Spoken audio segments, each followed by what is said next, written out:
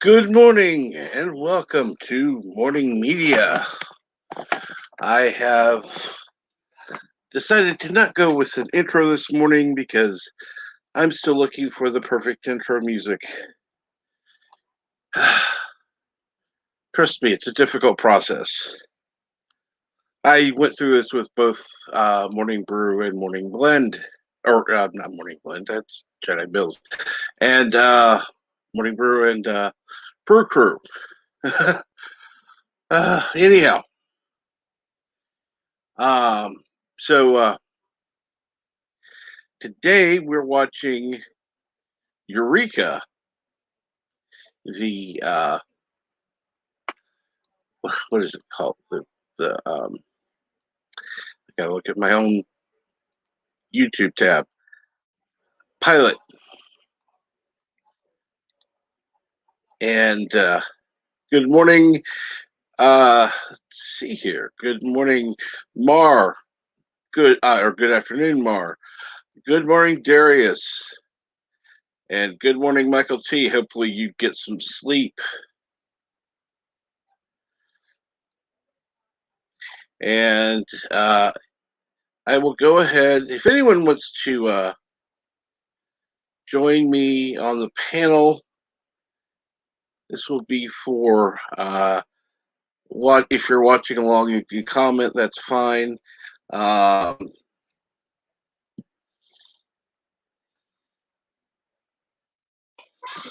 Here is the link if you'd like to join. Keep in mind, this is not for general chit chat. This is actually for talking about the episode.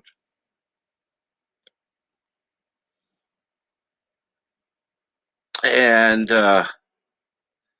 so let me put that back in. Or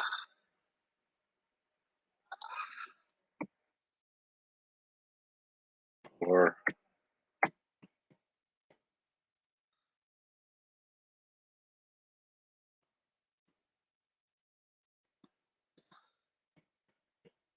discussion of the show only till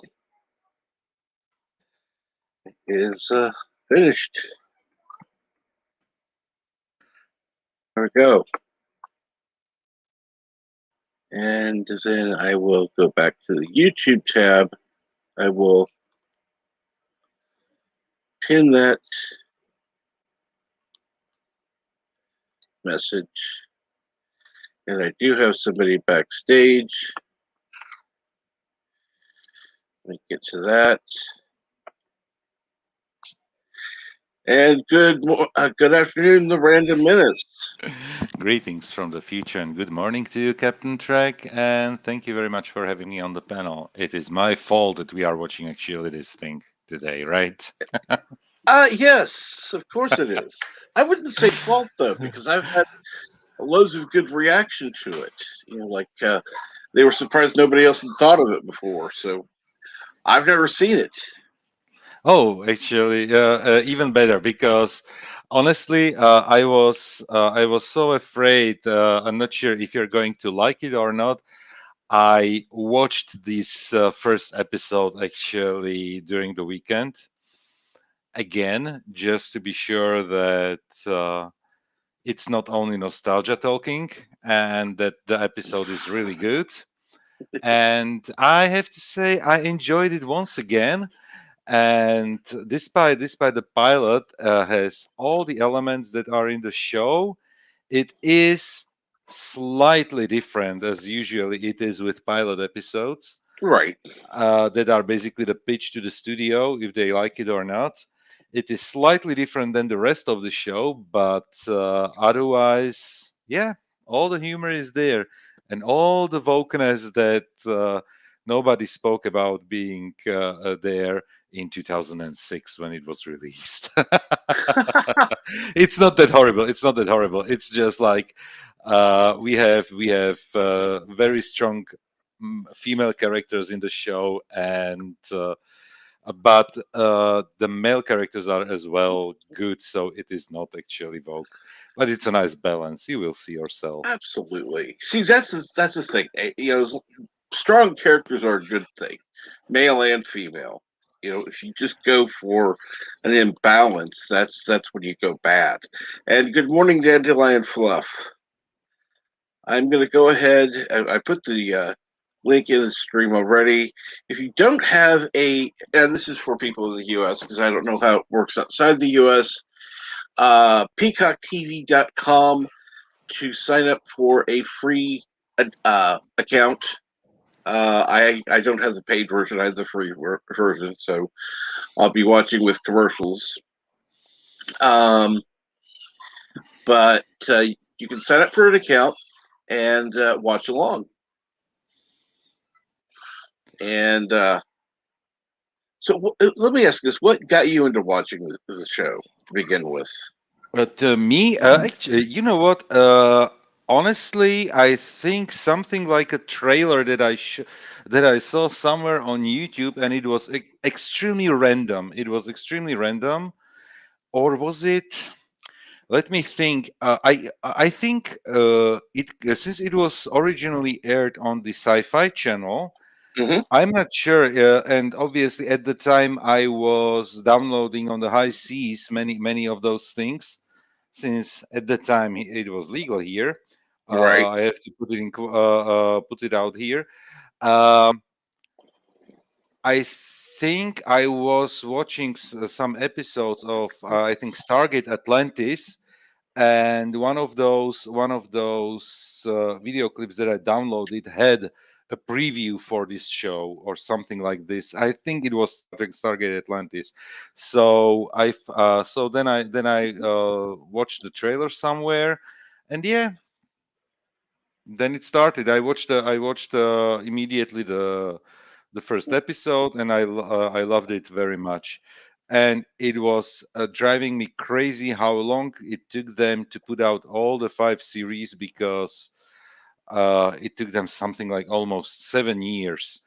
Uh, because there was like writer strike, then sci-fi didn't have money, then the show was shortly canceled, then renewed, then it was the sci-fi channel, and then Mm-hmm. basically after 5 seasons they finished the story, so it is book ended. It has everything is closed as it should be, but they actually said that they are canceling the show or wrapping it up because it is so expensive in terms of Yeah. like special effects and production. So yes. And good morning, Eric Sander. I hope your day goes well, Dandelion Fluff. Like I said, I'm going to go ahead and put the link in one more time for where I'm going to be watching it.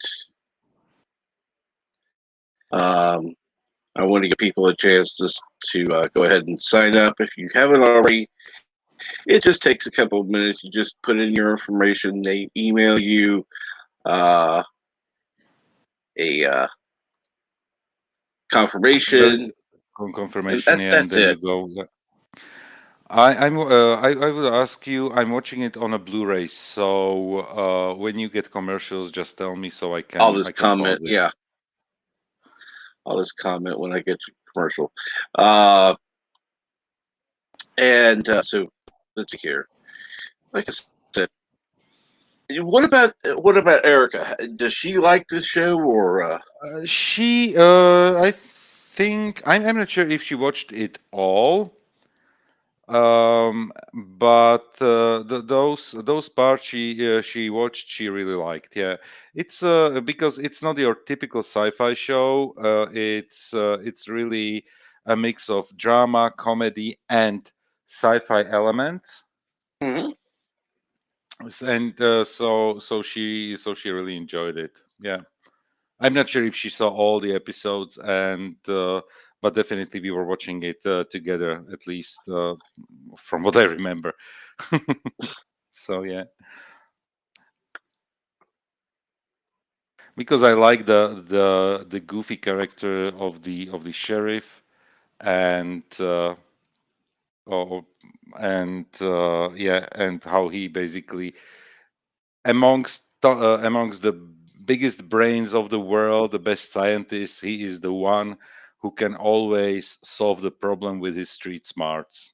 So this is really a nice, good show.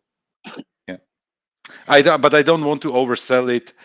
Definitely, I would like to hear your opinion about it because, as it usually is with art, and even TV production is art. It's very subjective. Yeah. And let's see here. It's been about 10 minutes since we started. I'm going to go ahead and start up the show. And if you have it, a copy yourselves, go ahead and get it ready to start. I'm starting on Eureka Season 1, Episode 1, Pilot. And this is it's an hour and 24 minutes long. So it's was probably produced in two parts, or what, I don't know how it was done, but anyhow, I'm going to go ahead and get started. 3, 2, 1, now. And of course, I love the fanfare. By the way, Oh, the Universal Fanfare, yeah. yes, there's something very unique about it.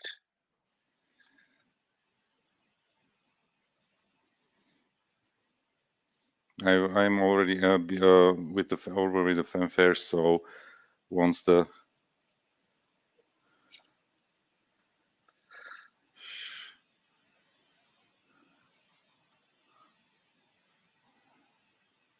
yeah, Okay. and we go right in. Yeah. And yep.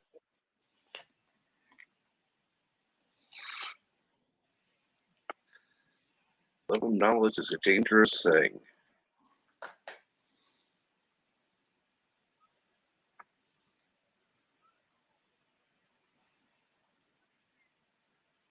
Albert Einstein.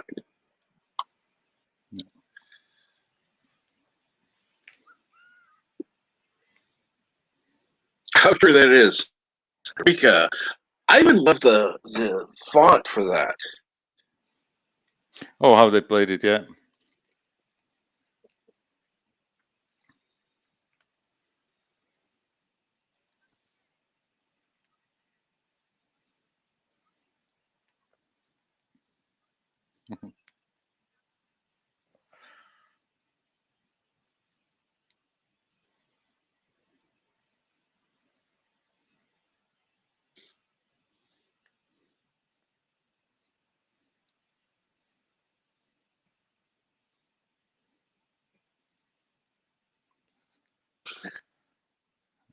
And I see that Darius said a good morning to me. So hello there, Darius.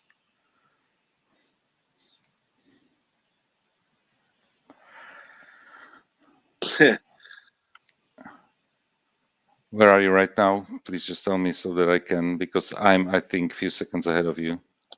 He's in bed talking. Through the Mine is communicator. lagging a little bit.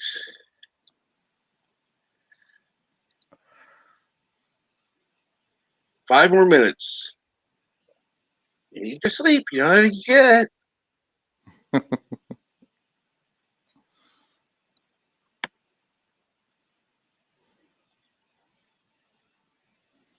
That ship has sailed.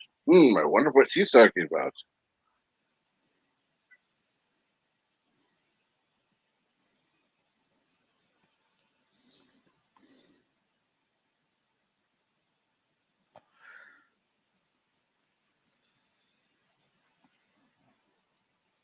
Yeah. Bingo.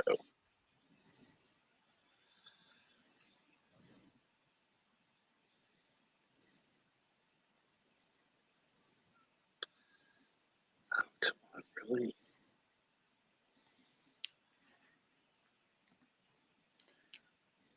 Okay, I can hear the audio, but I can't. The video's frozen for me. Your video is frozen. Okay, I'm pausing a little bit. Let me pause. That brings it.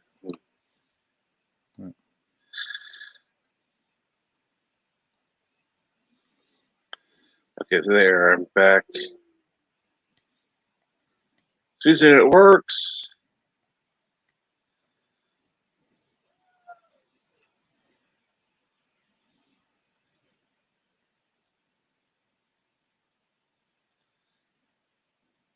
Wow. Talk about pulling out. Mm.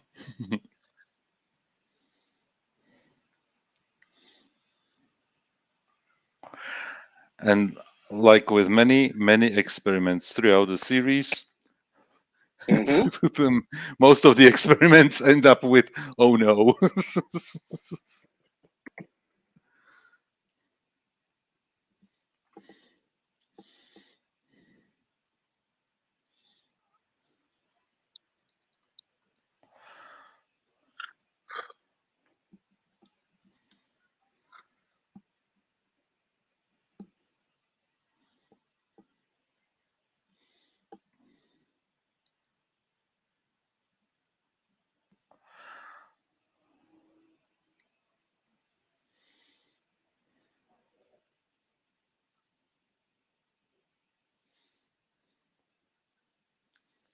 Oh, or she prefer to be on the plane.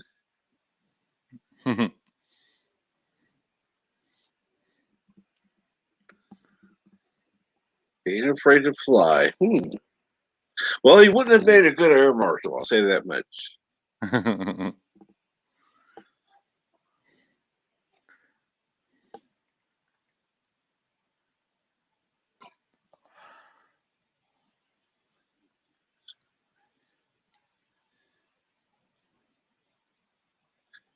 Good morning, Darius. Good morning, brightest day. Good morning, you like you who.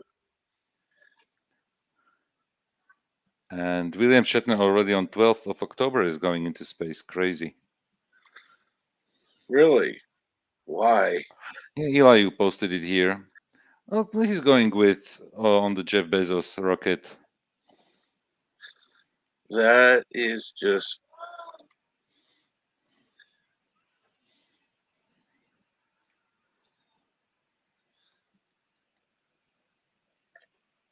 I don't know why he'd want you, but hey.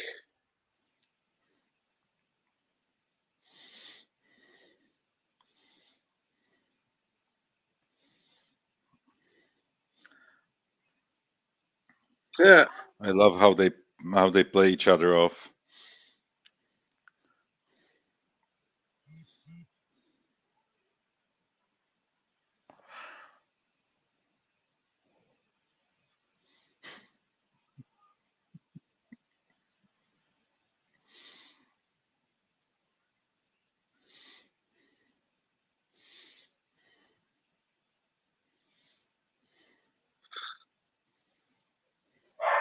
When did you check the damage?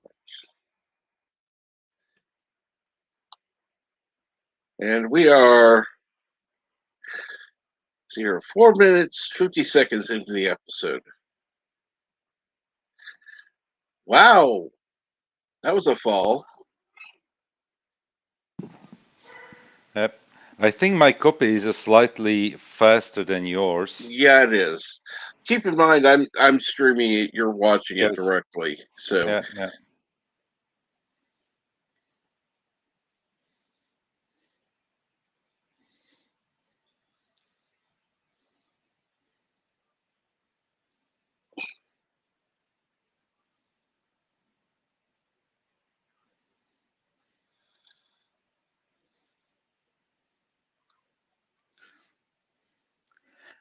I never understood this skit.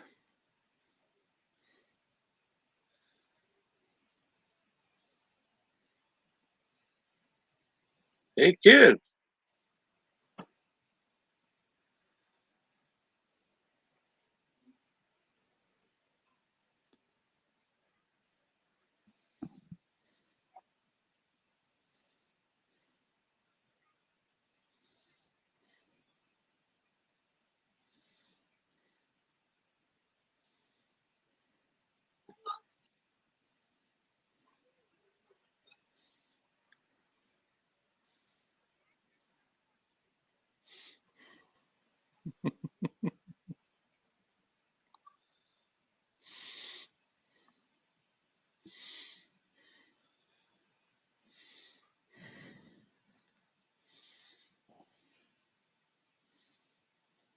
Tell me when they tell me when they enter Shut up. the police station. Okay.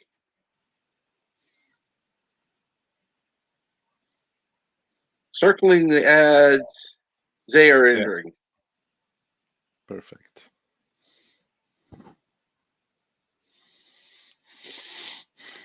Is that coffee?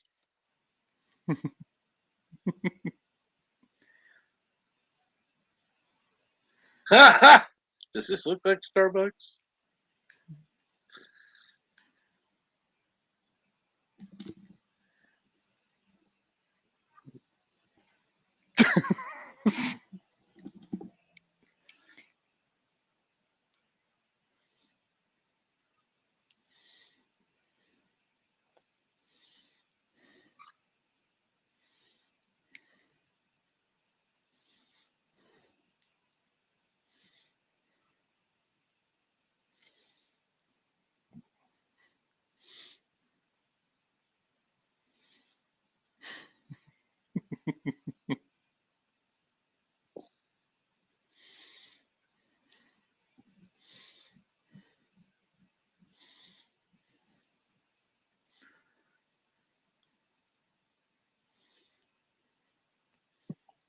Coffee. What can we do for you, Marshall?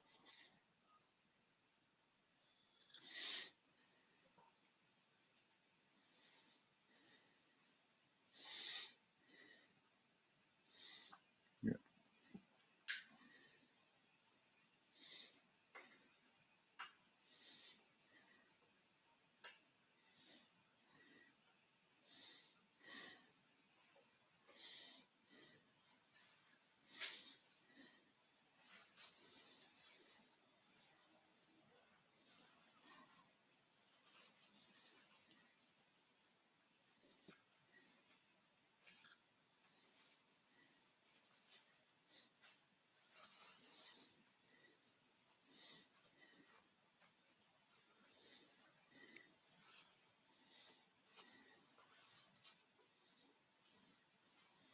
And we get here the first big star of the show.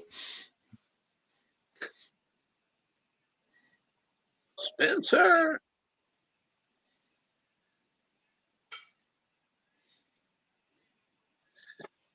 Right.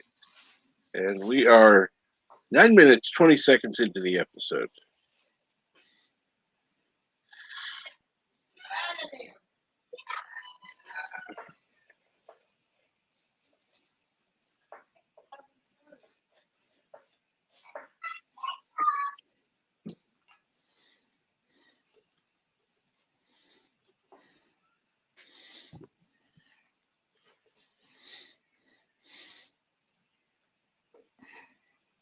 I'm not sure if you can put the name of the actor to the face. Wow. That is. Oh, I can't think. It's Joe Morton. He was on Terminator 2. He was Miles Bennett Dyson. Ah, okay. That's it. That's why I recognized him, but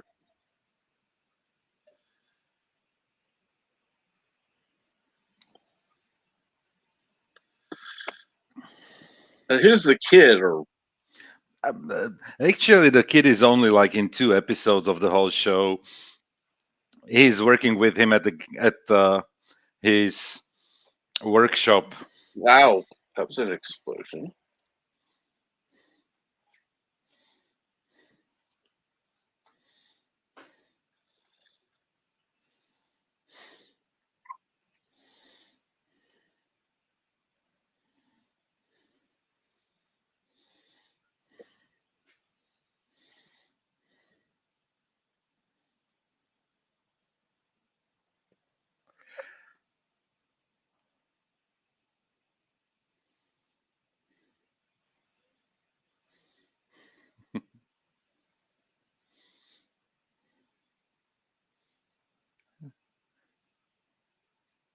He never does.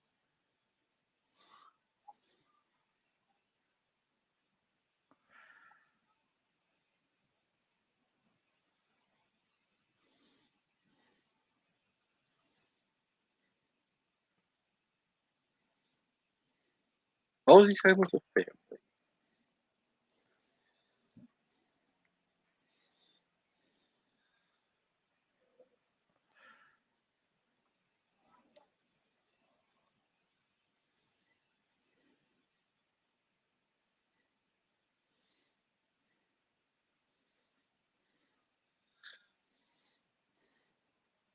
What the heck do they have in that thing? Yeah, they are basically trying to escape, looks like it. All those boxes? Yeah, I'd say so. Yeah. I love this Spencer and then looking at the magazine. It's so funny. Right, we are now.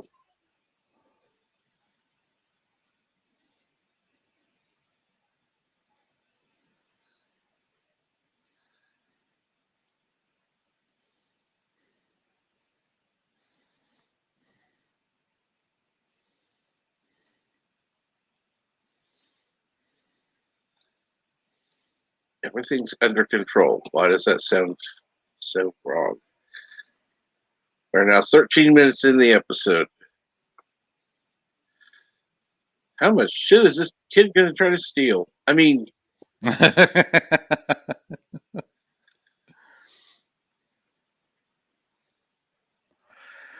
Since mommy got him an apple, he took a little bit of chocolate.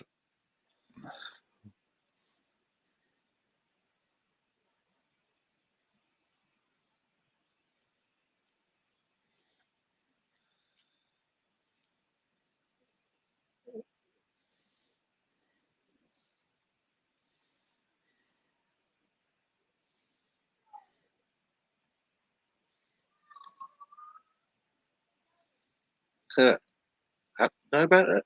Just about us. Okay. Of course, I have ad blocker on, so I may not actually see any ads. I don't know. That's possible. Yeah. And hello, Jedi Bill. Good morning, Jedi Bill. We are currently 14 minutes, 6 seconds into the episode. It is Eureka, Season 1, Episode 1, Pilot. Kid is eating chocolate and watching this. I don't know what you'd call that effect.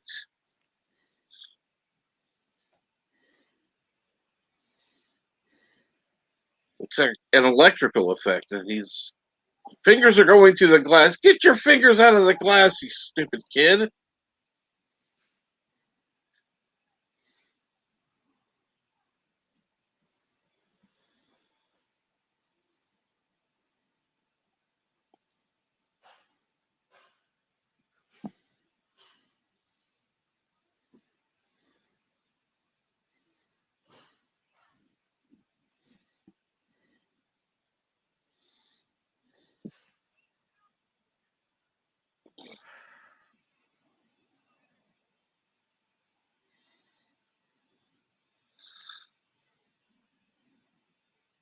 Whoops. Whoops. Yeah. Half of the RV is gone.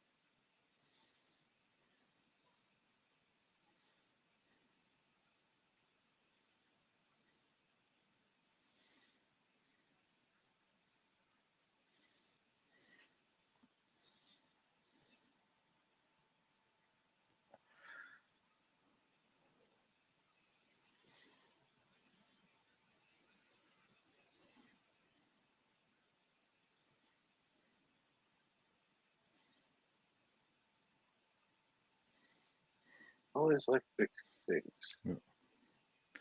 The funniest thing in the show, Engineer. And the first thing he thinks of is trains. space shuttles. The fun part is that it's basically an inside joke that Henry in the show later on is doing basically what the episode requires him to do. Yeah. He is like one of those people who can do everything.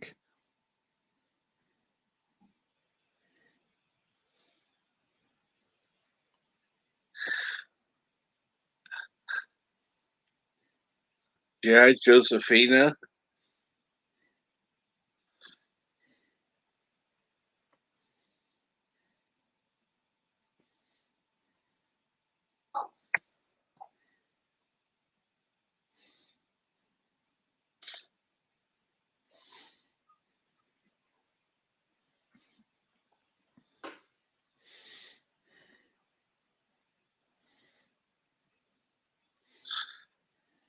Situation Henry Station. Yeah, I like it. How bad? It's Henry Station. Yeah. Always with Henry.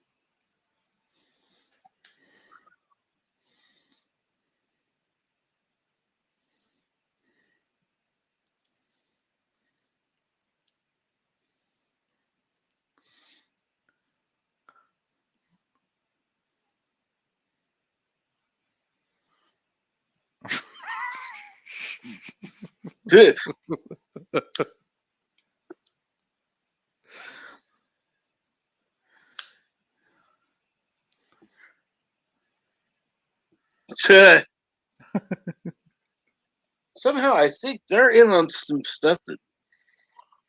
Yeah. Well,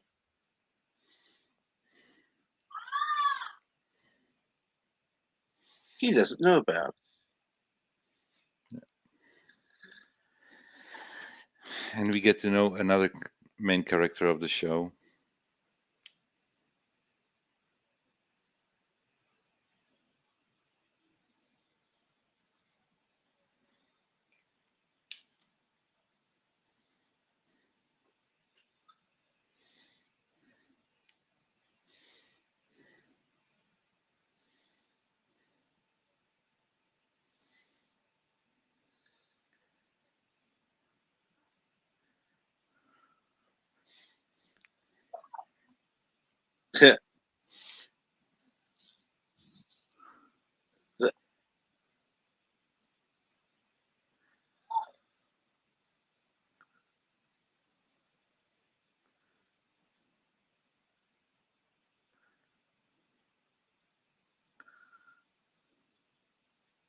Yeah, U.S. Marshal. Yeah. US is the jurisdiction. Oh.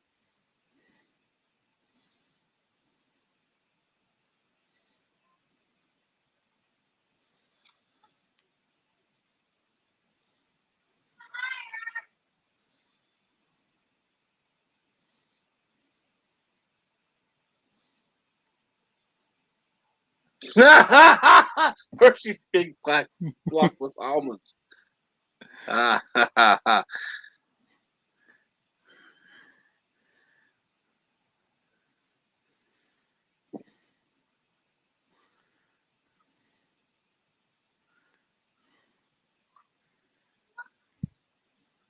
In fact, a person missing.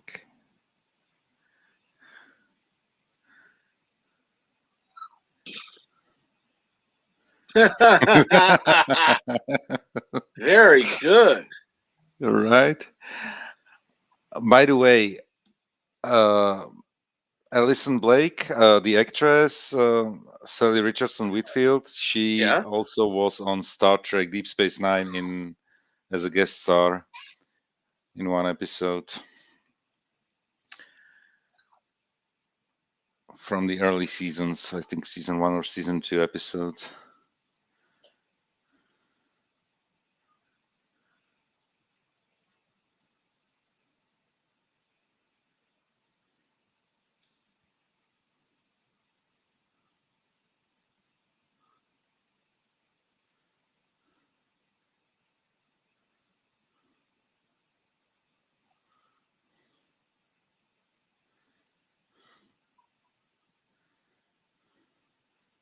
One, maybe two.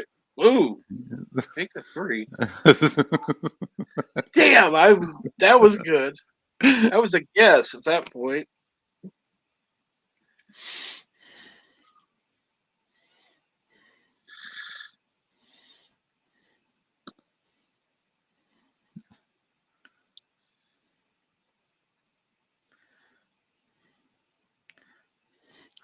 Oh, this Taggart, he is in only very few episodes throughout the show, but every time he is there, he's just nuts. And he was as well on Star Trek TNG. Really? Yeah, he played the one guy who stole the time machine and came from Oh, that's to the right. future. That's right. We are 23 minutes into the episode, and yeah, I recognize him now.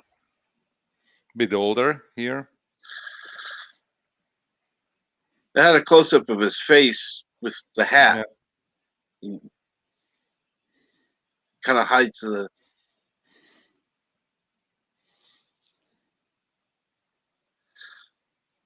And What the? yeah.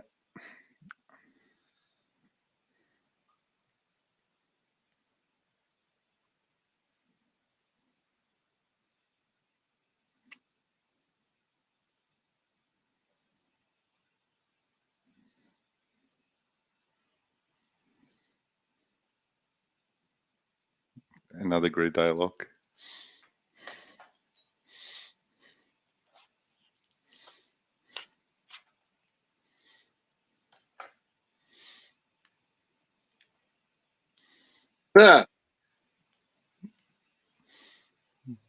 Actually,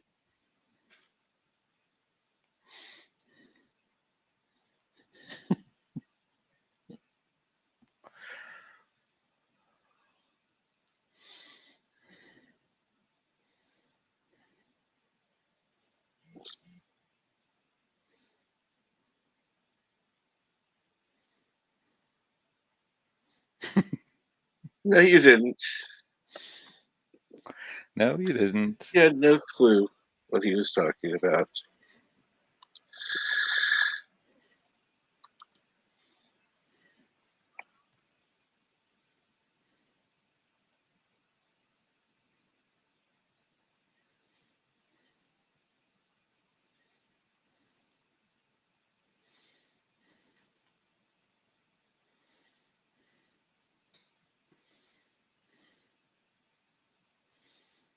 Oh, you must be the marshal.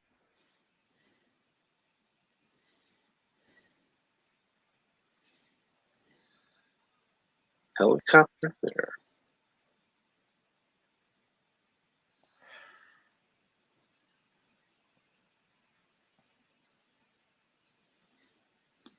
The show I work, but exhausted sounds good.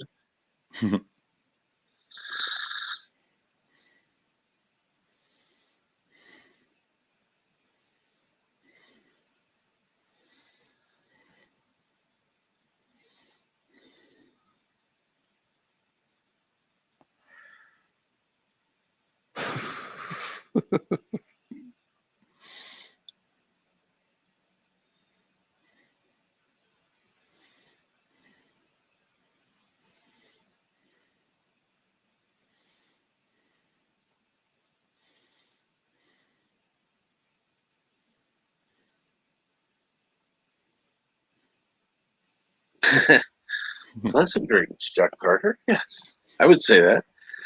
Okay, they're out in the forest with In the forest, suits. yeah. Is that Nanook? Oh, dog.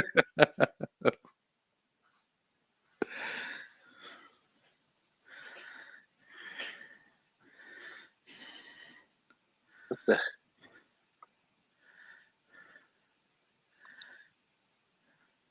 This young guy, this Fargo, Yeah. he's the funniest character. Less in this episode, but further on.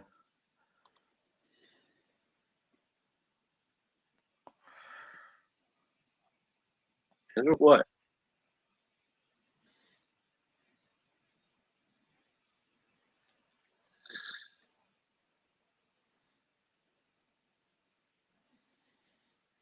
Wow. Seesaw operations.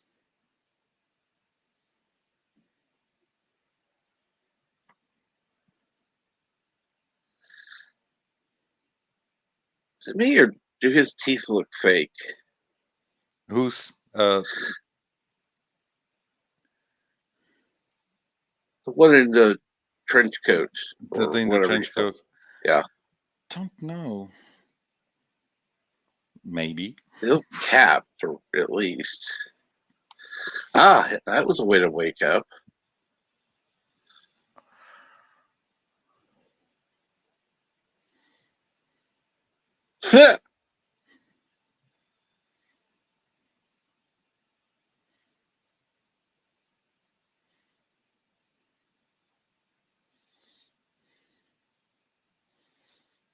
What I really like about this episode that it's all build up, build up, build up, build up, and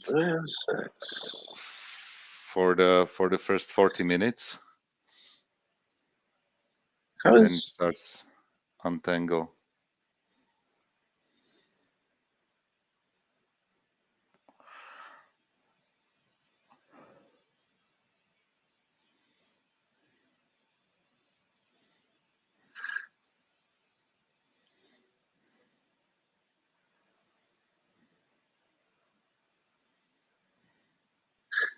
Eric?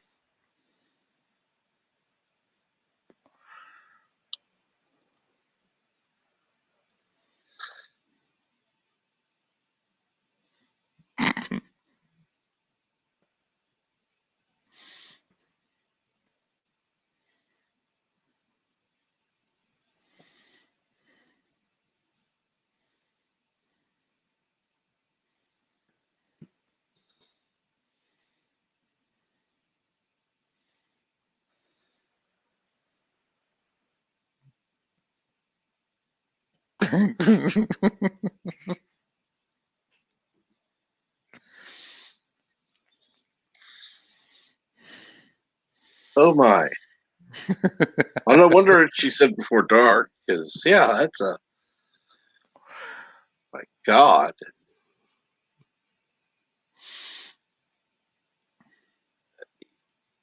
You couldn't pay me.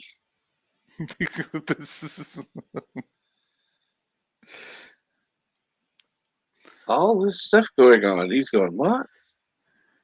Yeah.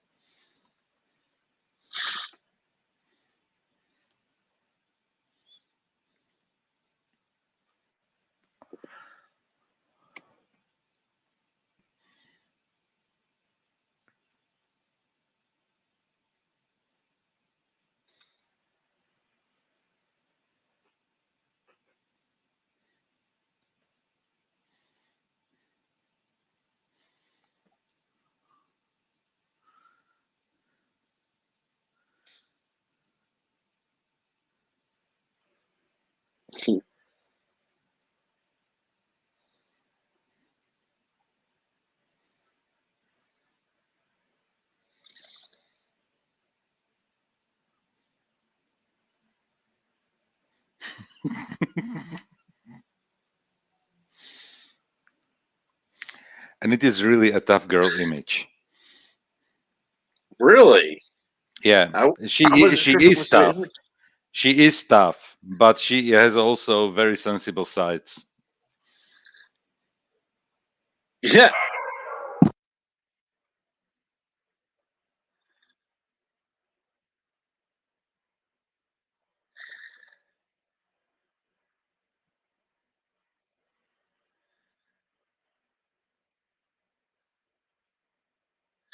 Holy shit, what is that formula he's working on?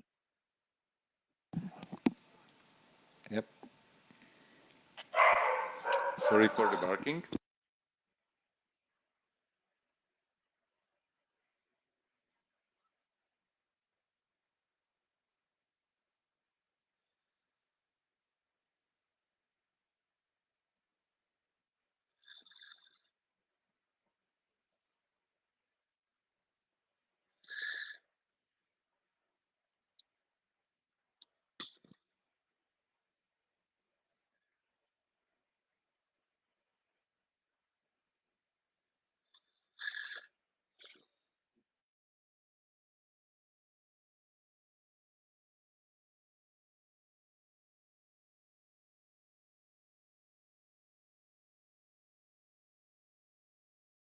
Oh, really?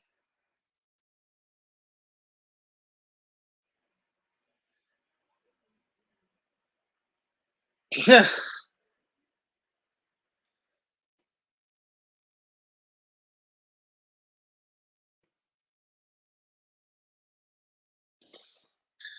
Why is she running away from her mother? Oh, wait a minute.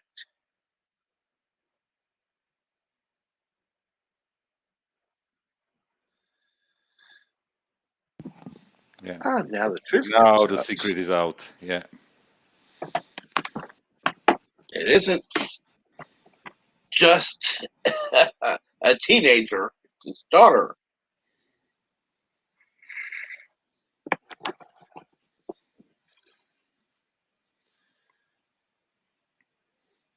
And she actually becomes a great character on the show. Not the snarky and passive aggressive one.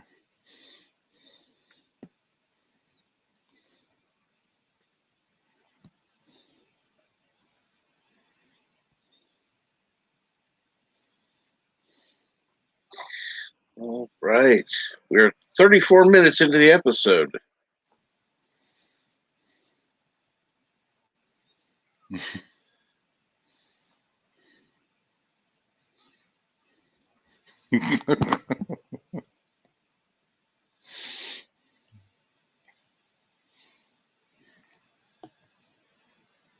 That is one ugly car. And I always love how he's trying to get out of it. I don't know who the fuck designed that thing, but it's ugly.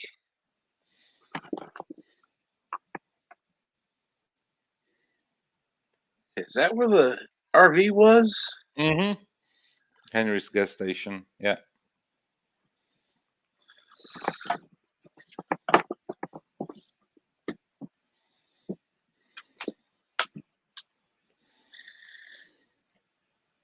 Gonna see what they're hiding. I kind of. My question is he going to see what they're hiding? Oh yes. Like about 1%. Less Yeah. than 1%. So he's gonna get a taste of what they're hiding, but nowhere near what Yeah. he thinks.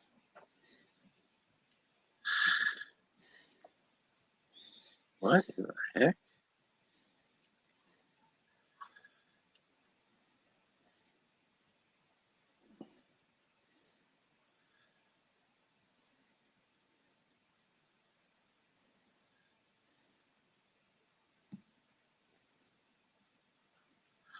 Ouch! Why was he shot? Was a tranquilizing dart. Mm-hmm.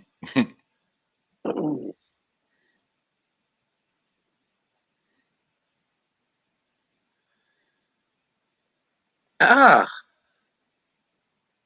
Taggart. you think? Ah, there.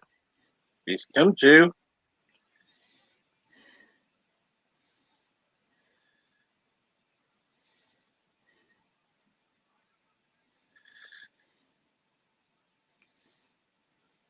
Can't say, mate. Can't say.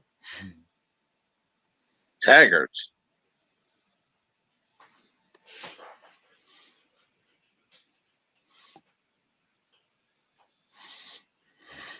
Job.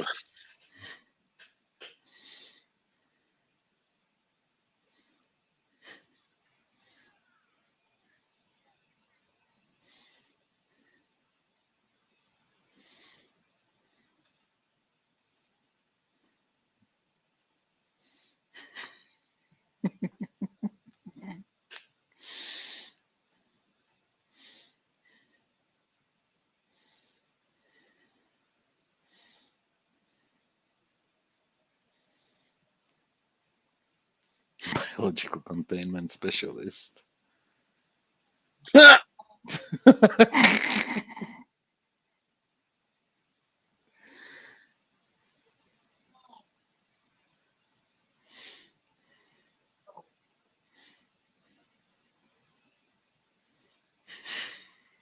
about the car that he took that needs to be returned? Oh, that one. Oh, no.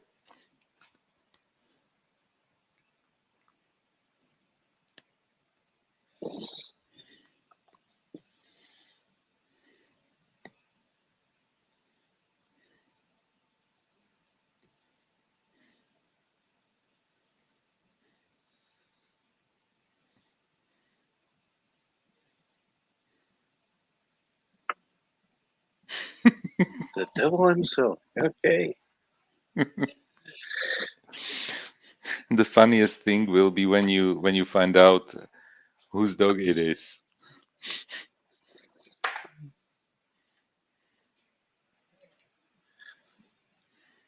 I don't even want to take a guess at this point.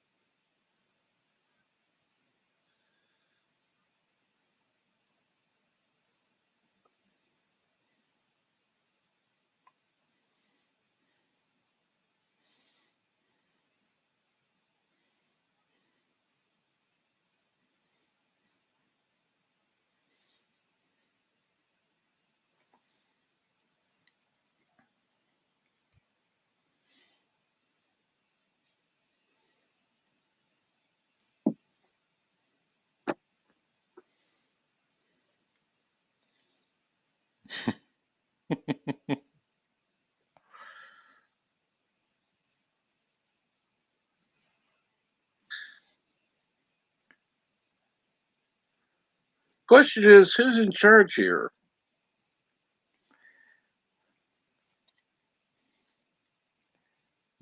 That's a good question. Everything will be clear in about 5 to 10 minutes.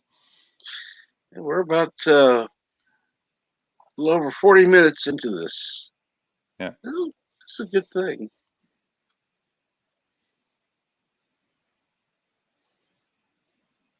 Talking to the dog. Don't touch my sandwich.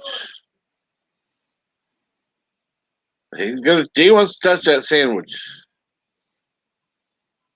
And he's licking the sandwich. Oh, I wouldn't touch that sandwich.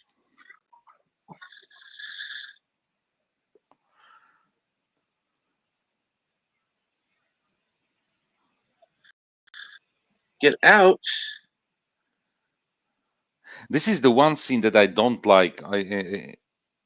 Because he's just sitting there.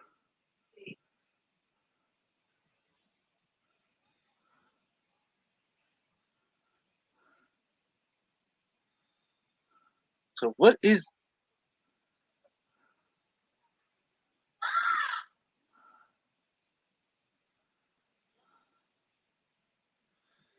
I don't like that.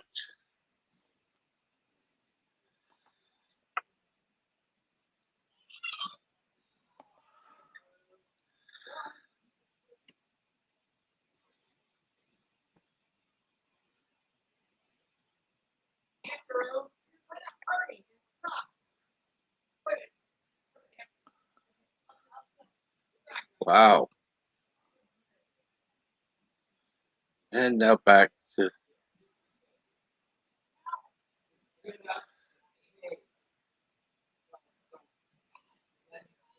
I would say use him.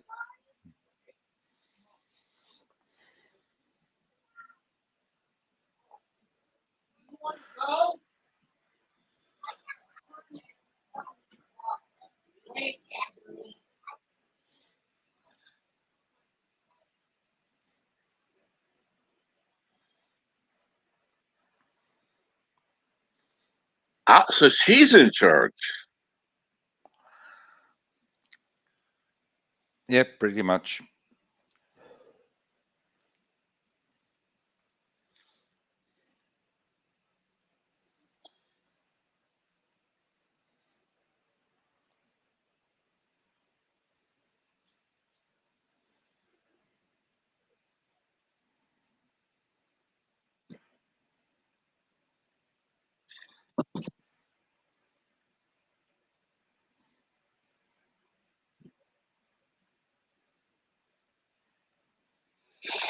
I've actually helped write a non-disclosure agreement. So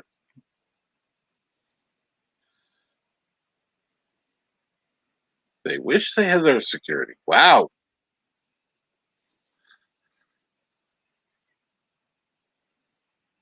That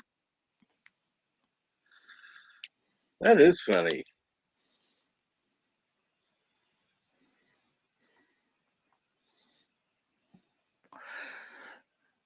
So, Captain, I need to step away from the computer for about 5-6 minutes. Need to feed my dogs, but I'll be back. I have my headphones on, but they will lose the signal once I go out of the room. All right. Wow. You're the.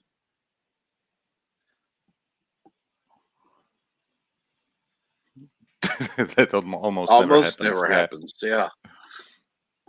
Yeah, go take care of what you need to do, Joseph. That's great.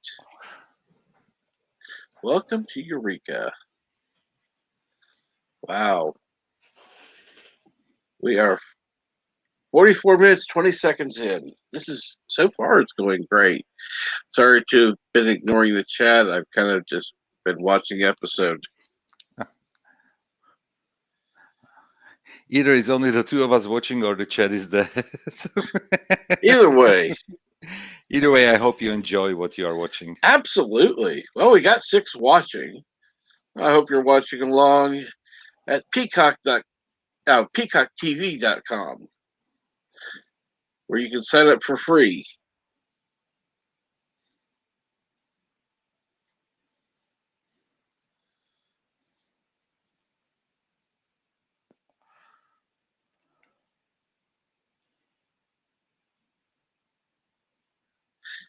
What in the?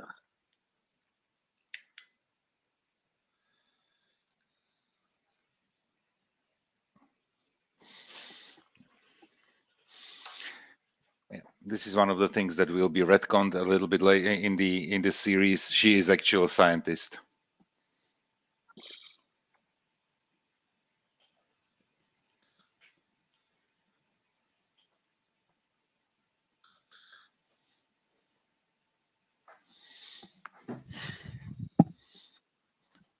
Be back in 5. Absolutely. And 40.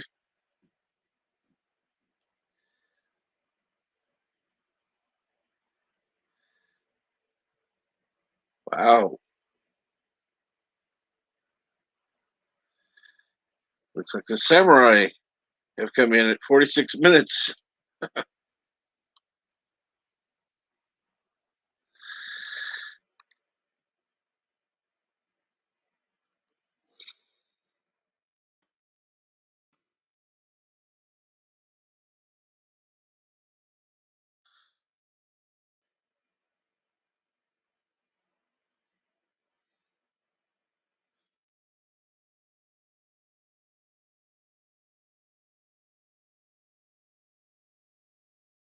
That's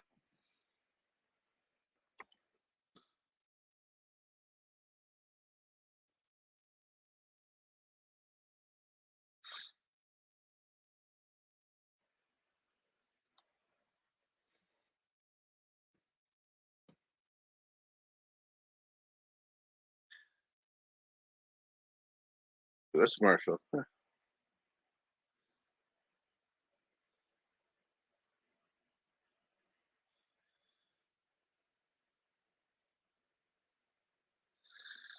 He's a typical geek.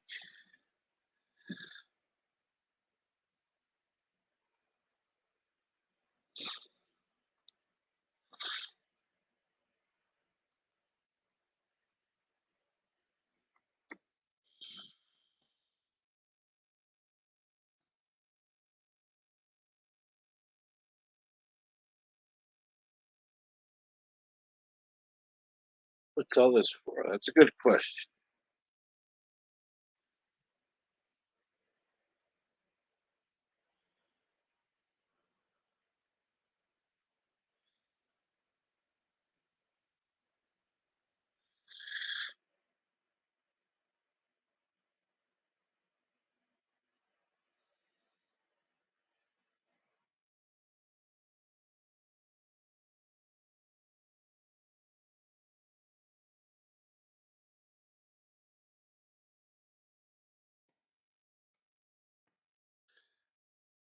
Okay, the sheriff is still in surgery.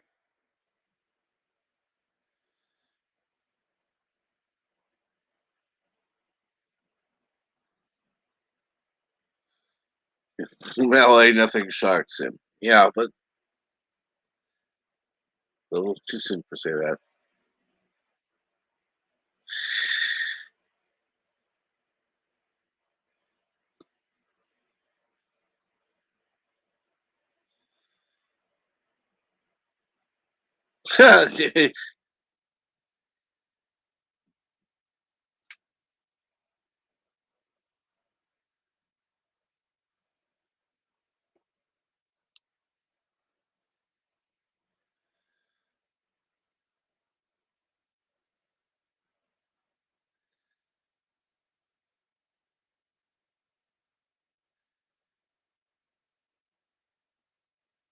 Question is, where is it currently, and will it ever be found?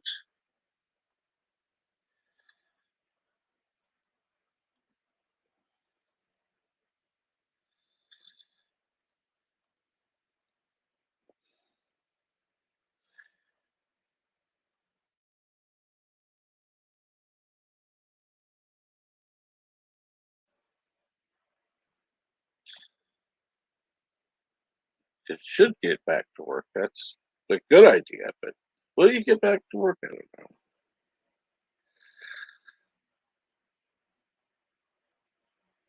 know.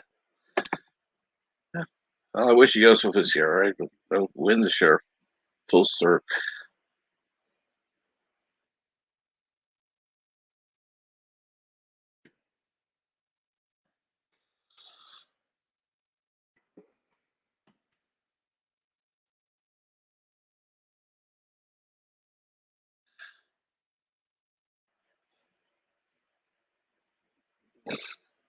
Yeah, he's funny.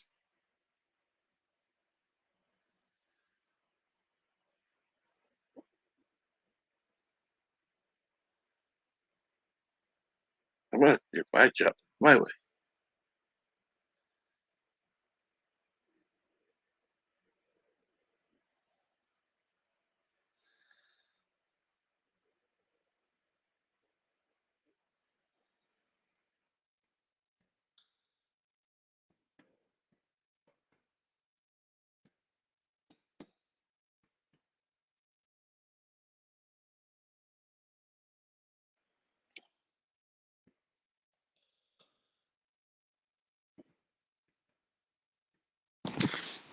Crap.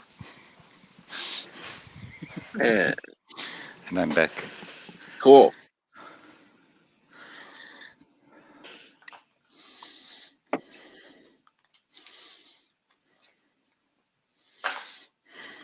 He comes. One shift special. Yeah.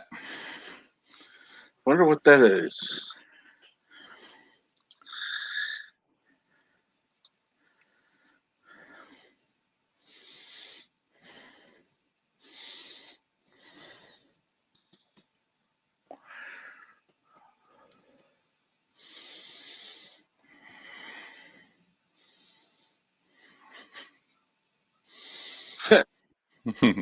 You talk.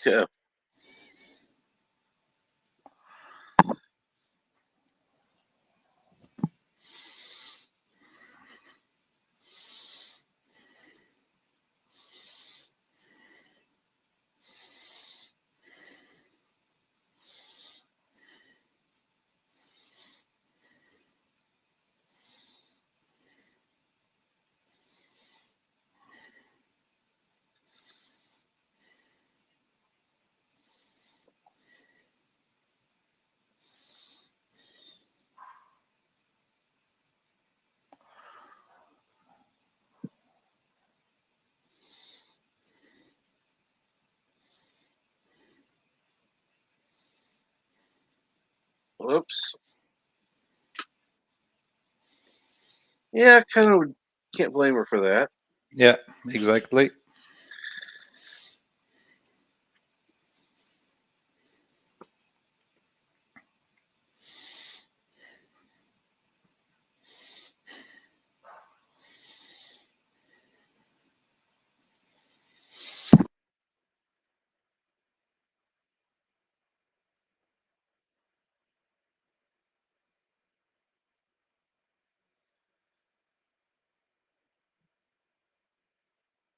Wow. But at least he's given a hint.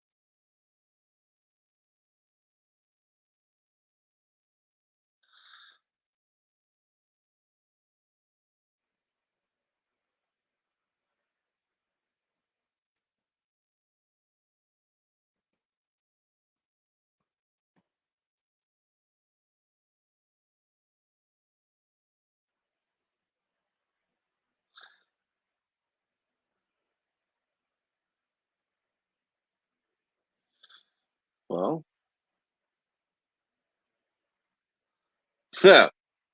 what are you afraid of? A little math?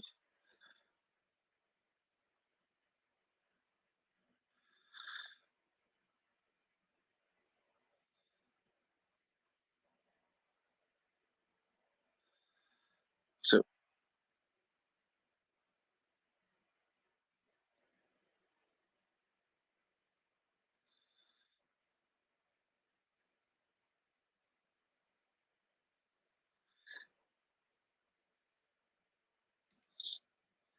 right. 56 minutes in. Wow. I'm I'm actually impressed.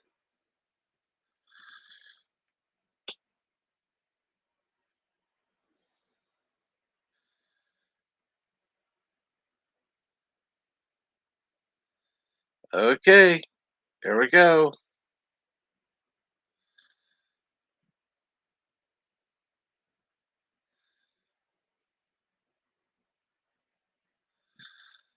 Get out.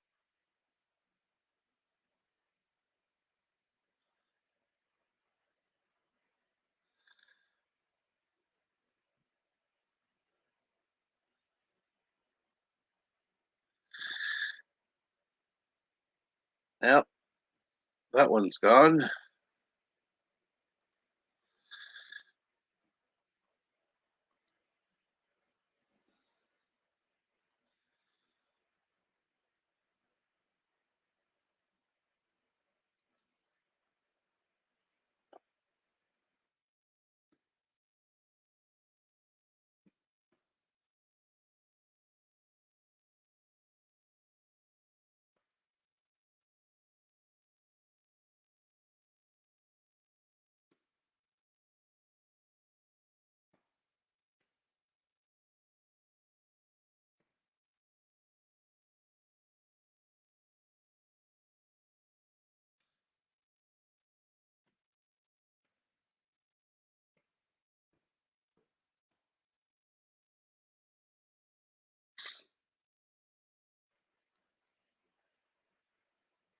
Yeah.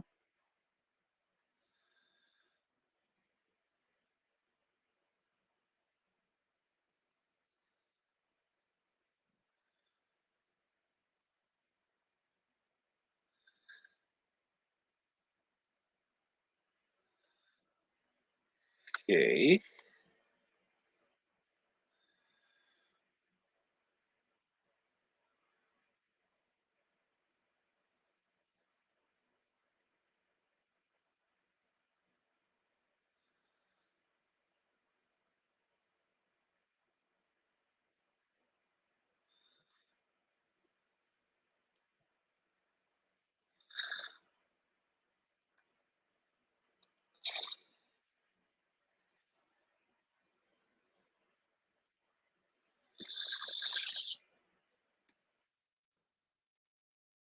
Breakfast.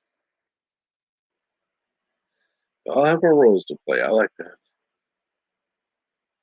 that.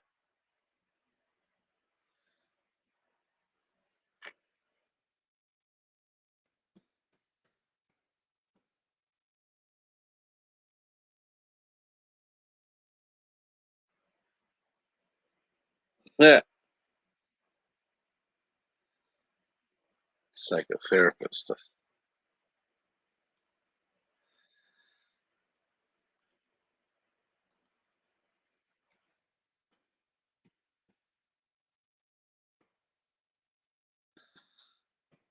No, she didn't know what she was getting into.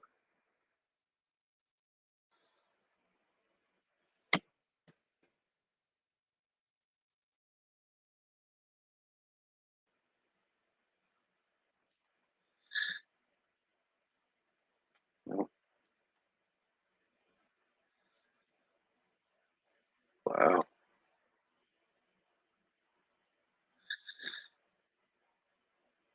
Hour in, and it doesn't feel like it's been going on that long.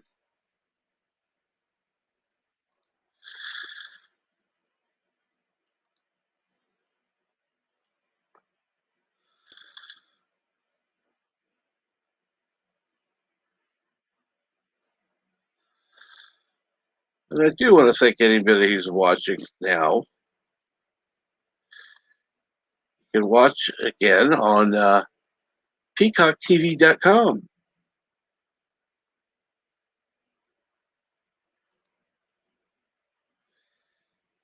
And they're about to kiss.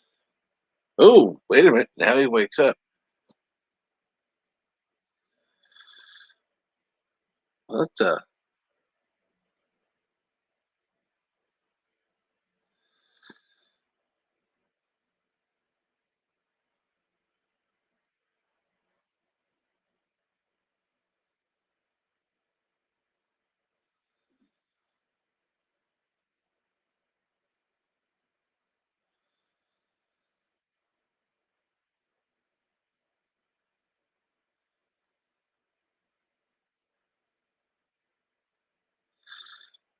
Another point of origin, which is a good thing.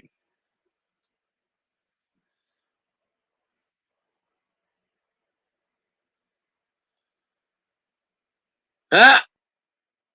Adam.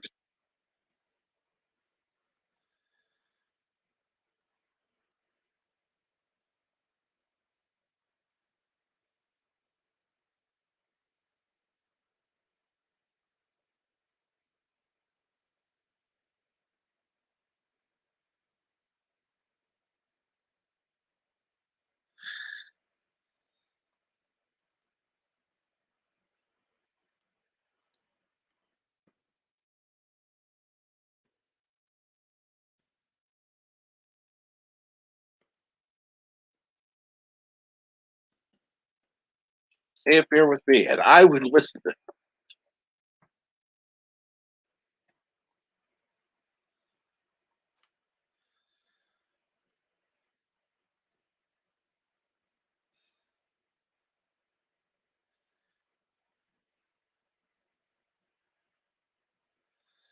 course not. Get out.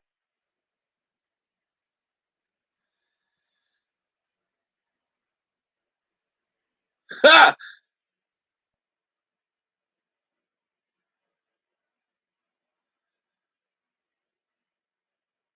Back away from the door, because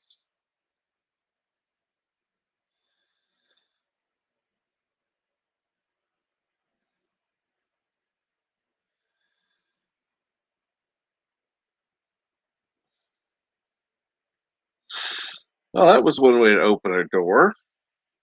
Holy shit! Ladies first.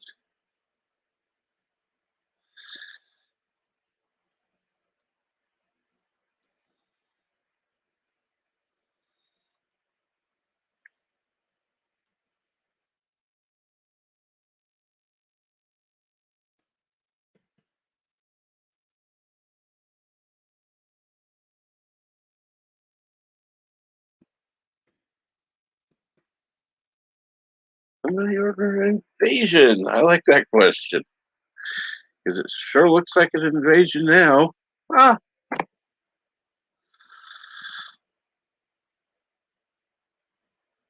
wow. I was the whole time on mute. Talking to you. This general, he was on SG1. Uh huh. I think he played a Russian general there as well.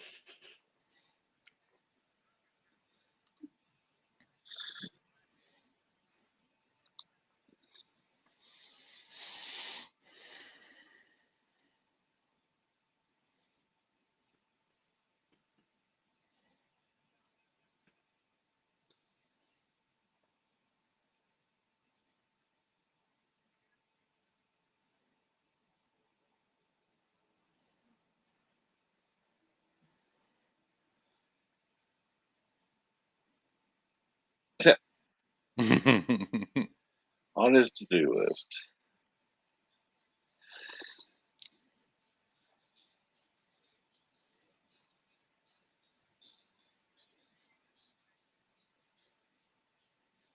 I would like.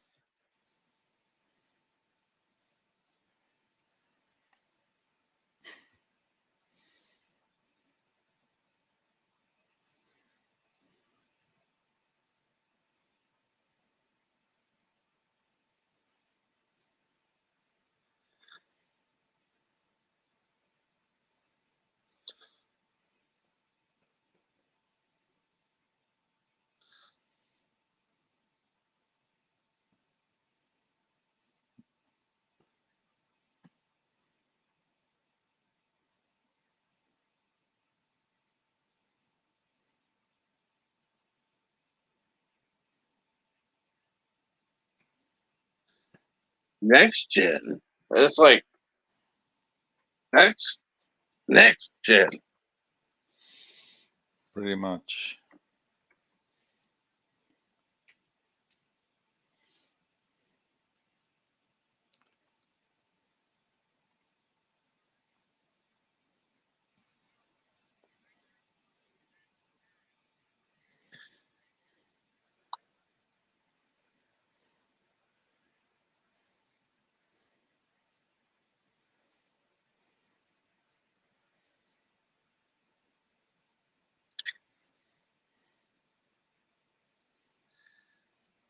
Yep, stuck there.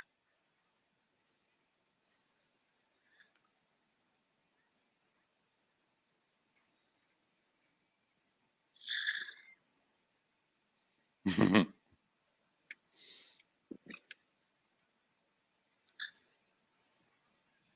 not panic. Proceed in an orderly fashion.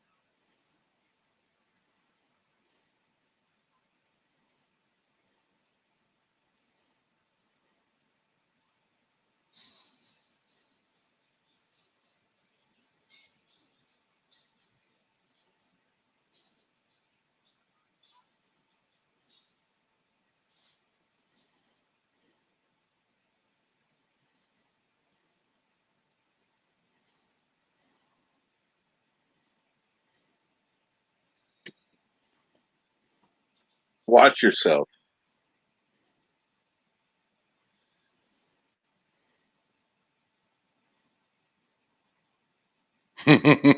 Yeah.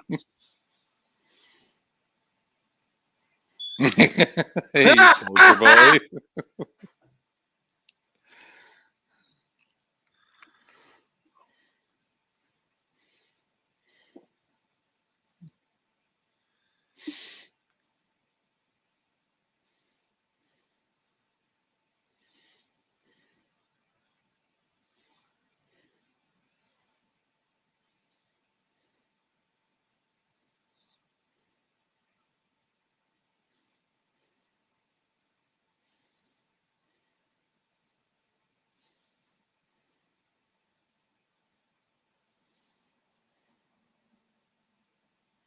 Wow.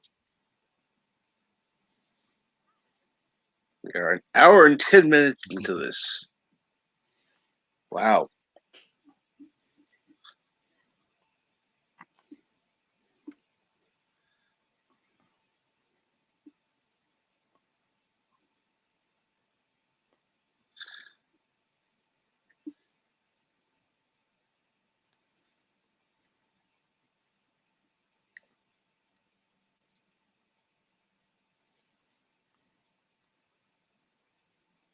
I knew the kid was going to be involved. Yeah.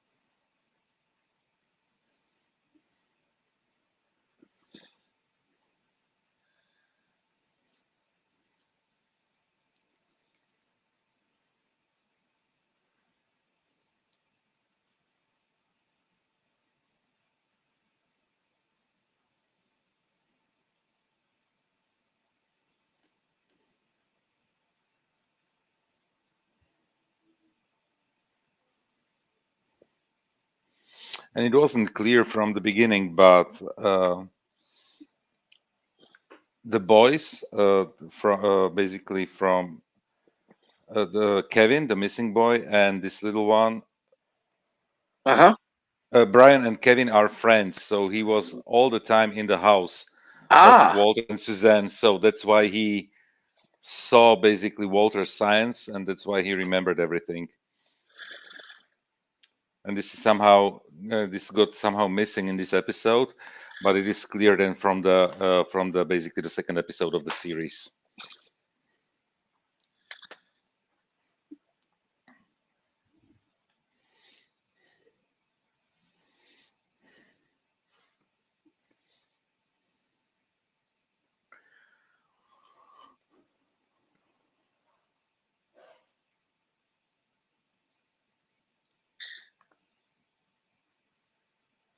Wow.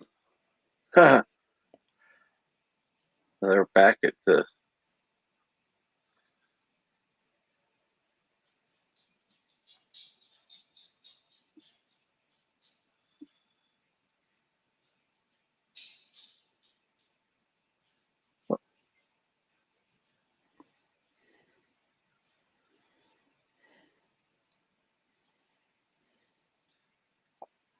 Oh.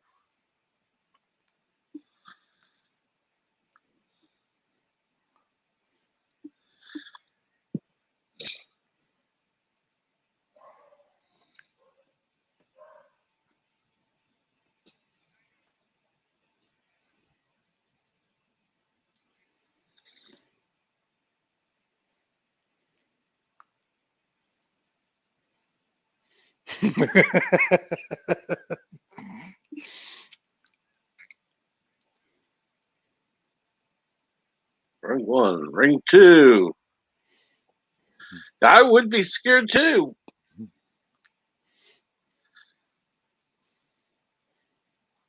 And I love how everything fits together because Henry is the one who was creating all the science experiments in the beginning. Like a mad scientist laughing about everything. Yep.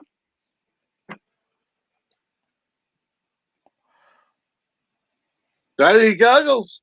As he puts goggles on. No.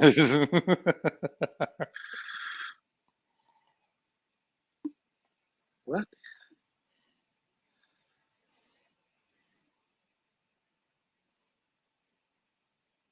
Wow. And people are just standing there like, oh.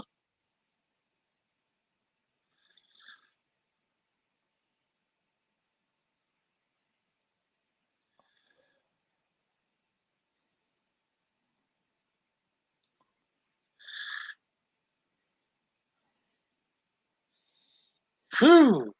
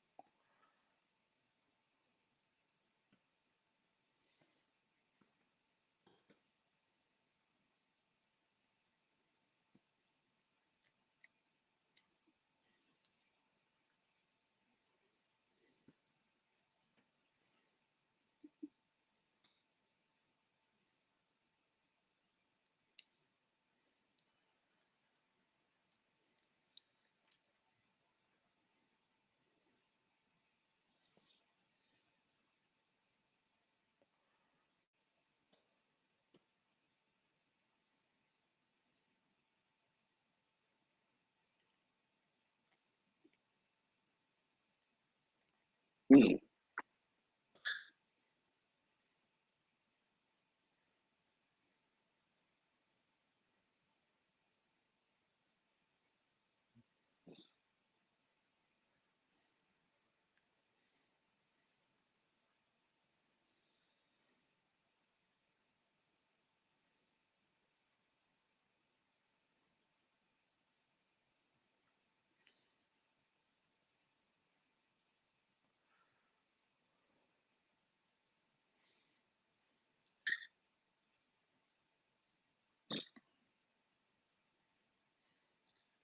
Well, he is a jerk.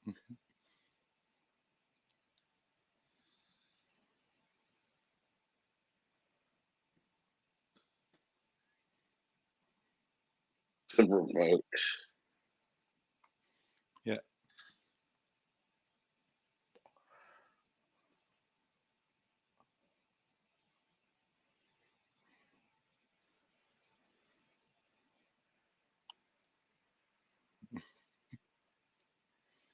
Uh, should have listened.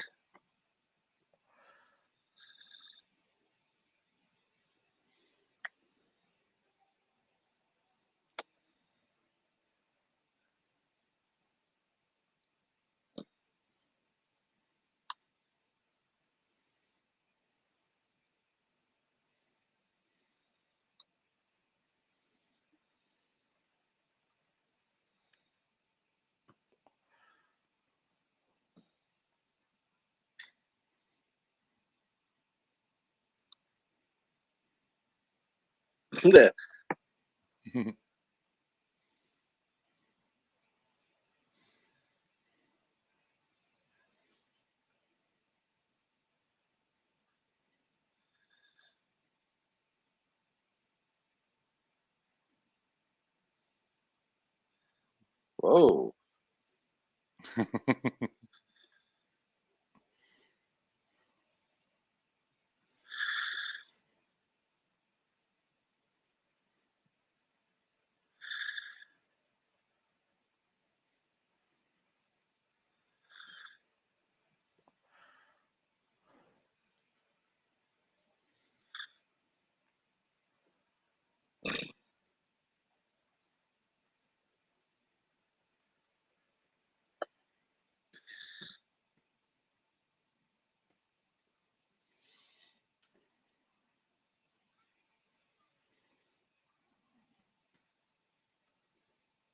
Yes, he's apologizing to you.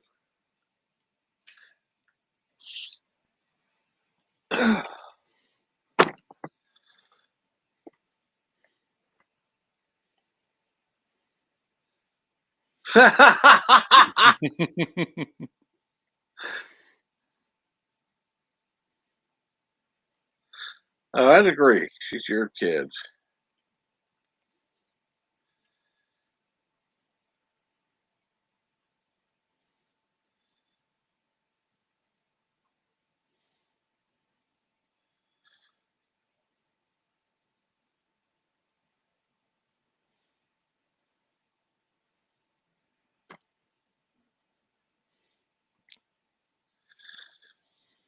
Now, the conclusion.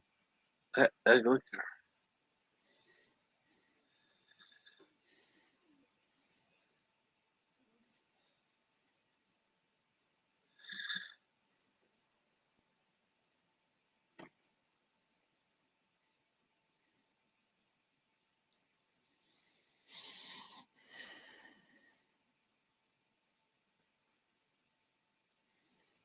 I don't know if I'd break it.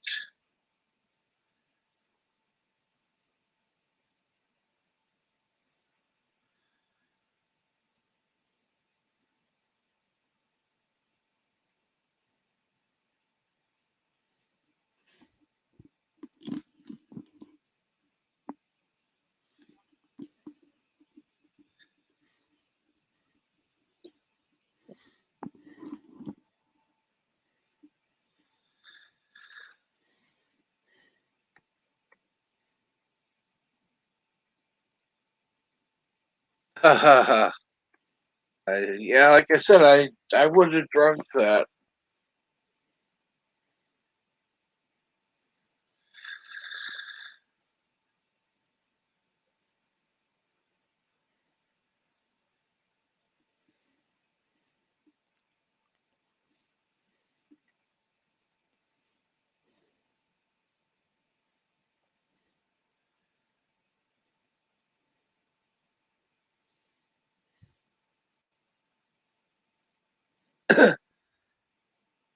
What a surprise.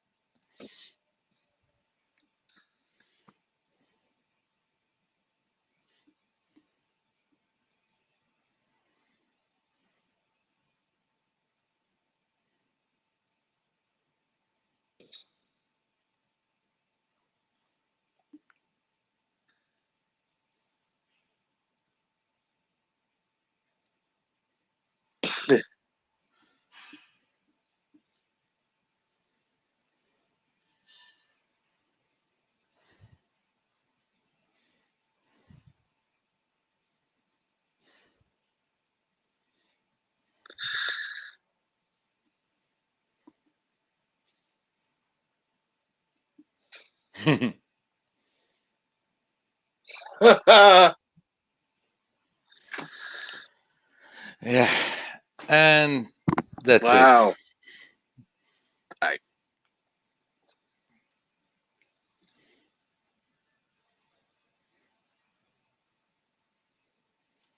it. Wow, thank you. I am amazed.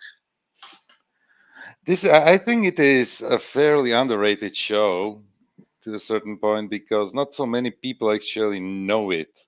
Many people know of it, but not many people watched it. From my bubble, I mean. Yeah. I'm actually surprised more people didn't. Let me put the string link back in the chat. If anybody else was watching along, I'd like to hear what you think. Because quite honestly, I was surprised. I'd heard of the show. I'd never seen it. But yeah. Yeah, and and some episodes are like lighthearted. This one was relatively lighthearted. Some episodes are more dramatic. And one thing you cannot take away from the show is how many people die there. It's just Oh, good ridiculous. grief! And they Yeah. even and they even make fun of it at one point. So yeah. And then basically the second episode is ties few loose ends we have from this episode, and yeah, and then it just goes.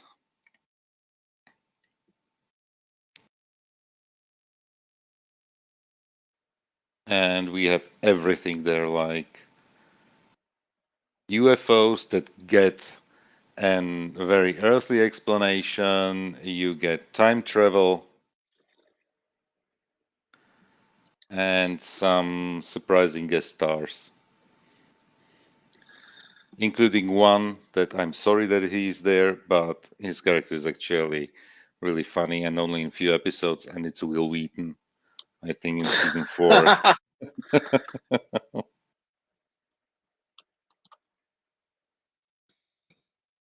So yeah, definitely.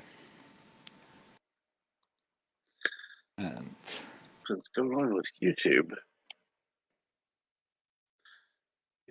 Into the page, see if if I can get onto my own stream again. There we go.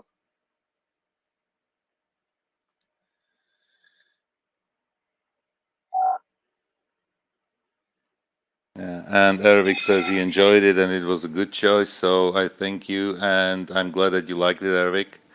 I'm glad you liked it too, Eric. By the way, how have you been?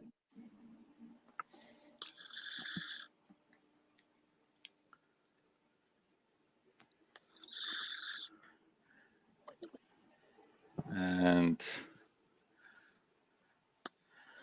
yeah, so definitely not sure what you are planning for next week, but I hope you will continue watching it on Peacock. Like, Oh, I plan on continuing to watch this every week. Actually, starting next week will be 2 episodes. oh, so you want to continue with the show on your live streams? Okay, Yes, I would like great, to do that. great. Um, I thought since this was a long one, it would just be this one today. Yeah, And now, after seeing it, I know for sure I want to do 2 episodes next week. yeah. It's basically like the first episode. The pilot was a double feature, so Hmm. definitely the next episodes just go like normal 45-minute run plus minus.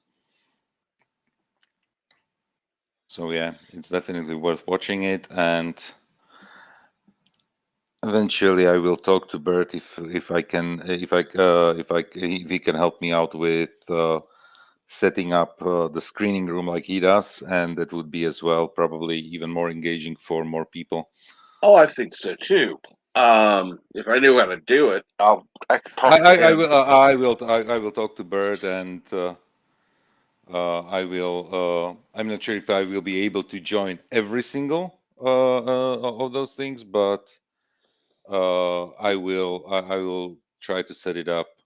I will talk to Burton offline about it. Cool. Yeah. And Thomas says that Eureka was a good show. Yeah, so glad that we share the same opinion here. And we have Mountains of Elysium here. Jinja Greetings, Mountains of Ninja, Elysium. And hello. hello, the Ginger Ninja. Always And good to Professor see Bernie you. Specs in the chat as well. Hello. And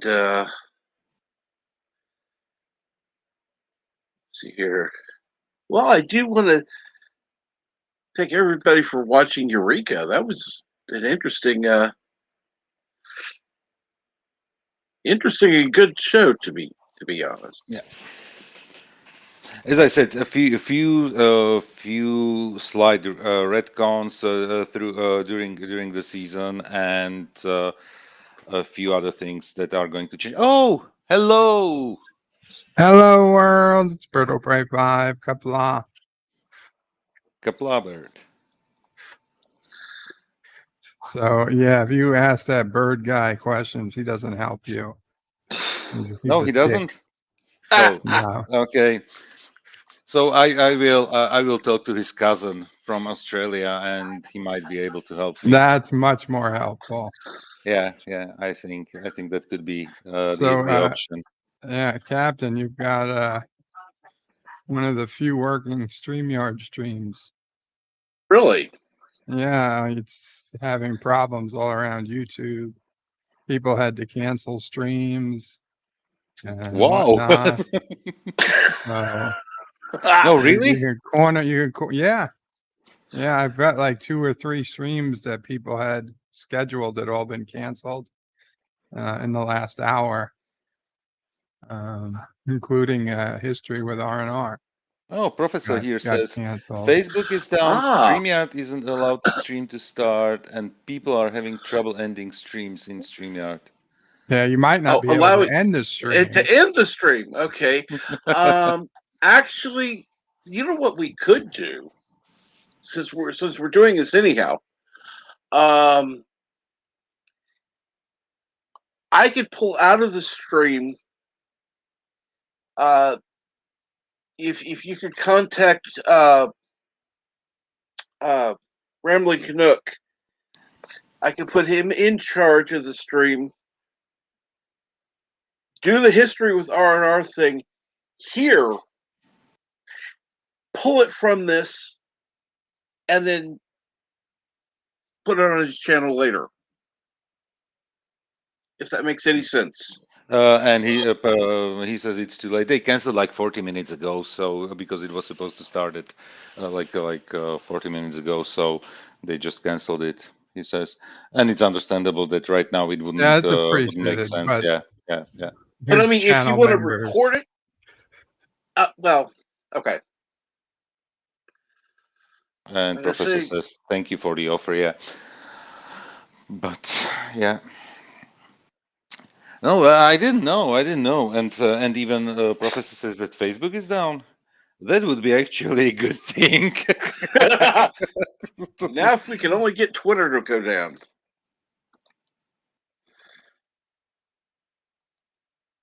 So, what is this? Tripper. So, Captain, you were talking this morning, Yes. and you mentioned something that you'd never heard of before, and I thought, well, there's something you could talk about that I'd be interested in hearing when you can't think of anything else to talk about. Well, you said you had some inside knowledge on radio. Oh, it just basic stuff. Nothing. Oh, listen, basic stuff is interesting stuff to people who don't know even the basics. And what do you mean by radio? Like amateur radio and Well, I'm talking that? professional radio. Oh, For professional radio. instance, they scan regularly. The FCC scans broadcasts. They can tell if a audio file is pirated or not, even on broadcasts. That's why they have to have official recordings. That's only been in the past 10 years or so, but it has.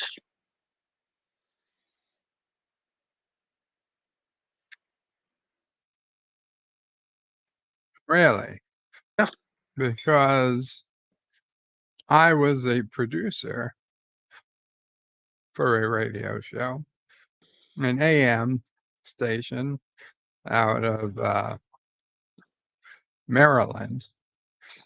And they had some type of deal that they had in place where they could play literally any song Mm-hmm. and we need not worry about it.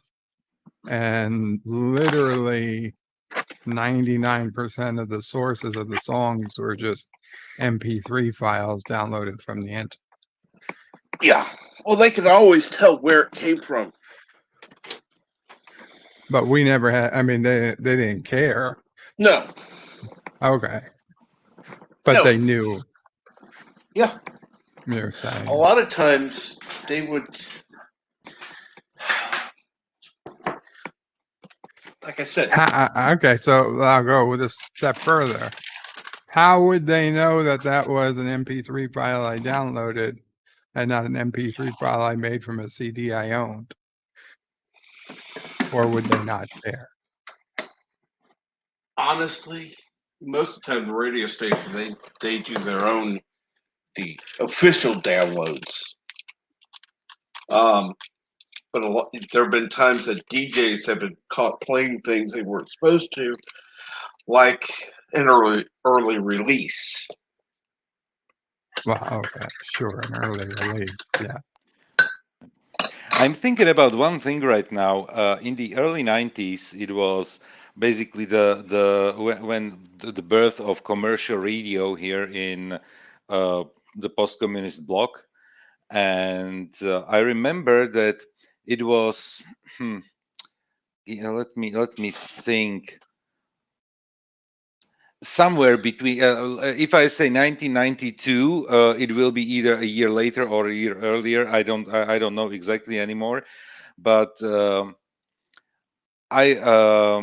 one of my classmates, and it was a girl, and she is a beautiful lady right now, was working, had a friend who was a DJ in the first commercial radio station at the time.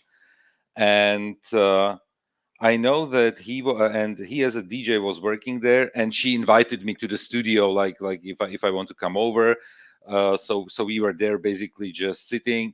First it was like we were sitting there in the studio and just watching him doing the job, which was actually pretty boring. And then he had like he took calls from listeners, and people could win like prizes like CDs, like singles that he brought, that he was actually playing, and it was like dance music. And the fun part was, he at the time, it wasn't like early 90s, obviously no internet no internet, so you were not like downloading music. He was actually going twice a month. He was flying out to London to grab the latest dance floor music that he brought over either on CDs or vinyls, and we were playing, and he was playing those on the radio. And right now, and it basically just came now to me, like, I'm not sure how they handled all the broadcasting rights, because obviously you need to pay every for every time you play a song on the radio. You have to pay the either the author or the studio that produced the song, and so on and so on. So Well, a I lot of don't times, know. to make Yeah, that easier, they would just use certain catalogs. yeah. They would use music from, let's say, 3 different catalogs. So every time they played something, they had to pay however much it was agreed, 2 cents, Hmm. 6 cents, however much Yeah. per song. And it just was recorded each time in the computer what was played, when was played. And that's why, people were going, why do they keep records for what was played? Well, Yeah. so they For could audit. pay. Yeah, for audit. Yeah, exactly. Nowadays it is easy because you just basically every single radio station has something like an app, and you can even open it and look at the playlist that they played an hour ago, what they are going to play in the next hour if they disclose it, and so basically everything is pre-programmed. But at the time, it was I hardly doubt that they were paying the the authors, because there was even one situation where I know that the show started at 8 p.m.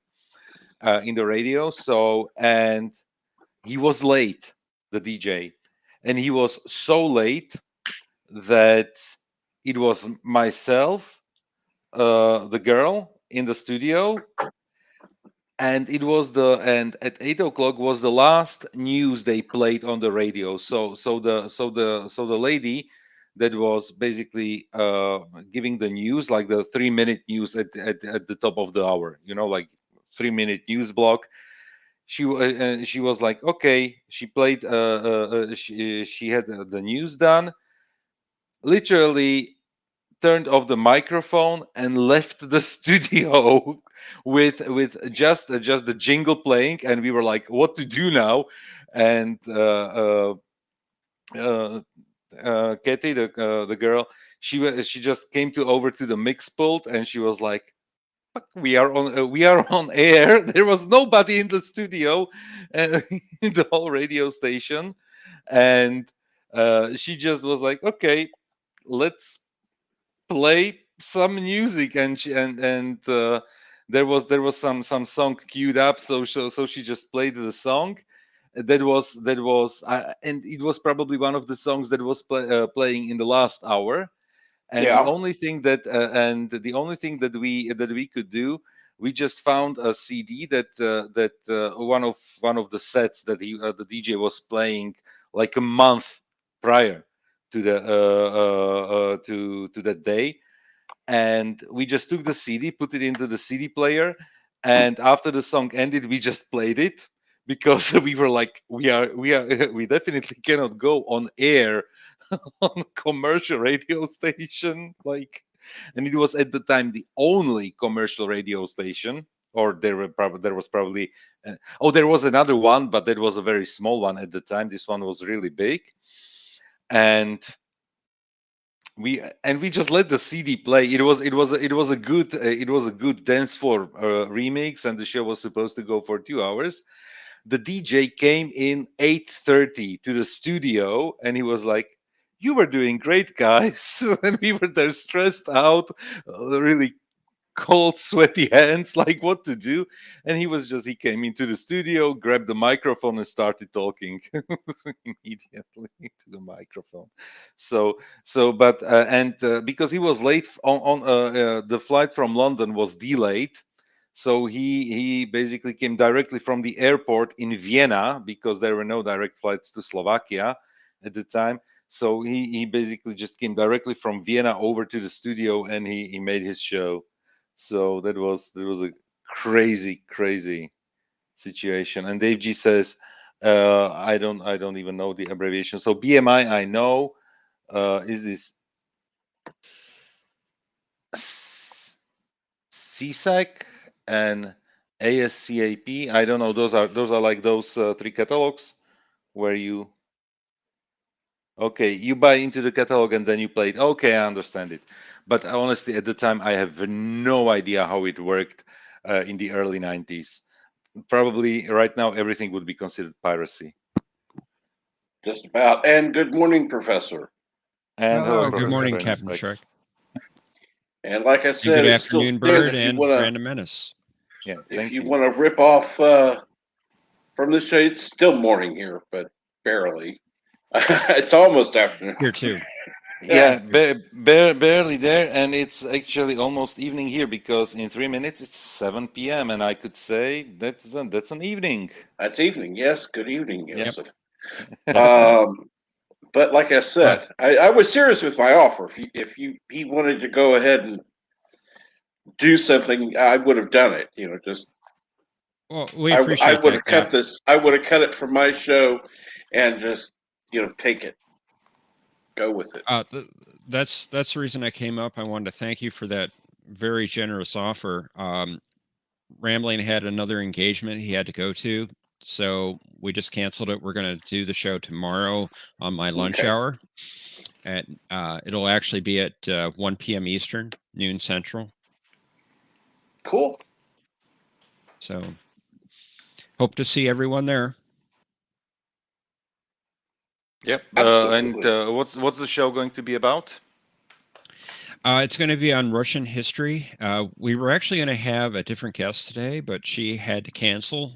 So we got Vivian Guard to come on today, but unfortunately we had those StreamYard issues. So we're going to do it tomorrow. And really, Wonder what- Facebook is down. I just checked. It literally, or is it? Do back? you No, need no. a Russian to do your show for you tomorrow? Oh God. Oh my God, Russian. Because I Ukraine. have Russian contact, comrade. Oh, Oh, Russian my Ukraine. God, Comrade O'Prey. We know where Russ- your nuclear Rushy weapon. Ukraine. Oh,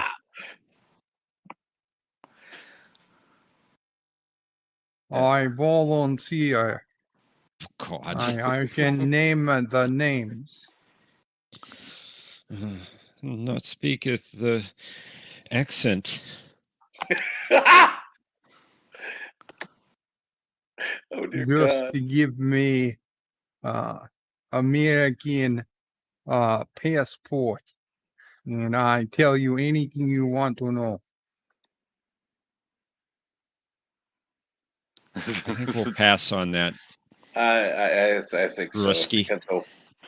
I think that's a wise decision. There is a fantastic episode of, like many of them, Stargate SG-1, called 1969, when they travel through the Stargate and they accidentally travel back to the back in time to 1969, and they end up basically under a rocket because the where the Stargate is in the present, it used to be a rocket silo, so they end up underneath a rocket. Like under a missile, basically a missile, and when the when the military discovers them, they ask them if they are Russian spies, and Daniel Jackson replies to them like with "Niet," like they are not Russian spies, and it's just an hilarious episode. Yeah, that was He's a great one one. of my favorite, Daniel Jackson. Your accent's getting worse, Bird. No, he says "niet" like true Russian. Yeah. Only thing he Yeah. was missing was the vodka. What? Vodka. God. I You could give probably- you Russian history lesson right now. Russian history began in Siberia during Panuchka event. It was when first Russian crash landed on Earth. We took over planet Hell. slowly. The first communist came from Mars. It's called the Red Planet because we were communists. The hell? This is true history of communism. I suggest you write it down. Yeah, I'll get right on that. Yeah. Uh huh. So the Tunguska explosion caused communism. Nice.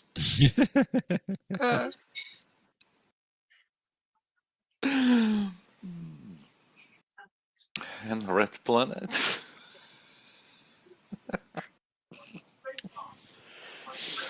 It amazes me how you can weave these stories together so quickly, Bird. I'm amazed as well because This is the something. true history of communism in this galaxy. I tried to tell you, comrade. Race to the moon. Ha! We didn't race to the moon. We've already come from Mars. Why would we go back? You're going in the wrong direction. You Americans, you've been worrying about getting to Mars. We have been building our secret fortress on Venus. I I think was we just lost going to ask Captain. if we should head to Venus. They were When we- there first, I think, if I remember correctly. Of course, we've been to Venus. We're Venus. Everything in Venus. Venus and Siberia cancel each other out, become like Miami Beach, like Miami God. Voice, nice and warm, and hot ladies and hot clothing, hot men, and fast cars. Hey, Momo prayed there was a delivery outside by the federal government white vans that drop off Poor. packages and such. White van dropping off packages. It will be probably next orphan delivery for Karoga. Sounds Dave like G. it. Sound says the Russian Jamaican. We lost the captain. I hope he will be Oh. able to come back. I hope Captain Trick come back soon because, he's missing his lesson on Russian history. Yes, very accurate. Vodka history was lesson here. first distilled in the Mars year 2022, which is Earth year 47 BC.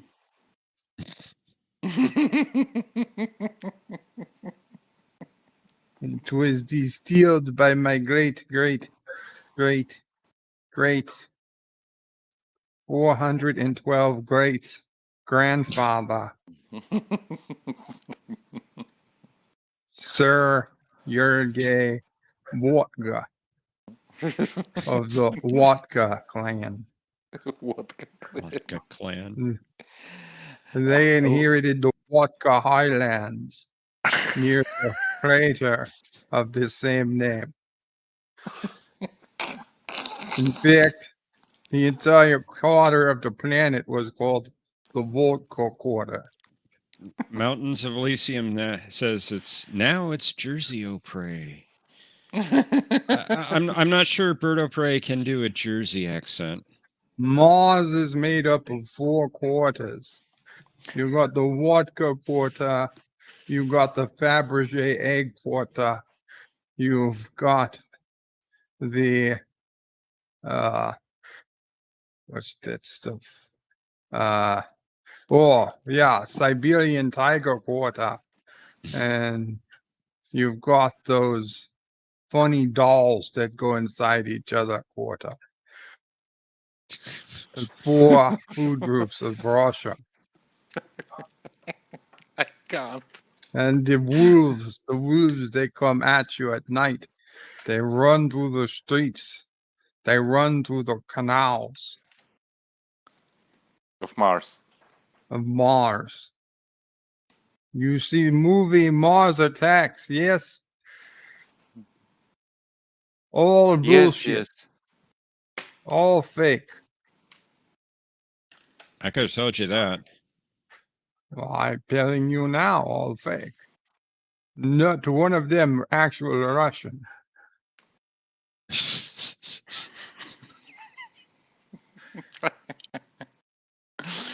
The crazy thing is that the stream is going on, but the chat is not refreshing on the StreamYard side. And there's a message in private chat. I don't see the okay, private okay. chat message. Okay, there is nothing in the private. I wrote the message in the private chat Yeah. when no one was letting me in on the stream Oh, because I was sitting back here alone because I'm Russian and you guys don't like us Russian.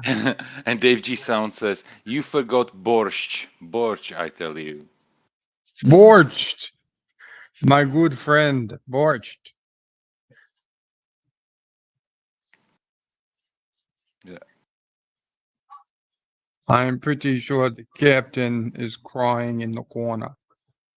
He cannot end his stream at this point. He has no more international listeners. Now that Yeah. the Russians have angrily targeted him. But he has an interplanetary listener. You. Oi, Seems like it. oi, Oi. Mother Russia. I was after the mother. I was expecting something else, but okay, Russia came out. That's good. Did the communist Martians start out as Klingon? Because your avatar looks Klingon. You've never read Marx until you've read it in the original Klingon.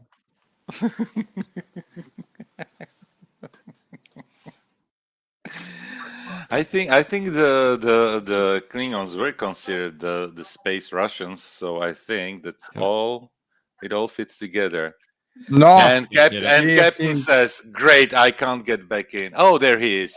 Okay, there perfect. he is. Yay! Welcome back, Captain. Oi, comrade, welcome.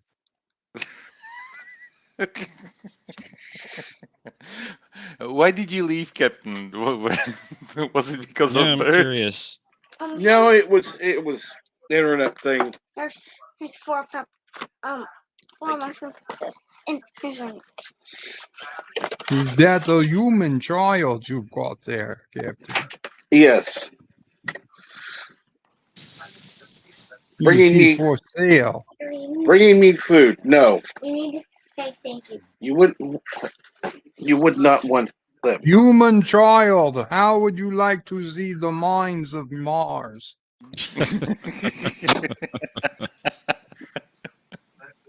Oh dear Lord.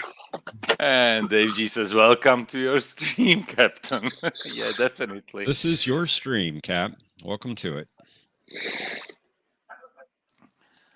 Interesting. I can't see any comments. I've got to go to my own screen. Yeah, and you have to also- go to the stream because the comments are not working at all. Oh, yeah, here. the StreamYard, they broke the comments.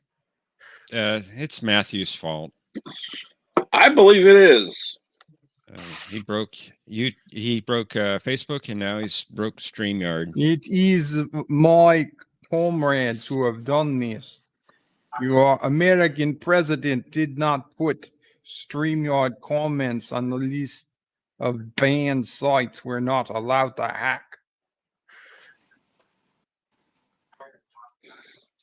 So it is fair game, as they say in Russia. At least private chat still Check works. and mate.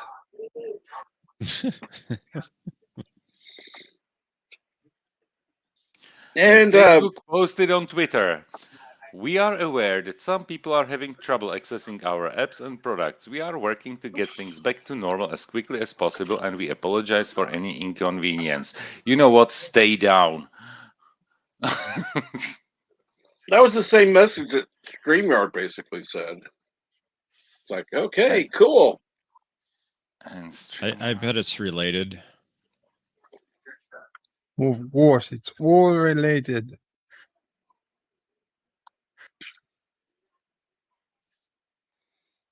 See if I can even post onto Facebook, just out of curiosity.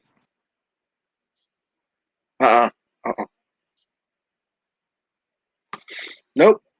Site cannot be reached.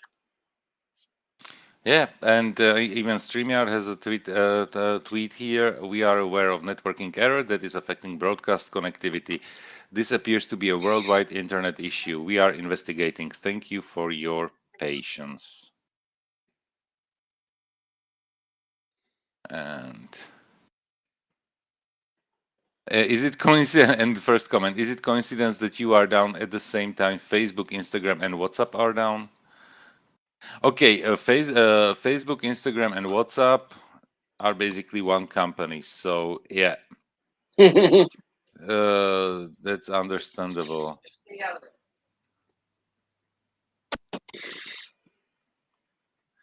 It will be if it's a cyber attack,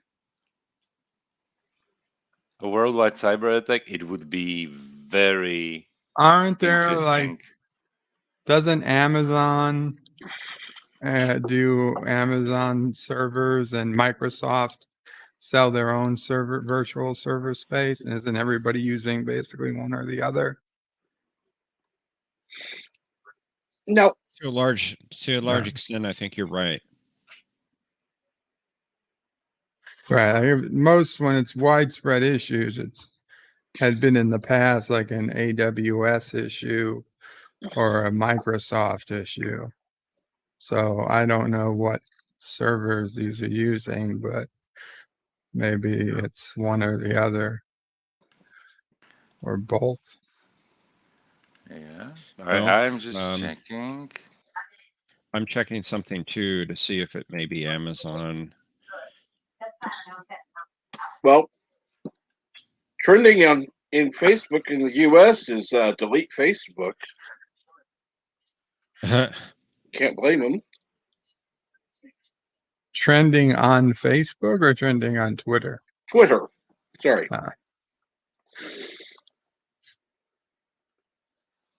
Well, Amazon themselves seems to be up. But Amazon, AWS, up. Well, TalkShoe, which uses Amazon AWS for storage, is working. So let's not be Amazon. I'm checking the on the page downdetector.com what everything is down and how many reports are there. So all the Amazon servers appear to be up. Yeah. So definitely Facebook has like how many? 120 or 7,593 reports of being down.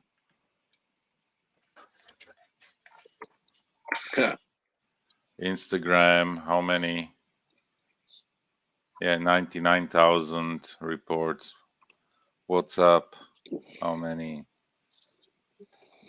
25,000 reports. Yeah, pretty much so. Microsoft Azure is also showing up.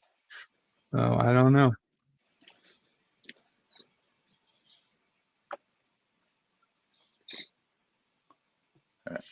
Well, invite everybody here. Might as well. Yeah, as long as you are streaming. We've got a lifeboat here. Yeah.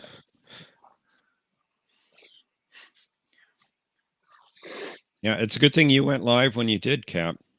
Tell Doomcock we're live, or anybody else. Might as well. These issues started a couple of days ago. Doomcock was having issues getting a stream going. A StreamYard stream. Facebook went down about an hour and a half ago. It was around 10:45 Central Time.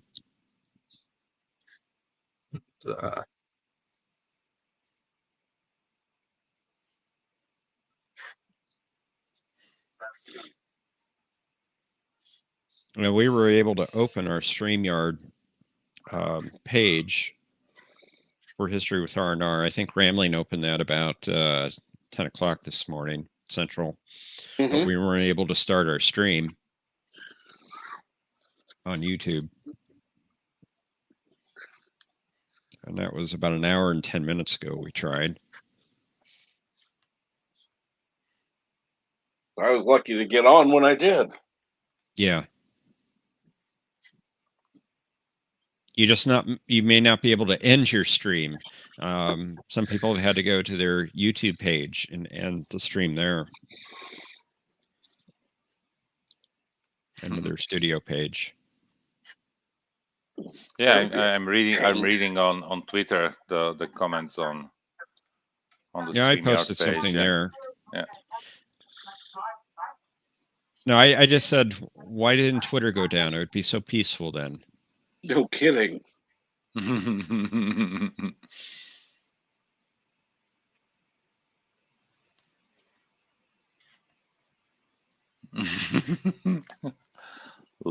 And you got the first like from me on that one.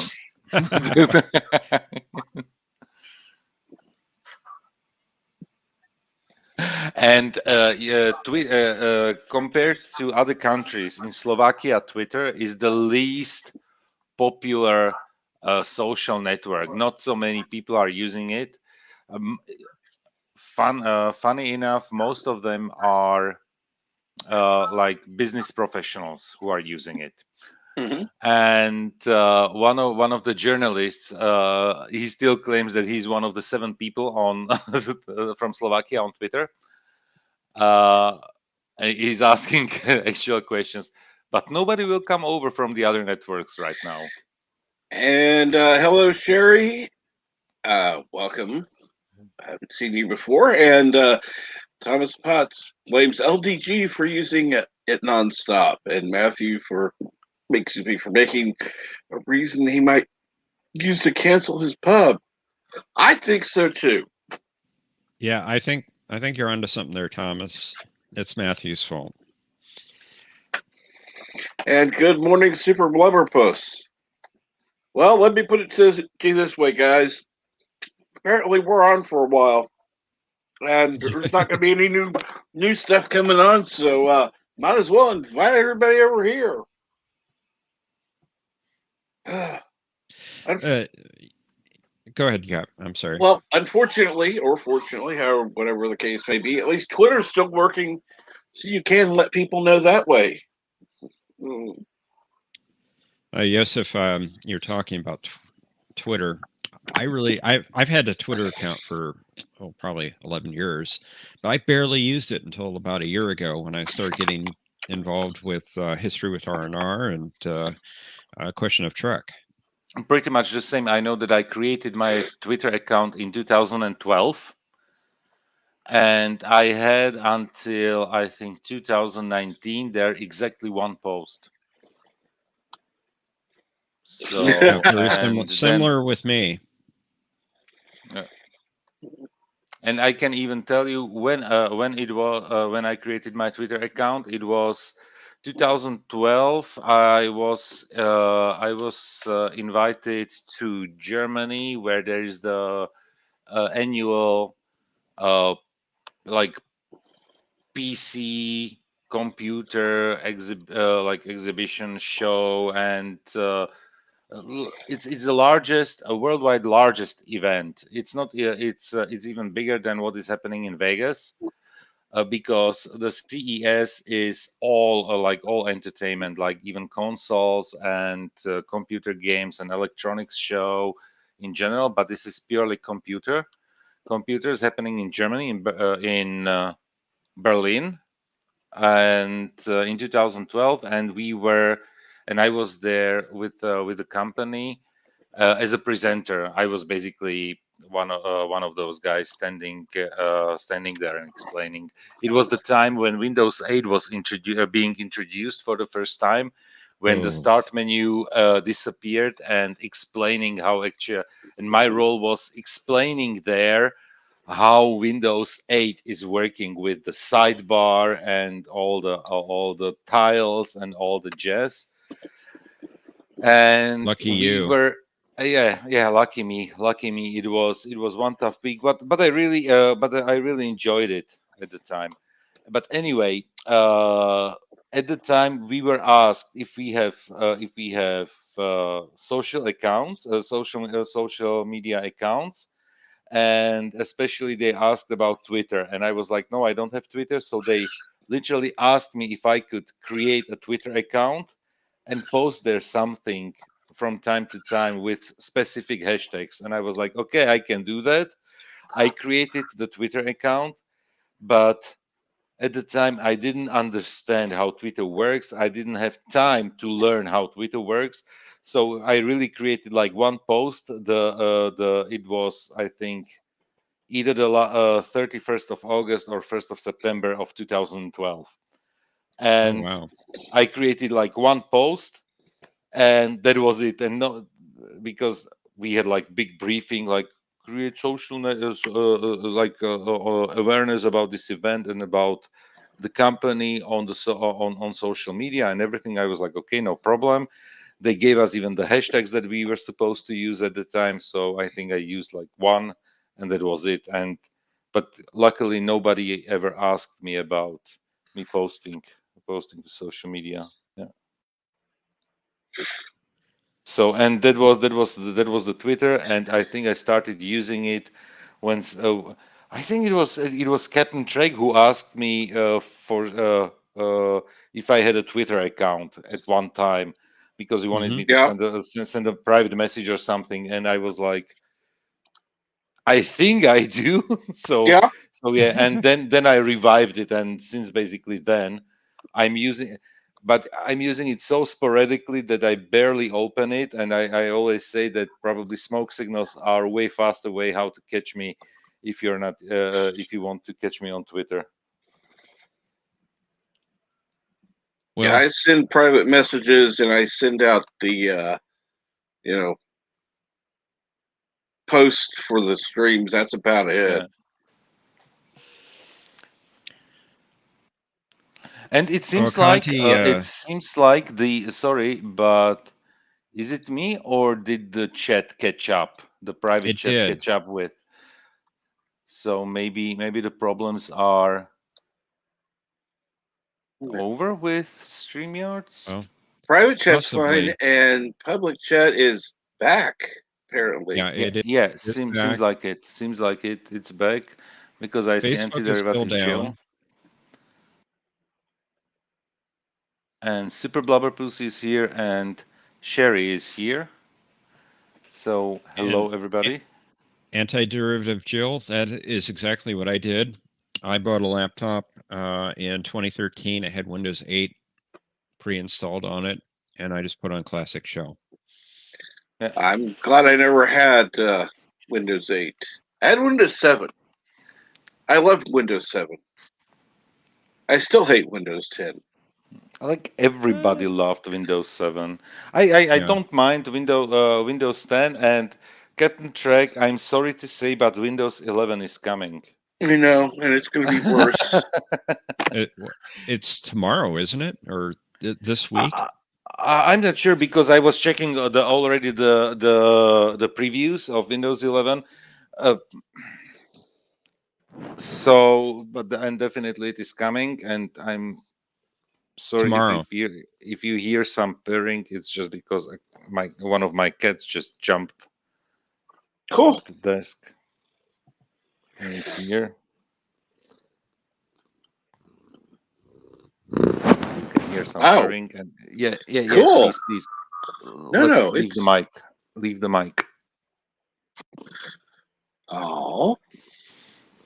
Yeah. So Windows 11 is coming, and you know what? It looks nice. It looks nice. The problem is once again, it's not going to work on every computer, and even because you need to have like very specific hardware requirements, and even if you don't fulfill the specific requirements, you can install it, but you won't get any updates on it. So I was like, okay, that's another way how to force people to get new hardware. The way I understood it, and maybe I misunderstood, you would get updates as long as the update would support the older hardware. Right. Yeah, but and not everything because they can like essential updates, but not like the um what are they called? The opposite of mandatory. Optional. Optional. You won't get the optional updates. You will get only the minimum. If you don't have the hardware requirements for the Windows, there is like, Well, and it's still like cloudy about how it will work specifically. well, the computer I'm on right now, which is a pretty good computer if you ask me, it's a Core i5 7000 series, 7th generation. It's not officially supported, and this is just a 3-year-old computer. Simply because you probably don't have in your computer the TPM chip, No, the it does trusted have that. platform. It does have Does that. it? It Yeah. does have a TPM chip, which But I think was one of those. Yeah. as far as the Intel processors go, you had to have an 8th generation or Eighth newer. generation. Yeah. Okay. That's the one. Yeah. Eighth Yeah. generation CPU and TPM 2.0, and you have probably the 1.2 or 1 point whatever version of TPM. No, I have the 2.0. You have even the 2.0. Yeah, Interesting. it's the processor it complains It's about. It's a simply the 7th processor. generation. Okay. Mm-hmm. And it's just 3 years old. Yeah. That's ridiculous. But you know what? Since they are going to support Windows 10 on like for the next few years, it's I think till 2025 they said. Yeah. I don't remember exactly, something like 2025. It should be all okay. And anyway, if you have something like a 6 or 7 year old computer, by the time um, you will not you don't want to upgrade that one anymore, because the question is how much sense does it make to upgrade a 6 year or 7 year old computer, and you can then probably switch to a newer one at a time, despite But honestly yeah, a go. 3-year-old computer, Core i5 has 32 gigabyte RAM. It should support the new the new operating system should be supported on it, or Yeah, should Mm-hmm. be in my should opinion. be. That's ridiculous. You can probably as I said, you can upgrade it, you can switch to Windows 11. You I can know do I it, can. but you need to do something like a clean install, so it's not going to be like an upgrade feature. So you have to basically do a clean install of everything, and then the question is how many updates will you get, and how long will Microsoft support it, and that's one of those things. Like, yeah, Well, considering Windows 10 when it came out, I believe that was 2016. yeah, Um, something like my that. Yeah. my was it 4? No, it was 6-year-old desktop computer at the time happily upgraded to Windows 10. Mm-hmm. Mm-hmm. Yeah. Yeah, definitely. I, And I I just think can it's tell you, ridiculous. I have here a notebook that I'm using as a backup. It's with the second generation Core i7 CPU. So second generation, and now they started shipping the 11th generation. So what does it mean? That it is 9 years old, 9 to 10 years Yeah, old notebook, and it was ridiculously expensive at the time, because it was a gaming laptop with Core i7, 16 gigs of memory and everything. It is still happily running. Okay, obviously doesn't support like 4K video, doesn't support right. uh but it has a full HD screen, even a 3D screen. I used to have like Nvidia 3D glasses with it, and it's still running the computer. The only thing that I did, I upgraded it to SSD, and it's a 17-inch. So I have there a mechanical drive that is a big one, like 1 terabyte, and an SSD, and it's still running like a charm. I have there like the third or fourth battery in the meantime, because batteries, they just don't last. Right. But the notebook is still running. So yeah, I was using it even something like 2 months ago on one of the live streams that I was on, and it was working like a charm. Then I have one old corporate notebook that we could buy at the time from the company that has the fourth generation. Yeah, and the notebook is still running just fine. It's right now in what I call man cave, or clubhouse, as we call it. It's basically a rundown garage that has my neighbor, and and I brought over projector, and we are watching their birds Bird streams when he's doing his Sunday Twilight Zone. Twilight Zone. Thank you. I blanked out. Yeah, Twilight Zone. So even yesterday we were watching the Twilight Zone on a projector there in the garage. Oh, and since we've got Bird on the stream now, need to figure out an option for being able to watch this, doing a watch along rather than just Yeah. So give it some thought, Bird. What was the question? Well, I need something like your streaming room, not necessarily using yours, but I mean, I need an option to be able to show. Yeah. If you can actually and I know that basically to have the server place where you can stream it from, it's an paid option. I wouldn't mind it if it's not like breaking the bank to pay the server, where you can upload and it works actually from the StreamYard. Sorry, from If the you can get like a streaming web room. host address where you can get an HTTPS link to a video file, that's what you need. Yeah, exactly. And this is something that I want to discuss with you then offline. It's something Okay. that I don't want to bother the people here, like online here. Right. Uh, But I mean, now at least Bird knows you want to talk to him. So yeah, and what yeah, the yeah. subject is about. So that I can use it and you can use it, Captain. So we can have something like.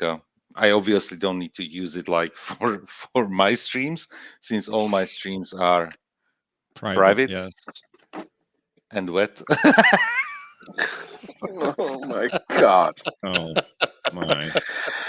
You just had to go there, didn't you? Of course, I had to go there. You know me well. So, but definitely, just basically a recommendation of a service, and I think we can manage it within like a short Skype call, Bert. And I think that 54.5 Access Radio has the right hashtag Windows 11. It's secretly Project Prometheus. Bird, Super Blubber Post wants to know: are we getting a bird stream today? Yeah, it should be a bed life today at 4 p.m. Eastern. Assuming that You don't use StreamYard on Mondays, so I No, don't think you it's do. right to YouTube, and I changed the server so hopefully there's less buffering. Oh yes, you know what? The Friday stream, I actually had to quit. I don't know how long you were streaming after I said it was buffering. I maybe for a few minutes, but it was so buffering on my side that I got like 3 words from you, 10 seconds, nothing. 3 words from you, 10 seconds, nothing. So it was just horrible. that was hard. I had to finally. I went back in the stream in order to let it catch up, but I was always behind at least a minute. But it didn't help. It didn't help. I even I paused the video. I don't know what was happening. If it was if it was YouTube or something else causing the buffering. But anyway, it was after midnight for me, so I switched over. I know that Cinnabon started streaming on Twitch, but I was there like for 3 minutes, and I was like, okay, I'm out. I was too tired at the time. So I just hope that the stream will work out today.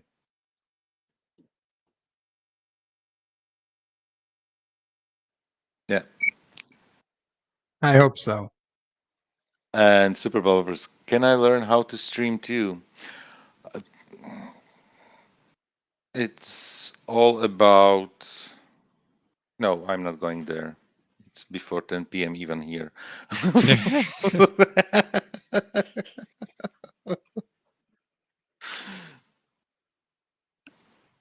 And I'm actually getting hungry, and it's 7:30. There is such a thing as a kitchen, Yeah, I know there is something like as a kitchen, but honestly, right now, my cat is. So Mama Pray thought she was ordering online a little like pumpkin bucket, Yeah. okay, for like treats for Halloween for Charlie. This thing is bigger than Charlie. Like it could be a bath for Sassy.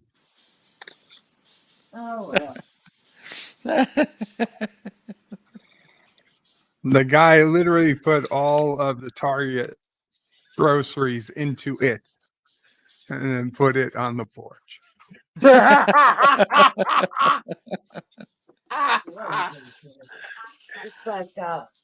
Well, it sounds like it'll be a good hiding place for Charlie. Yeah, it could be a hiding place. Shadow, please move. Okay, here, good. Stay.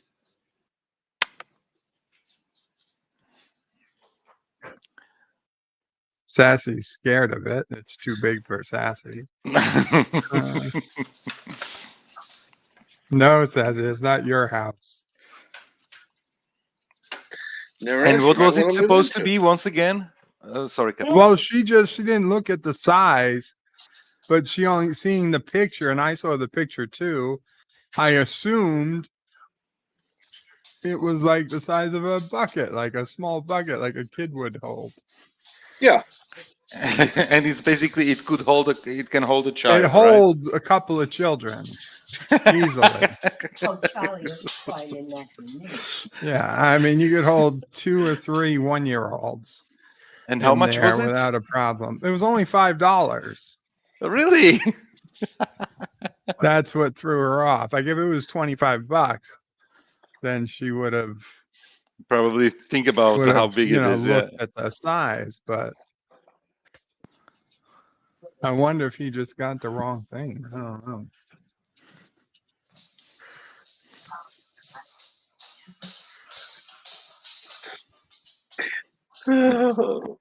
I want to see this on video. I'll try to show it today.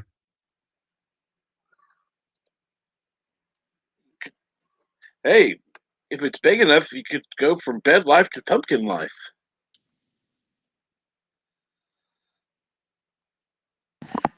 You know what? You should really at least take a picture. I'm not sure if you're going on camera today, but at least take a picture and show show it to us on your stream. I'll do one or the other at least.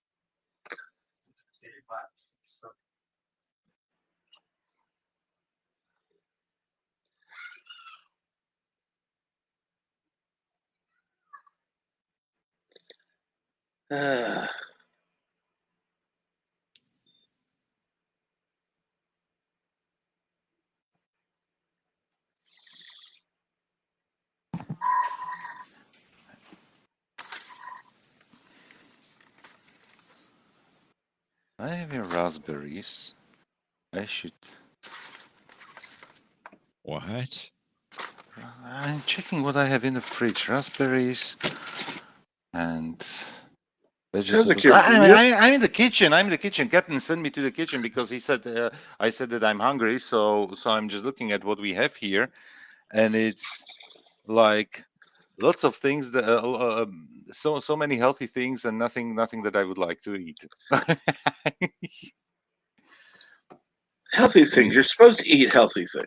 I know. How about some cottage cheese?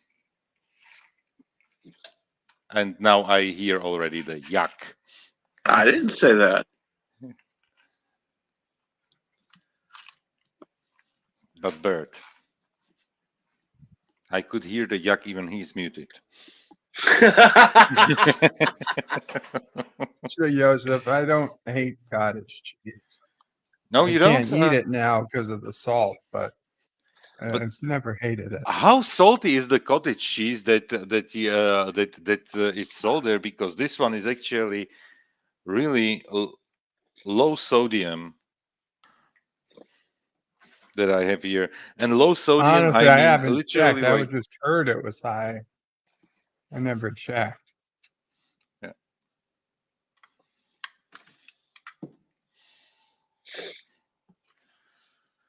I will probably make some eggs. Ooh. Oh, you make them. I don't know. I can cook them. I can make some sunny side up. I can make an omelette. Whatever. I don't know. Looks like you're gonna need a camera for that one. No, I'm not presentable. Cooking with Joseph. There you go. That's what you should do on your channel, Joseph. Why? Why It's not? literally because my cooking is literally meant for not starving. Well, it's got to be better than Ozzy Prey over here, his accents. So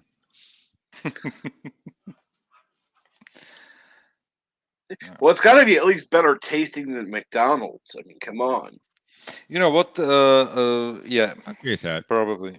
But that's not the bar is not set very high on with that one statement. You know, Captain. I agree. But That's why I was honestly, going low. yeah, yeah. Honestly, I with McDonald's, I go to McDonald's maybe like 5-6 times a year. So I can actually at the Same here. time I can enjoy it because it's not like somebody's diet, somebody who goes there all the Yeah. time and eats McDonald's all the time. Um, Trust me, if you but were to ever come to the States and you went to McDonald's, you'd go, "What is this garbage?" Probably. Compared to what you have there. I honestly I don't know how it is, but what I know is that all the meat that they are getting here is, for example, from local farms. So nothing is like being delivered, not even like from other countries. They literally have contracts with local farms for all the beef and all the chicken meat that they are using. At least this is what they are claiming, and I chose to believe them that. And let's see here. Mountains of Elysium says, "My wife and I recently got rid of everything good in from the kitchen. All that's left is healthy stuff." Cinnamon Bunny says, "What are you talking about? McDonald's is delicious. If you're in Japan right now, yes. If you're in Minnesota, no. God no. If you're on meds, get off them, Cinnabon. If you're not on meds and should be, get on them. No, Either he needs to way. get back on his meds. He's talking that TOS is the discovery of the 60s. I've seen that. It's like, well, maybe whatever he's smoking is not quite good enough or too good or something. You know what? But actually, when you think about it, if I said the statement, if I said something like Discovery was the best new Star Trek of 2017, It was also the that's worst. the statement wouldn't be incorrect. Yeah. Yeah, but that is true. but TOS is the discovery of the 60s. There was no other Star Trek at the time, so same like there was no other Star Trek in 2017. I mean, new Star Trek when Discovery launched. So the question is how Cinnabon actually means it. Cinnabon, we do not agree. No. We do not 100% agree. disagree. What did he post? 1000% disagree.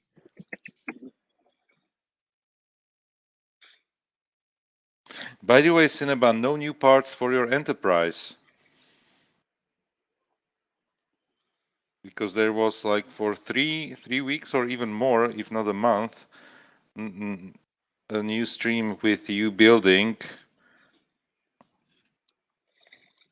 the Enterprise D. Oh, he does have. Or new did parts. or did I miss? Yeah. No, I know that he was mentioning that he didn't get no new like new parts, so that's why I'm asking if something new came in the meantime. Yeah, he in says the he mail. has new parts. Okay, Cool. perfect.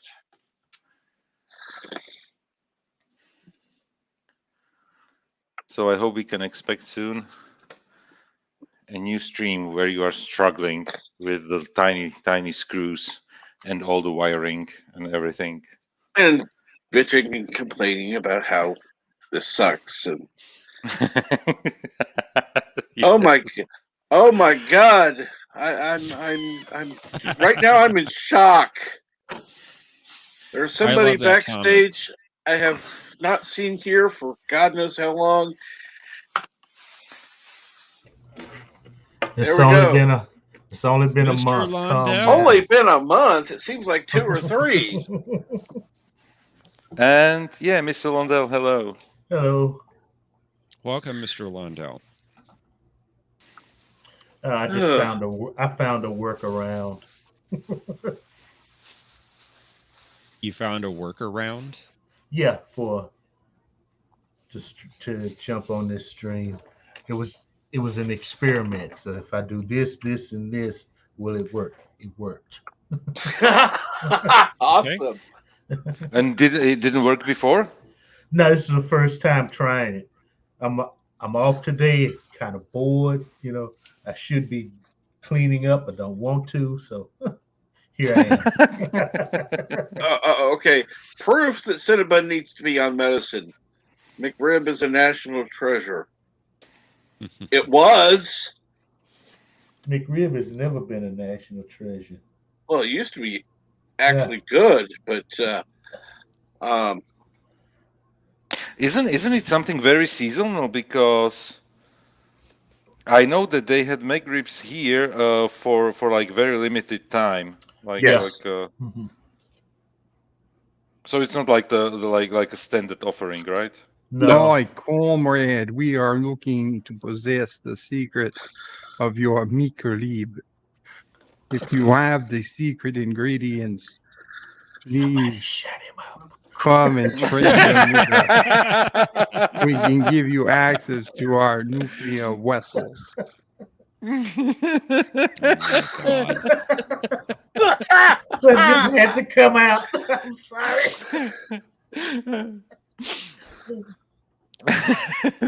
that was different.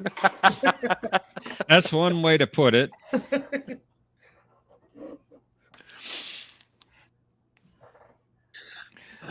Anyway. Oh man. let's see here. Because it is all year round, McDonald's have to buy the entire pork supply. Oh God, that would totally ruin pork. Yeah, no kidding. Yeah, they definitely changed McRib because it used to be good. Now it's like they were serving garbage pork. The only thing that I remember is that the Big Mac used to be way bigger. Now it's just a Mac, not a Big Mac. Exactly. Mm-hmm. That's why there is a place here in Texas. There's nowhere else in the country. Whataburger. They still make a burger.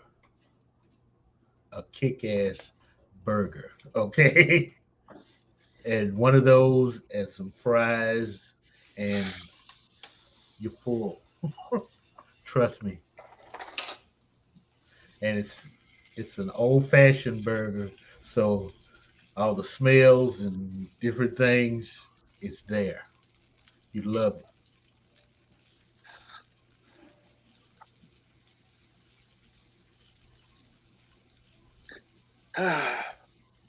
I don't understand the name though. I don't. Well, What name? Whataburger. Yes, because it sounds like most people are saying Waterburger. Oh, Yeah, exactly. That's the first thing that I thought it no, is. Like burger made with water. no. Yeah, I know.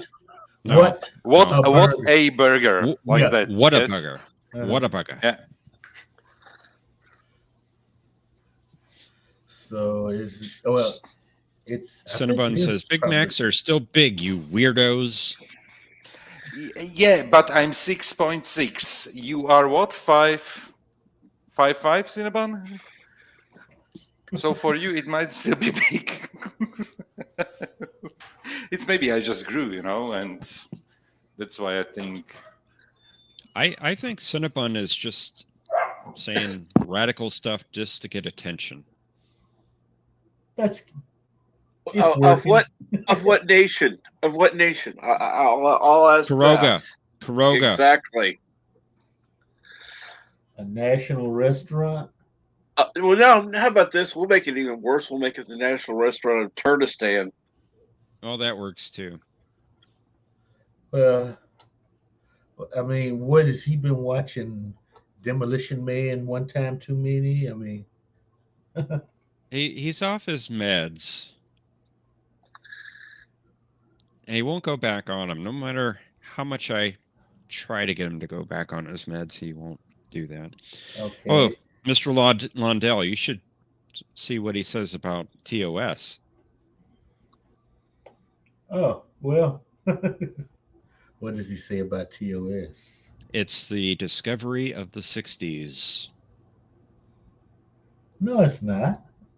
Exactly. It makes more sense than that prattle they're calling Trek now. And Completely agree. You guys are still going to pay all access for this crap, or Paramount Plus, whatever they're calling it. Okay, that's what I don't get. Okay, Well, yeah. I gave Discovery one season. I gave Picard one season. They were both disappointments. Such disappointments that anything Trek that's not the original stuff or the series from the Golden Age or the 6 original movies, I'm tossing out. Okay. Wow, not even the TNG films? Well, First Contact. Okay, you know, I'll take that one. The other ones, I like the other TNG films. well, I'm not saying they were the greatest ones or the best ones, but honestly, I can still enjoy them for what they are. They're Generations was sorry. I like the other three for what they are. Nemesis. I mean, what the hell were they thinking? You're flying a shuttlecraft inside another ship. Okay, I just didn't get And let's face it, Picard in the dune buggy. Hell no. Okay, I mean, and nah, a 60-year-old man having fun. No, that just no.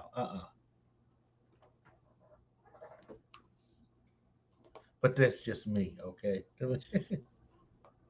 I've Well, never been. Cinnabon, I'll say this. It may be true for you. Okay, Cinnabon, just trying to be controversial, huh? absolutely. Keep at it. Maybe you'll get some attention. Well, let's see here. I give you the buggy scene. That one was like okay, but honestly, when I go back to the movie and all the dialogue that Shinzon had with Picard, I think it was those dialogues. The scenes are all good. Oh, comrades, I have just found out amazing news. Oh no. Today, October 4th, is National Vodka Day. It's legit. It is on the internet and everything. Today is National Vodka Day. What a wonderful day. Bird, nobody drinks vodka. Oh, yes. Lots of us Russians drink vodka. It's also Taco Day. Go have a taco instead. Yeah. Monday, October Taco. 4th, it's Taco Day. Taco You know what? Day. Taco Vodka Day. is not bad. Vodka is not bad as a base for like mixed drinks. This stuff is worse than tequila. Okay. Yeah. It Let makes me you put the link into the private chat. the psychosis that it causes is worse than tequila. Let's just face it. And Russians need it because it's freezing 8 months out of the year. So they got an Wonder if there are any- asshole in charge they don't know how to get rid of. Oh, wait a minute. Hold on a second.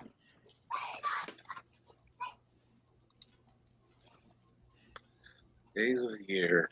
Taco Day. What? Don't they do Taco Days on Tuesday? For God's sake, at least get it right. Shouldn't have made it a Monday. Why is it actually called Taco Tuesday? I know Taco it Day, is. Taco Bell. Get a free crunchy taco with your app purchase of at least $1. Or join the rewards program to get a freebie. Yay, taco. Free tacos. Tacos and vodka. Oh man. Or you can get potatoes in a taco, so you can have what it comes from? I don't know.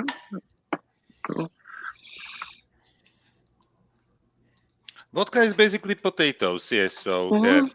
where's the difference between fries and vodka? So,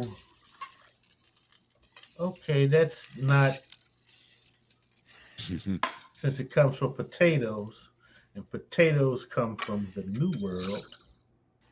So they had to get potatoes from the Brits some kind of way, right? Vodka was originally made with wheat before potatoes. What? Basically, What?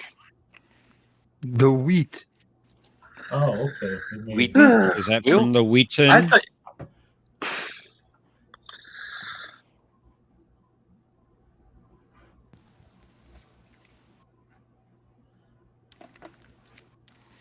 Very similar to quadrotetraethylamine. Uh-huh. You can't even say it right. It was invented by a Russian, yes. Quadriticale. Yes. I'm surprised anybody can say that correctly. That's just crazy. Yeah, Whoever it's kind made of a that tongue up needs to twister. be slapped, Yeah. unless they're dead. Well, it was on a comedic episode, so it was part of the comedy.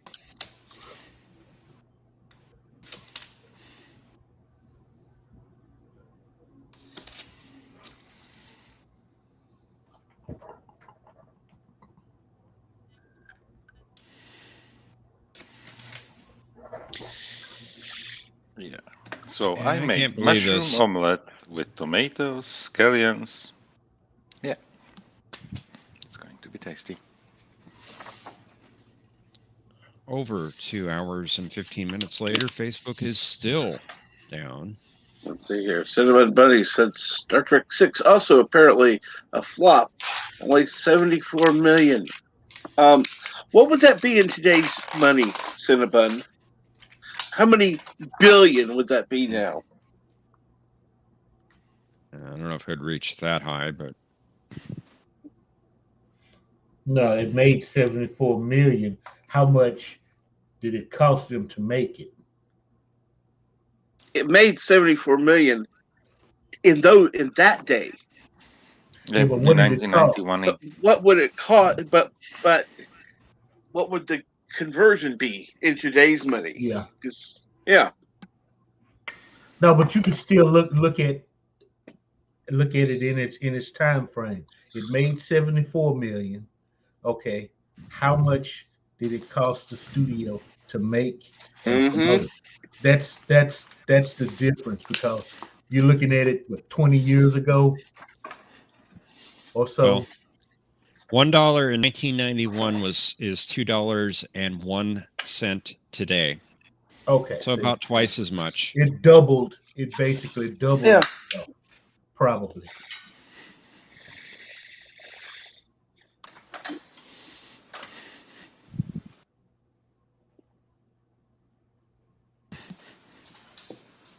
I disagree, Super Bubble Plus. They're not financial failures. The Trek audience is a small audience. Okay. Trek is a thinking man's show. It's not brainless like basically Star Wars is.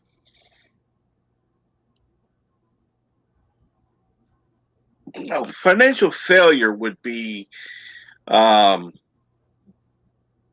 Solo.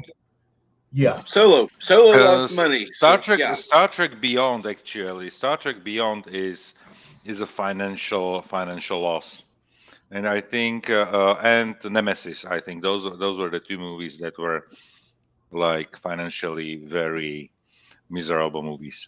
But Okay. otherwise, According to Thomas Potts, the budget for Star Trek 6 was 27 million. So it almost tripled what it cost to make.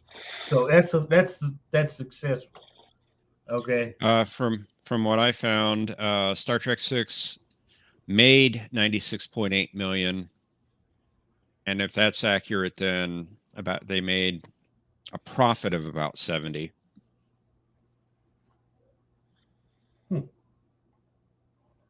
70 million. Profit of 70 million. Wow. Yeah, that's horrible. Throw it out. Mm-hmm. I'd kill for 70 million right about now. I'd kill for 7 million. Oh shoot, I'll take 700,000. Oh, wouldn't we all? okay, I'm so glad that I'm on a different continent right now. Why is that? Because you are all potential killers here.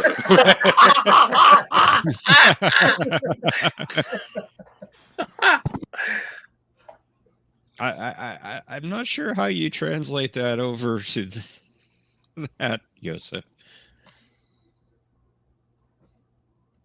Okay. I'm not talking about literally committing murder, but it's figurative.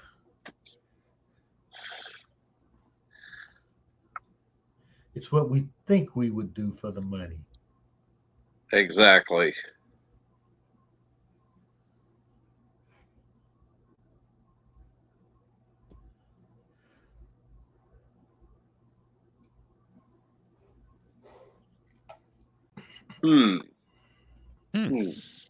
Wonder what people in the chat would do for $1 million. Legal, of course. I'm not talking anything illegal.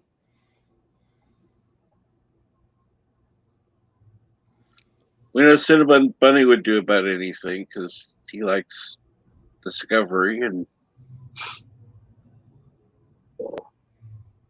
Come on, Cinnabon. That's not pretentious. Look at the episodes, okay? I don't think Trek was a thinking man's show. like it, but that just sounds so pretentious. So you like TOS, huh, Cinnabon? You say you like Trek.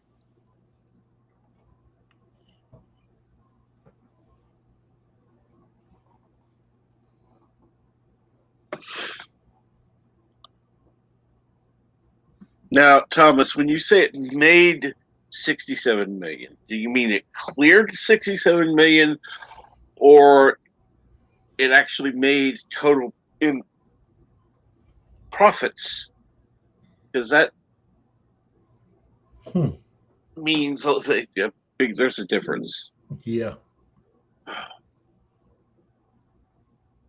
Because if that were the case, it would, in one sense, it would be in the hole at 67 million. In the other way, it would be, way ahead. Yeah. Yeah, it only had a profit of about 7 million, 7.3 million, according to that. Okay. And I'm like, TOS, Enterprise, or New Trek. What about Oh, the you S9? said you like Trek, so you like TOS, my friend. You said it. You said it, Cinnabon.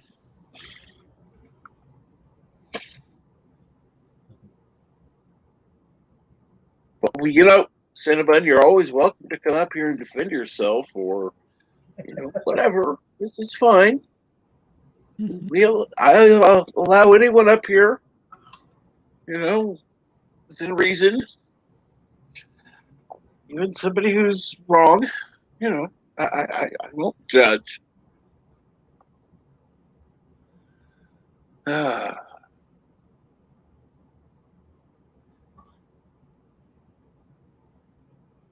Insurrection did that well?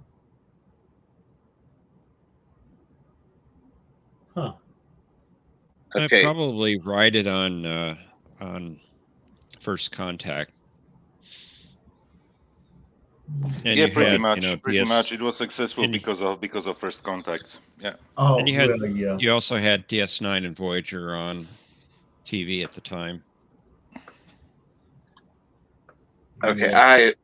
I like you, Cinnabon, but TOS is the worst Trek series ever. You're out of your mind. It's worse than the animated series?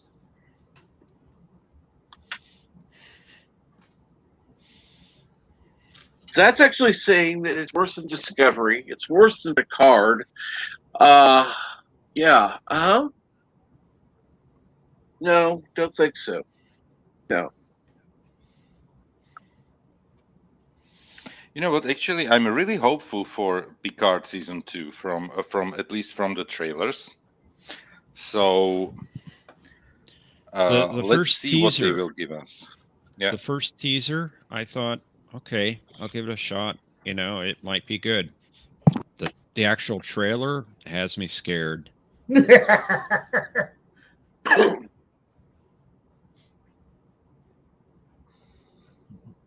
Oh, You know really? what? I'm still going to give it a Sorry. shot, but Yeah. I'm still going to give it a shot, but I don't have any real hope for it. Yeah. Somehow I think they are going to use the formula of the voyage home with the series, since they go like, okay, this was like successful Star Trek, let's try that one again.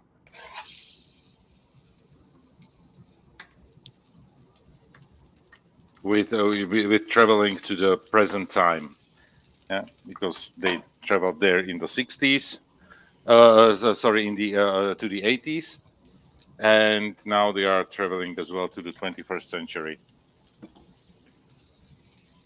Oh, so okay, that makes sense for the Thelma and Louise ripoff then. Yeah. Okay. Because they're Oh, you gonna didn't do know that. you didn't know what that they are going to the 21st century. No, I had just seen stills. Oh, the stills with Rafi and seven in the car. Okay. Yeah.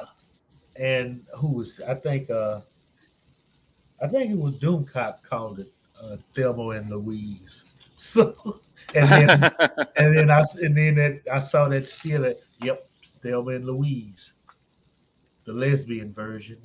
You know.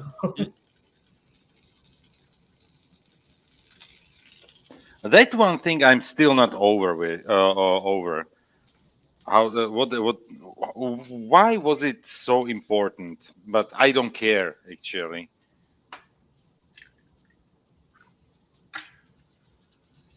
Why? What was important? The creating a relationship between Rafi and 7 of 9 It's on it's that level. it's it's buzz. It's hype. It gets the stupid people watching. Now they can say this is the first lesbian sci-fi show ever. Okay, that's how they think. Okay, they'll be at some con somewhere. This is the first time gays have been on Star Trek. And somebody in the audience will go, "Oh." I mean, that's how they think nowadays. I mean, they were running around saying Black Panther was the first black comic book character. No, it was a comic book movie. No, you ever heard of Blade? Yeah, that was me like yelling at the screen when I heard it for the first time. Like, yeah, Blade Trinity. Despite it was the worst of the 3 Blade movies, was the movie that my wife picked for the first date. Oh, Yeah, she likes vampires and all that stuff, so why not? And it wasn't such a horrible film. I'm not. It was definitely the weakest one of the yeah. of the trilogy, but it wasn't the worst movie ever. Well, they got rid of what's his name? I think that Chris Christopherson's character. Yeah.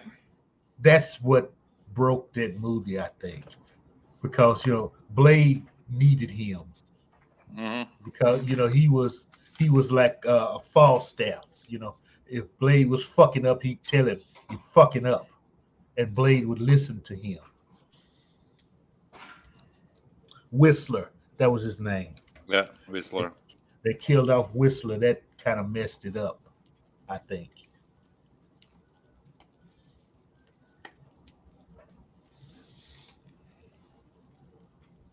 Why is my phone going off upstairs? What's happening? I have no idea. What time is it? Oh, 8:15. Okay, I know. It's just a reminder that I need to take out the garbage. No, because how do you say the garbage truck comes tomorrow? So I need to basically take the trash can and put it out on the street. So Steel? Was that a street. comic book? Oh, sorry. That stupid Shaq movie? Yeah. Judd Henry in armor? Come on.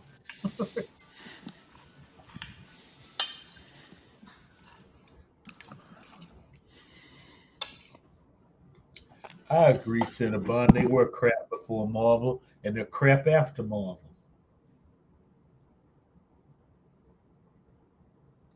I don't know. You had some good superhero movies. Superman, probably the best of them. Yeah. I forgot. That was the best one. But then all the others, yeah,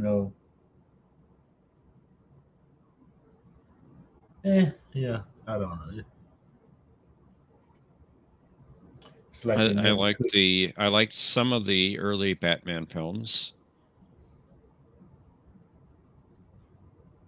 Which ones? You mean like the Tim Burton movies, or? The very first one was good. Yeah. Well, the With first Nicholson as two, Joker. yeah, the first two Tim Burton movies. But Oh yeah, then, they were. We were watching it recently with my neighbor because he's a big Tim Burton fan. yeah, He still wants me to watch with him Edward Scissorhand, but I honestly didn't like the movie that much. but definitely like movies like Beetlejuice and those some of his other movies I really like. But Yeah. yeah, the first two Batman movies, they were really good, and we were watching right now 2 weeks ago actually the second one, Batman Returns, with Danny DeVito and Michelle Pfeiffer. And who was his love interest in the first one? Was it Kim Basinger? Yeah. Yeah, I remember correctly. Yeah. That was a good one as well. Yeah. That And was. welcome to Lumberpuss. Oh. Good morning, guys. Hey. Good afternoon. Good afternoon. Good to see you. We were talking about the profitability of the Star Trek movies. I was wondering if I send Captain Trek a link, if you'll share it on screen. Unfortunately, I'm having problems with that right now. I don't think there's a way I can do it. I don't know. I'm new to this. Okay. You have. StreamYard having problems sharing too, huh? Oh, okay.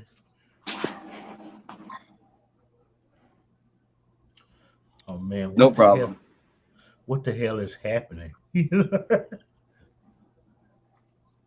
We're seeing the problems that we're having with our social connectivity. Anti-social connectivity. maybe it's a good thing, you know.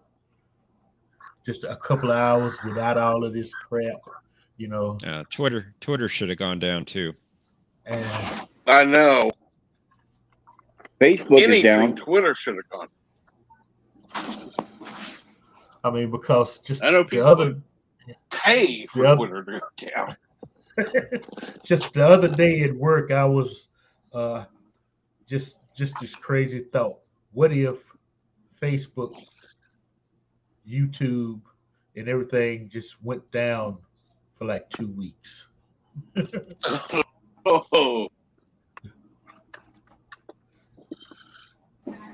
I think for a very short time, the world would become a beautiful place. Not, you're talking after they get over the withdrawal, right? Because you know, exactly. it'd be some people going through some serious DTs. Yeah. You know what? The biggest problem is that too many livelihoods of people depend on those networks. Yeah. And actually, even you know, like I can tell you that I know that many people are making fun, and I'm being right now for change a little bit serious. Making fun of people who call themselves like influencers and who are and now putting in quotes working for on Instagram, you know, and putting like pictures and actually when you go behind the strategies and everything, it is actually really a serious job being an influencer. And I think everybody who is creating like YouTube videos knows how much time it takes just to create a YouTube video. And now this is something you are doing for yourself. And just imagine you are promoting somebody else's product who is paying you. And actually doing it requires serious marketing skills if you are good. And usually those people who some of them are of course very superficial. Yeah, that's the right word. But some of them are actually really doing. It's like a real job. And just imagine it goes down. How many people end up unemployed? And the same with YouTube. Yeah. Look at Mr. Lundell. His Let's future's see. so bright. Let's see here. Nah. Mr. I'm Lundell, an just imagine influencer. that. I'm spreading the truth of TOS. Can I share some information about the profitability of the Star Trek movies? Go ahead. Go for it. This is adjusted for inflation. And I want to start off with noting, as you guys know, that in order for a movie to make a profit, as you know, it's got to make sometimes 2 to 3 times its budget back. Correct? Yep. Right. Yeah, pretty Okay, much now- nowadays, yeah. Well, more so nowadays, Nowadays, but it's always been at least double. But now nowadays with the marketing adds another Nowadays it's about triple. 2.5 to right triple more. exactly right. Okay, so with that in mind, here we go. Motion picture budget $45 million. This everything I'm getting ready to say is adjusted for inflation. Motion picture budget $45 million. Total profit $289.8 million. You got that? So it had a budget of $45 million and it made almost 300.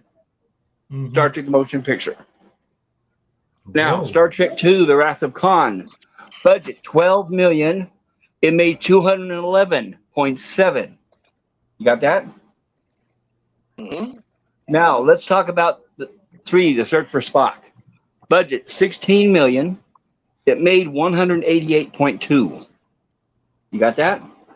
Mhm. Now, Star Trek 4, The Voyage Home. Budget $21 million. It made 255.9. You got that? Now, Star Trek 5, a budget $30 million. It made 107.7. So it was Whoa. obviously the least successful out of the original series cast movies. But it's still Okay. Now, Star Trek 6. Budget $27 million. It made 140.6. You got that? Right. Okay, now we're on to the next generation era movies. Now, I want you to notice the difference of how the budgets go up, the profit goes down. Pay attention. First, what is it? Generations. Budget $38 million. It made 130.5. And then the next one, Star Trek First Contact, I think it is. It's small. I have to look at the posters. First Contact, budget $46 million. It made 150 million. And then the next one is Star Trek Insurrection, I believe. Yes. Budget $70 million. It made 110.1. See, we were clearly into financial losses territory by now. Now, Star Trek, what's the last one? Nemesis. Budget $60 million, 60. It made 61.5 million. Yeah, that one was a financial disaster. I know that. Well, you know all what? of them were pretty much the first. But Not really, because No. if they Overwhelmingly, were all yeah. financial losses, they wouldn't make the movies. no, Yeah. No. the last Wait, one, Hold on. the last They were one doing, what they were was doing at the time is they were pumping more money into it, trying to save the franchise, hoping to get a better movie in return. And what they were doing is the budgets went up. Once again, I'm going to repeat the budgets. I'll make it fast. Motion picture 45, Star Trek Wrath of Khan 12, Star Trek 3 16, Star Trek 4 21 million, Star Trek 5 30 million, Star Trek 6 27 million. Now Next Generation budget 38 million. First Contact 46 million. Insurrection 70 million. That was an unheard of for a Star Trek movie. Which is ridiculous when you look at the movie. Where did the 70 million go? Was Yeah. it like It to was- F. Murray it was- Abrams? It was at salaries. Mhm. That's my point exactly. You're seeing less and less money on screen, and more money going to the pockets of the people behind the screen, or the actors. Oh yeah. So what I'm saying, there's proof right here in the pudding that the Next Generation movies they went right off the cliff when it came to profitability. I mean, as soon as the original after Star Trek 6, they dropped. Star Trek 7, I'm gonna say 7, 8, 9, 10 for the next TNG movie. 7, 8, 9, 10. 7 made 130 million, 8 made 150, 9 made 110, and 10 made 61. They just went down, down, down, down. So my point is the movies were terrible movies. The only reason why they made any money at all is for the faith of the Star Trek fans who were going to pay for them. Yeah. Those movies on their own, without the TOS movies before them, never would have went anywhere, and they wouldn't have went past probably the second movie. Paramount was pumping money into it to try to save the franchise because they had the TV series going on at the same time. Mhm. So just Or for inflation, either way, those movies did not do well. The first two movies did okay. Like I said, Generations budget of 38 million, made 130, and then First Contact, yeah, made Yes. 46, and then 100. It cost 46 to make, it made 150. But as soon as you get to Insurrection, an incredible budget of 70 million, and it made it back 110. But they still made those 70 million are mind-boggling because Yeah. because the movie uh, I like it. I cannot say that I wouldn't like the movie. It's definitely not like on the top of my list, but it still has a decent story and everything. But honestly, where are the 70 million? I don't know because I can even tell the you, I can tell you where some of the money in the TOS budgets went when they were doing those. Every time they finished a Star Trek movie, they tore all the sets down. that is correct. oh yeah. So they That's had why to the bridge. That's why the Super. Excelsior Bridge looks different in different movies. That's why the Enterprise Bridge looks different in each movie, even if it's slightly different. It is Yeah. obvious different because they But- kept but- tearing the damn things Right. down. But by the time the Next Generation was airing, they started keeping the sets because they were using the Next Generation sets for the Exactly. Star So Trek where did the movie. money go? Okay, Did Salaries are you adjusting? pocket. Are you adjusting all the figures there? I think you're As- adjusting the box office, but not the budget. I know I'm saying budget and box office. Which movie are you wondering about? All of them, I You wonder guess. about Insurrection budget 70 million, box office 110.1. Adjusted for inflation. And like I said, Nemesis budget 60 million, and it made 61.5. Yeah. That's adjusted Well, for inflation. In today's days, I mean, you can't get more of a bomb than that, right? well, you have to look at. They have this idea that Trek can be this just blockbuster like a Star Trek. I mean, like a Star Wars. And That's what they thought. Paramount thought that, well, we just make any money and the fans are stupid enough, they'll come and pay for it. And these numbers prove they were wrong. no, I mean, the they've fans never, were kind of excited at first, but you Yeah. could see where the fall off happened. they're never What- Trek fan. There've never been just a large amount of Trek fans, but they are loyal. Yes. Okay. Here's They- but they're like- very easily swayed.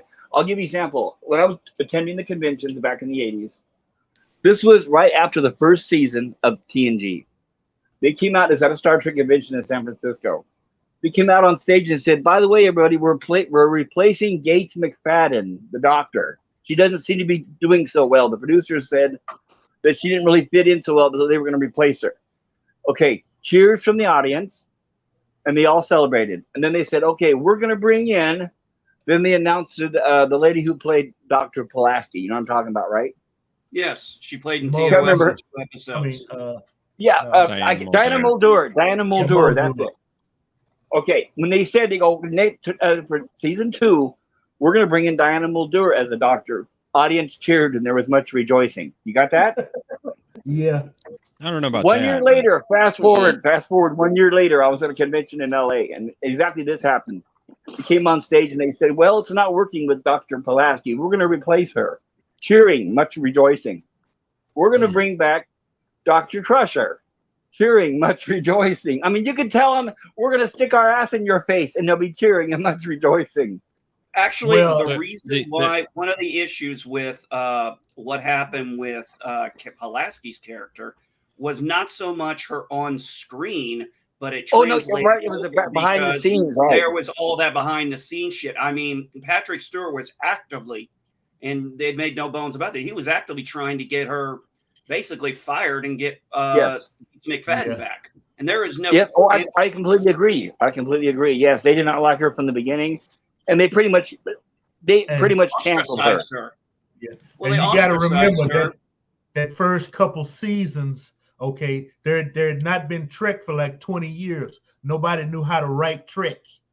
So for the first couple seasons, they had to figure out how to write a Star Trek show.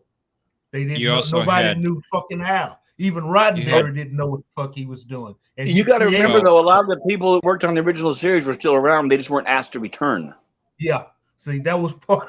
See, that was a lot of the success of TOS. The success of TOS had little to do with Roddenberry and more to do with Gene Kuhn and Dorothy Fontana and Joseph Pevney. Dorothy Fontana.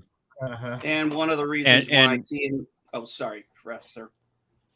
Roddenberry had a lot of control in the first 2 seasons of TNG. And that's why it was so stupid. Yes. And now you look at when Ronald D. Moore came in as a writer and look at the quality of quality of the episodes we got by his writing. They loved it so much they brought him over to DS9. And then they would have but like I know people praise Berman and the other, I can't remember their names. But they did okay for a TV series. But when it came to writing the feature movies, they were garbage. They were shit. And that's why I gave you guys the number. I wanted to make that clear. They were not cut out to write feature Star Trek films. They were so used by the time the TNG movies were coming out, they were so used to writing mediocre scripts that would get greenlit for anything. That's why we got Star Trek, the bad TNG movies. Here's an example I want to point out. When they were writing Generations, an article came out in Starlog, because at the time I used to read Starlog a lot. And before this is when they were in the writing process of Generations. An article came out in Starlog, and they were interviewing the 2 writers, Rick Berman and Brandon Braga, whatever. That's the 2. Yes, that's it. Braga and whatever. Anyway, they were interviewing them, and they were told by, they said Paramount, so I don't know if it was Paramount or Gene Roddenberry or who. They were told they only had 2 weeks to write the script for Generations. So they focused the interview on that they only had 2 weeks to write the script for Generations. So they were saying like, oh, wow, we got to really do this. And we got to bring Kirk in somehow. And we got to kill Kirk, don't we? And then they talked about how they wrote the scene where Kirk died. Then they looked at each other and cried and said, oh, we killed Kirk. And then next thing you know, Malcolm McDowell did an interview where he spoiled the beans and said that he kills Kirk in the upcoming movie. That hit publicly. There was a big backlash from the fans. So the makers of Generations had to go back and reshoot Kirk's death scene because originally he was going to get shot in the back. Yep. So they went back and they reshot it to where he was on that stupid bridge thing that fell.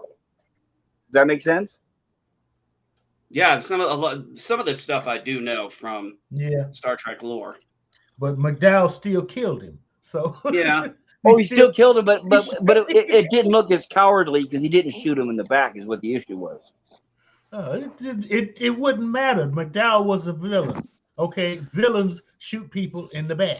Oh, I know. Oh, and believe me, after the movie was over, believe me, it didn't make any difference to the fans either. I still hated the movie just as much.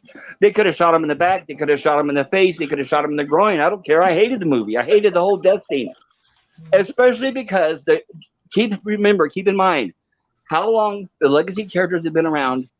And next thing you know, these 2 idiots, writers for hire for a TV show, had to write the death of Kirk in less than 2 weeks. In fact, they didn't have 2 weeks to write the death scene. They had 2 weeks to write the entire movie. They probably spent maybe an hour or 2 on his death scene at the most. I thought the movie was decent. Attention. Bridge on the captain. But by that point, they weren't focusing on the scripts anymore, like they did with Star Trek 2, 3, and 4. I mean, they spent a lot of time on those scripts. Right. Roy would have never hammered a screen out in 2 weeks. One of the other things too, unlike what dumb shit Abrams did with those movies, is I saw Star Trek, but I didn't really understand it. I thought it should be more Star Wars. And the moment he said that, moment I heard those words come out of his mouth before the movie came out, I was like, okay, I know exactly what kind of shit he's going to get. Now take the contrast to the director who did Wrath of Khan. Sorry, I don't remember his name. Nicholas Myers. Yeah. He didn't know shit about he didn't know much about Star Trek, so he researched it. Yeah. He researched the TOS episodes, and And looked so at did Harv reviews, Bennett. saw Right. Spacey, thought Spacey was a good thing. Saw, hey, I can bring this character back because there's an open ending. I can bring this character back. I can work this out. And what did Ricardo Montalban do while he was working on Fantasy Island? He's like, oh, okay. Can you send me a copy of the episode because it's been so fucking long since I played the character. So he wanted that so he could watch it to get back into character. They had dedication because they knew they were making something that had a fan base. That's what they don't have anymore, is that dedication where they go back and study. But it wasn't only Nick Myers. It was as well, what's his name, the producer? Harv Bennett. Harv Bennett, yeah, thank you. They they basically kicked Roddenberry up the ladder and made Harv Bennett the producer. Yeah. Look, let's be honest. Gene Roddenberry's a great visionary, but he was not a writer. Yeah. Well, it's like he's like a good boss. He can put the crew together, but he can't actually go in there and do the work himself. Exactly. Let's just be honest with it. Hey, we love the guy for creating Star Trek, but the truth of the matter is he was still had problems. And most of the great shows we watched, episodes we watched, they had good writers. I have to interject. As I was stating yesterday on this stream, he did not create Star Trek either. That was the idea of another man. Another man wrote a script called Star Trek, handed it to Gene Roddenberry. Gene Roddenberry turned it down. Later, NBC came to him and said, we want something like Wagon Train in Space. And Gene Roddenberry said, I have just a script. And then wrote The Cage. That is a fact. But The Cage is boring. Yes, actually, it's Gene Roddenberry's idea. Absolutely. I love The Cage. I do. I actually like The Cage. The Cage is good when you look at it now in hindsight, but that's why NBC picked it apart and said, no, we want you to reshoot it, because even they knew it would not have captured the audience. Because it wasn't Wagon Train in Space. The second but pilot, it would have been a one and done. It would have been a pilot that never would have been greenlit, and we never would have seen Star Trek if they would have went on just The Cage. Well, also that they had the fact that the testing of it had a very dislike for number one, not from the men, but from the women. Women did not like her. Women did not like her. They No, were they- like, and neither- and by the "She way, thinks she is talking like that." Paramount did not like her either. Okay, they knew that the only reason why she was on there is because she was sleeping with Roddenberry. So Paramount didn't like her either. So they were more than glad to get rid of her. Well, it is the truth. Let's just be honest. It is. That's why you hear the legend where the reason why she got in as Nurse Chapel is because she dyed her hair, wore a wig or dyed her hair blonde, and then the Paramount didn't even notice. Yeah. That was I've heard that one story too. They where she knew. dyed her hair blonde They and knew. He couldn't really recognize her. He's like, oh, if they, Or maybe it's because she was sidelined to a smaller character, perhaps, right? that could probably be a factor too. Yes. Yeah. Well, if And they not wanted, such a dominant character, not such a dominant personality. Yeah, I guess so. Her and Yeoman Rand were probably. But what's interesting is women still, the majority of them still think the same. Even now, a lot of women don't like the woke crap, right? Mhm. Women still like to go to see action movies to see Bautista. Women like to go to see action movies to see The Rock. Women don't want to go see action movies to see a 5', 100-pound woman kicking the butt of a 300-pound man. I mean, even women don't like that unless they're woke or SJWs. Well, explain. Otherwise, Terminator 6 or 7 or whatever that last one would have made a lot of money. So would Charlie's Angels. So would Ghostbusters 216. Well, explain that to the 5-foot woke women that keep writing these fucked up scripts. Well, the problem is all the scripts come out of Hollywood, which is 100% woke. All of California, you have Hollywood, you have San Francisco. As long as media comes out of those two sources, that's all you're going to get. That's all you're going to get. Doesn't matter if it's TV, music, movies, print, online. That's why they own the press. That's why they own the media. They own TikTok. They own Twitter. They own Facebook. They own Snapchat, Instagram, every single news channel. I mean, you name it. Because everything's ran by the way. What's that? One of the best things about smaller budget movies is when you actually have a smaller budget, sometimes you get a much better story out of it because they know they are limited within their working bounds and they know what they have to do, and they focus on that, not on the stupid, look, I love special effects as much as the next damn person. I love a good score as much as the next damn person, but you have to focus your priority on the story and the characters, because if you don't give a shit about the story and you don't give a shit about the characters, well, you get that second Transformers movie. Yeah. Well, actually, that's what you described as all modern day movies. Here's my question for you guys. When was the last time you guys saw movies where the scripts were written? I'm sorry, the special effects were there to support the script and not the other way around. That's my question. Ex Jason and Machina, the probably Forrest Gump. Yeah. No, actually, I'm talking about smaller budget movies where, like Ex Machina, that was a great freaking movie. Well, so what? So was District 9. We watched that last week with Bird. It was a great movie on a low budget. Exactly. But what happens is sometimes, like with J.J. Abrams, they throw a lot of money at him, and what they do is they say, okay, spend 90% on budget and 3% on the script, and then 7% on net salaries. So that's what I'm saying is they don't serve the script anymore. I think that's happened. I think they stopped doing that a couple decades ago, because now the whole movies are centered around the special effects, and the script is just a framework for the special effects. I think the Marvel movies are a good example of that. That's because people are stupid, and that's what that is exactly correct. That's what they think people want, all the special effects. Well, you got to remember though, when it comes to us, people, right? When it comes to people our age, all of us talking, we all agree with that. But ask any of the kids that are like 18, 19, they go for the special effects. They don't want to be bored. That's because they're doing this. Super Blubberpuss, that's because they're doing this. You know what those special effects are there? To get them to take their heads out of their phones. Yeah. Because they're doing this while they're watching the fucking movie. Yes. And then they hear dun dun maybe dun giving a and little look bit up. explosion. Yeah, then they look up. What's going on? See, set them in front of a movie like the original Jason and the Argonauts and let them get to Children of the Hydra's Teeth. That's probably the best special effects that Ray Harryhausen created when they're fighting. Absolutely. Okay. That's how you I mean, that's the kind of shit we should be teaching them. This guy, he did this with little toy figures, okay? He'd move it a little bit, take a snapshot. Move it a little bit, take a snapshot. And, it would take him months to do 5 minutes of film. That's So, Mr. Lundell, we're doing on my channel Sunday nights history of movies. And I got a couple of film experts who, one I know went to film school, and we're right now on the 30s Universal monster movie era. Now let's think about when you go into, like, I have them all on Blu-ray. You go into the background of these movies and what it took to put the suit on the creature from the Black Lagoon. One of my absolute favorites. How they got those shots so crisp and clear underwater.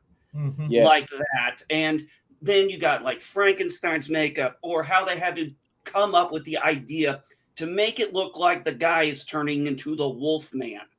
These are dedications. They had to come up with something on a budget and figure out how to make it work. And the actors had to suffer through it. The actors had to go through the motion too. There was a lot more to it than just that. Think about the Invisible Boris Man. Karloff. Think about the care it took. So I found out how they did the Invisible Man. I just recently found this one out. They would do the scene without the guy playing the Invisible Man. Then they put everything in black. Yeah. And they put him in black. Any area they needed to blend out. Yeah. That's how they did the face scene. I mean, that's what it took for them to come up with that. Come up with these ideas and make it believable and just beautiful back then. They're not doing it now. They're kind of lazy. They don't put the dedication in anymore. No, because back then the effects had to serve the script and not the other way around. Yeah. Exactly. Now the effects serve the script. So we got this big explosion. How do we do a setting around it? What the fuck? Right. Here's a good comparison. Great script, but with effects serving the script. The 10 Commandments. You got it? Now compare that to Noah. You see the difference? Noah Yeah. was a joke. that was a joke. Right. Noah, you had 0 script, 100% special effects. Yeah. That right there is a black and white comparison of Hollywood these days. Mm-hmm. Exactly. And so hopefully, I think we should kind of pray for somebody to make a movie 75, 80% practical effects. I think the problem is these days it's all money. I think it's money because the way it used to be is you used to have a producer that would sit there and say, I'm not going to take this until I like it. Go back and write this again. Go back and write it again. I want this not until it's done right. Now it's, this movie's on a deadline. It's got to come out by next summer. It's supposed to be out by June 12th. Doesn't matter. Just get it through. That's the problem. It's more than the producer. It used to be the director, the producer, the cinematographer. That's who gave you the movie. Now you've got the studio head, the guy under him, the chick writing that works committee, the damn machine over here. Everybody's, whoever can get in a fucking meeting, that's who's making the movie now. That's why you got all this mess. That's why you also have scripts that are written by committee. Another reason why they stink. Yeah. Oh, Jesus criminy. Yeah, that what you have here now is they got into this point where they thought, we're going to throw a bunch of movie at this money, put a lot of special effects in it, get some, well-named young actors that we think will market, and it doesn't matter who's hot on Twitter or not. Yeah, who's hot on Twitter? Who's hot on TikTok? Who's hot on Instagram? Who can we hire maybe to do that? That's what they're looking for nowadays. And they're not looking for the quality. They're looking for the value. They're not getting the value. And somebody, go ahead. They're looking for this stuff in all the wrong places. They're not looking for quality. They're spending more money to cover up that quality. Like, for example, I said that second Transformers movie. What on God's green earth was does anybody besides me think it would not have been better to have the Transformers as a practical effect? I agree. It would have looked so much better that way. And what they do, we get a Transformers movie, we're great. What they say, we got to put a hot chick in it, and we got to get a loser beta male. And the Transformers are just a backdrop to their own fucking movie. Of course. Whereas in the cartoon, the humans were just companions to the Transformers. Whereas in this, they were basically just this is a movie with Shia LaBeouf and this really hot chick Michael Bay found. We're gonna have a lot of explosions. But the only thing they got right was getting the guy who did the voice for Optimus Prime back. It's funny you mentioned Shia LaBeouf because I remember specifically if you go back to that era, Steven Spielberg was the one that was telling everybody Shia LaBeouf is the new thing. So he was in almost everything at the time. And then you got to remember Steven Spielberg is the same one who went to Hollywood and say, hey, you want my boy J.J. Abrams? He's the thing. And now look what we get. Yeah. What? Oh, yeah. You know what? PCAP brings it up perfect. I was thinking the same thing. Look at the 2011 Thing, and then look at the 1982 Thing. You can't get it more different than that. Yes. Two completely different spectrums. Yes. Whereas in the other one, remember how bright it was in the 2011? It was sunny a lot. You saw the sun a lot more. It was brighter outside. And we had a woman and in charge, a woman in charge. Oh, actually, I found this out. They actually did practical effects for that movie, The Thing, but the studio nixed it and put the CGI in, which was absolute garbage. Well, that's the same as that werewolf movie with Benicio del Toro, whatever his name is. They hired Rick Baker to come in and do the werewolf effects, and the studio fired the director and Rick Baker and said, no, we want CGI. The movie came out and it bombed. That was Universal once again trying to rehash and bring back its monster franchise. This was 2007, 8, somewhere around there. Oh yeah. Do you guys remember what I'm talking about? Do you? Yes, you did. You had Benicio del Toro and you had the the guy who played Hannibal Lecter. Yeah. Well, Yeah, I just don't. Right, the movie was so bad, we're struggling to Yeah. even remember the name. That's what I'm talking about. Yeah. They had I Rick hated Baker it. there ready to do the special effects. They fired him because they said the studio said they wanted CGI. And now look, all these years later, we're struggling to even remember the name of the movie. Well, see, I hated that movie for different reasons because they ignored the original story. Okay. What Lon Chaney did with that character, okay, he was a man tortured. He does, you know, the full moon comes up, he kills people. He doesn't want to do that. Okay. Anybody he tells that, they look at him like he's crazy. So that's that's a tortured soul. That was the beauty of the original story. And then they kind of trashed that. That's what I hate. Well, all of those Hollywood doesn't want to bother telling that story anymore. See, but all of those original monster movies, okay, The Mummy, that's a love story, okay? You want to see a wolf man? Here's a wolf man. Yeah. That's a wolf man.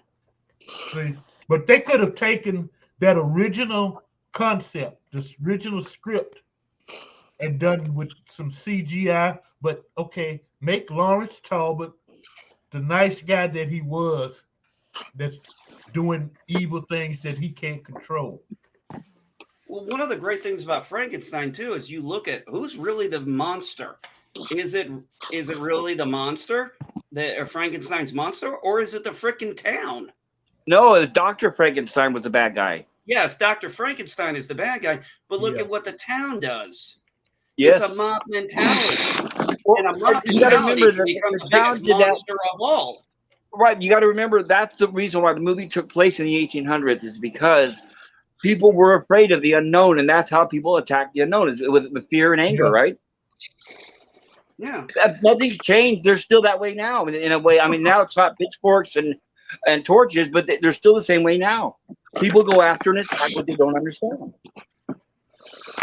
Yeah, now it's called Twitter, and instead of pitchforks and torches, it's Twitter and Instagram. Right, and by the way, saying. you were talking. I wanted to bring up something you were talking about was the dedication of the actors back then with the makeup. Here was a perfect example. Boris Karloff, when he filmed the sequel, what is it, Bride of Frankenstein?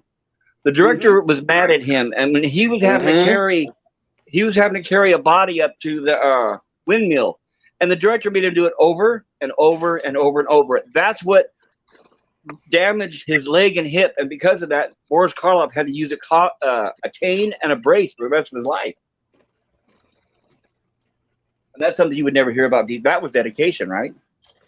Yeah, I mean, they had that. Like I said, my favorite is honestly because I love the prosthetics of it, and I love the way the cinematography of it is Creature from the Black Lagoon. Yes. I mean, this is really just an amazing made movie. Like I said, when I first saw it, I was about 8 years old, and I thought it was so amazing how they got all those clear shots down in that lagoon. I mean, they had to get special cameras for that shit. Right. You realize that Bud Westmore, the makeup guy for Universal, took all the credit for that suit, even though it was designed by a woman, right? No, I did not know that part. Yep. Just like everything else. Yeah, it was actually designed by a woman. She only recently got credit. Bud Westmore.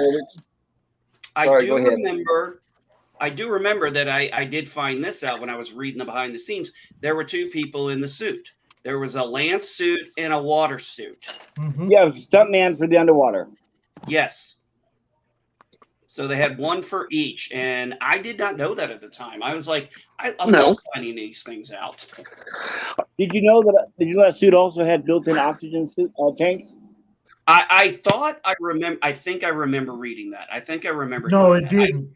If you guys have a computer, if you guys have a computer, here's the name of the person that created the Creature from the Black Lagoon's makeup. Her name was Millicent Patrick. Except right here, she was an American actress, makeup artist, special effects designer, and animator. Born in El Paso, Texas. When we are talking here about special effects, if you want to have your knowledge broaden a little bit, I put in the private chat a message about a Czech director. born in 1910, and he was really great in making special effects in his movies. And I recommended there one movie that he did, Journey to the Beginning of Time, which is basically his twist. It's about a bunch of boys who found a cavern that leads them into prehistoric times. And it's a great movie, black and white, and I know that it was dubbed to English. So and it has even a prologue and a special scene that was made for the U.S. audience, filmed in New York. And Cool. I highly recommended that one if you want to check it out. And in terms of special effects, if you go a little bit down the rabbit hole on YouTube, you can find videos in English about him and about the special effects that he did with like pencil drawings and animation, and it looks just beautiful. You obviously see that it is animation and it is like animatronics and all the jazz, but the special effects are visually one of the most unique things that you would see. And the interesting thing is he loved Jules Verne, and he took some of his novels and made movies out of them, like 20,000 Leagues Under the Sea, but he put a twist into it, like his own, or other Jules Verne's books he filmed as well. So there are probably like 4 or 5 sci-fi movies that you could, I think, everybody on the panel could enjoy those, and I think all of them were dubbed to English. Yeah, I think I've got that somewhere on a hard drive. So I got to look for it. Hey, Yeah. Cap, real quick. I only had a short time to get on Yep. here. I've been busy all day, and I've still got to Honest. finish up with Yep. one kid for school.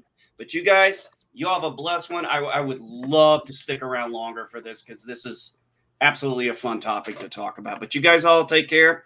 I'll catch you all on the flip side. Take care, MB. All right.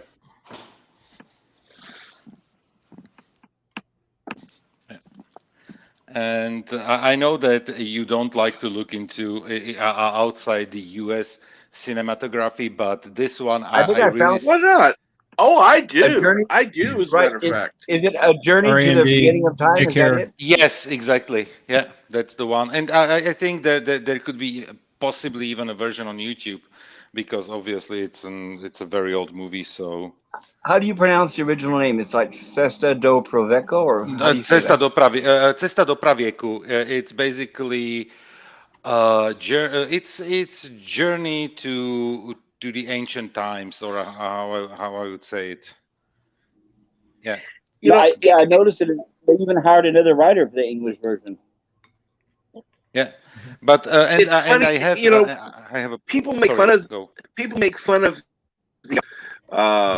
the Godzilla movies where there's obviously dubs, And but Man in Suit. well, forget about that. I'm talking just about this, where now you just have the on screen, translation, and you almost need a combination of both, where if possible, dub it into another language. When not, then have the stuff on screen, because it doesn't necessarily have to match completely. I mean, yes, the Godzilla stuff was sometimes a little, way off, but it was still, you could still understand it. It wasn't like, going a full length motion picture trying to read and watch and read and watch and read and watch. So that's one thing I don't like about some of the foreign stuff. But anymore, it would be easier to just redub it.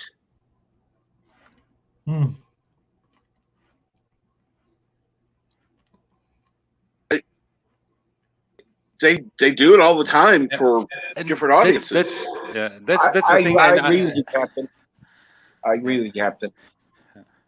that's why I suggested, especially the journey to the beginning of time, because I know that one was dubbed to English, and Yeah, I it did is follow. enjoyable. It is enjoyable. It's like hour 20 minutes or something. It's not even like an extremely long movie. All the movies And were back then. yeah, and as well all the Jules Verne stuff, that adaptations that he did are actually great. I don't know if they were dubbed ever to English.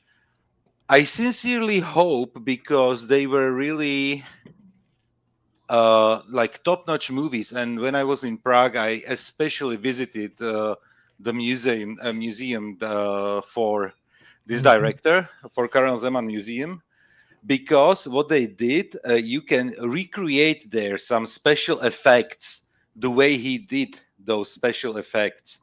They have like all the setup in the museum, so you can actually take like pictures and take photographs with specific angles, how they layered everything, so that. And this is the thing that I always liked about those old special effects, the ingenuity they had to put into it. Oh, absolutely. I think that's Like a with lost art. Yeah, like with the yeah, I could even say, when you look at some Buster Keaton movies, his silent movies, how they were made, and all the stunts that he did, and how what was behind the preparation for all those movies. That's just Right, and look at mind-boggling. all the in-camera effects those silent movies Yes, did, right? exactly. Yes. And Now, this is here's something I would like to see done: is go back, find the old movies that can be found, the silent movies, redo the audio. A lot of them had, pianos or whatever that were played along with them.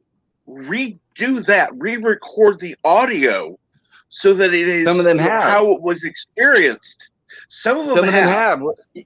Yeah, the remaster of Metropolis has the original soundtrack redone, which I want to see more of. I want to see more. Oh, I agree, but there's not. Go ahead, Mr. Blundell. You're the one with the most experience with old movies. The problem with what you're talking about doing, Captain, is copyright.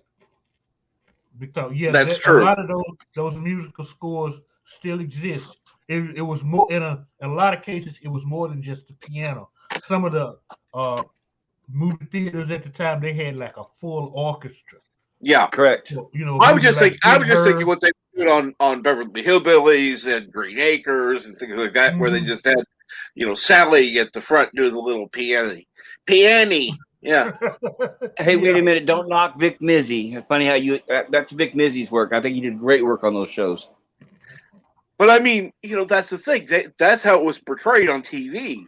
Just a little piano down front. Right. You want to talk about a bad soundtrack on a show? How about Seinfeld, huh? Dun-dun-dun.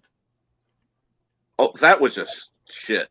But I mean, yeah, I think everything, that little music cue was dun-dun-dun, dun-dun-dun, dun-dun-dun. It's like, oh my, that's why I never watched the show. Actually, interesting.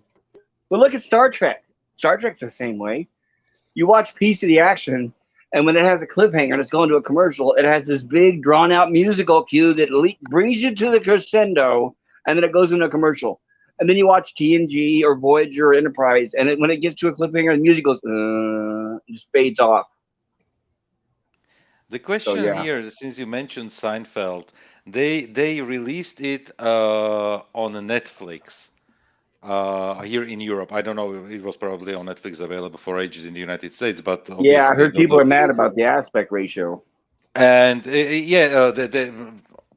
was something that I read that they messed up the aspect ratio from 4:3 to 16:9, and they cropped like a ton of the pictures. And somebody called it like the Simpsons disaster all over again. Yes. But my question would be: is it even worth to watch it? Because I never watched a single episode of Seinfeld until now. No. Nope. Nope. Okay. Thank you. So what? They Here's a took good, away here's a good the example screen too. Here's a good Okay, example. let me- The night. Go ahead. Let me ask you this question. You're watching old comedy that's not really funny to begin with. The only thing is if you're interested in a particular actor, but that's it. Well, how about the old days where Not comedy was really much actually? to miss. How about in the old days? Here's my something you don't opinion. see anymore either. Here's something you don't see either. Is back in the old days when they made comedies with funny people. They didn't take average people and then try to hand them a script. That's what they do now. Who do you have now who is actually funny? None. They give them those crappy scripts. I mean, I think of all the recent comedies. Like, look at The Hangover. How many of those guys are actually funny individually? None. There is no funny people anymore. I mean, The I silent know. movies, those were actually clowns on screen. Those were actual funny people. Then you had like the 50s and the 60s where they actually hired comedians to do TV series and sitcoms and stuff. Also in the 70s, I mean, Red Fox was in Sanford and Son, and he was a comedian and he was funny. But then as soon as you got to about the 80s, I think Bill Cosby was the last time I saw them actually hire a comedian for a sitcom. Well, I guess Seinfeld might be an exception, but either way, by then, it was just writers. They were just hiring anybody, and it was just going off the script. And I think that's when things stopped being funny. Well, I mean, you had so no Seinfeld for me. no, not real. I mean, if it's something that you really want to watch just to see what it was like, okay, fine. No, it never appealed to me until now when I heard about it, and I never looked for it. Honestly, it's like it reminds me a little bit of like Friends. For some reason, I don't know why, because I can be completely wrong. That's what I was going to say. It's more designed for like with the 20-something water cooler crowd, I guess you could say. Uh-huh. I mean, it's not exactly the same, but it's enough similarities. Yeah, basically the same people like both shows.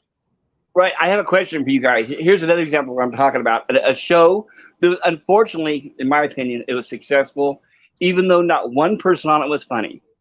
And that is The Big Bang Theory. How many here like that?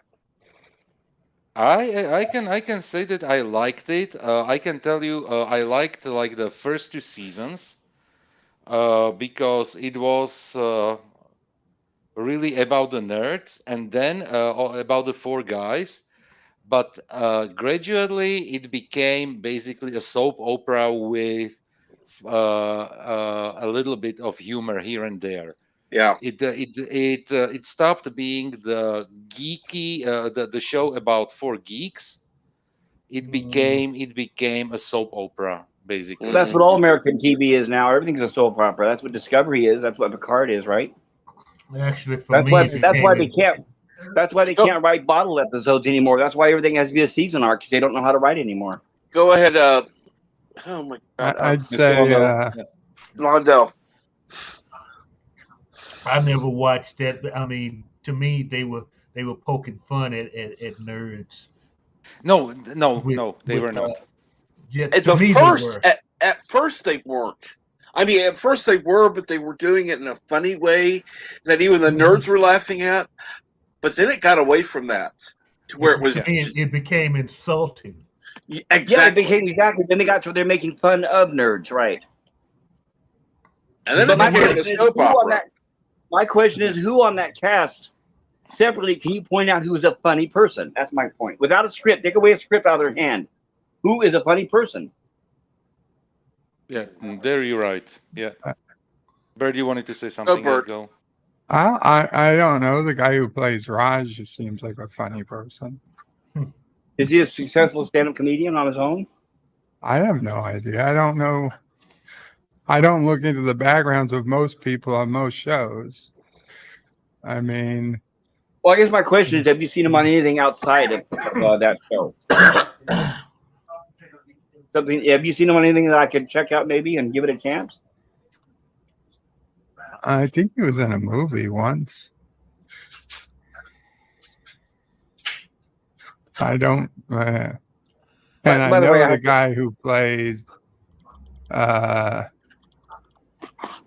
the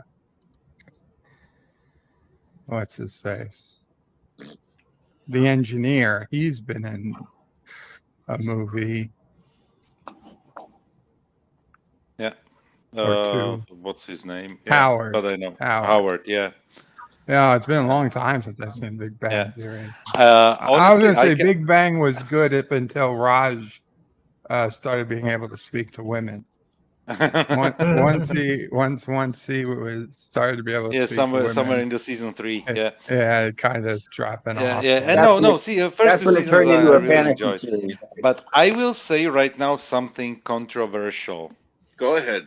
There is a genuinely funny character and as well the actress on Star Trek Discovery, and that's Tig Notaro playing Jet Reno. Jet Reno. Oh. And better mute you on it. I genuinely enjoy her stand-up comedy, and I really, really like her character on the show. Cool. Well, I genuinely enjoy Young Sheldon. I think that's a good show too. I like Big Bang, and I enjoy Young Sheldon too. So Cool. Good. Yeah. I never saw it. Take care, Cinnabon. Take care, Cinnabon. Take care. Behave yourself, Cinnabon. Yeah. Take Go your watch the meds, original damn it. series, Cinnabon. Get back on your meds, Cinnabon.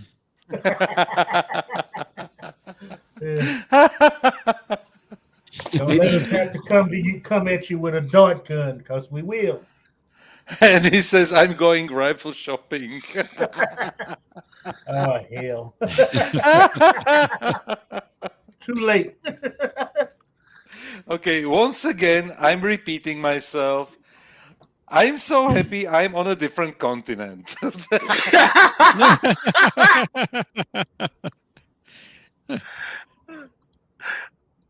Oh gosh, no, it's funny because the funny thing is a lot of these things that we were talking about old stuff. They did improv. A lot of that was funny. And that I think that's one thing it's missing now. Just kind of like these conversations that we have. We're not planning anything. It's just impromptu, and it just happens naturally. I think everything now is just too scripted that it allows for very little creativity. Okay, but you got to be careful now. I totally agree with the impromptu, but you got to have funny people. Here's a good example. Look at Ghostbusters 216. That thing was almost all impromptu, and look at that, huh? Because you had nobody that was funny, right? No, but with the Ghostbusters movie, I don't know who said it and where I heard it, but it was perfectly put together. That the problem with 2016 was that they wanted to make a comedy, and when you look at the original Ghostbuster movies, it was basically a horror movie with comedic actors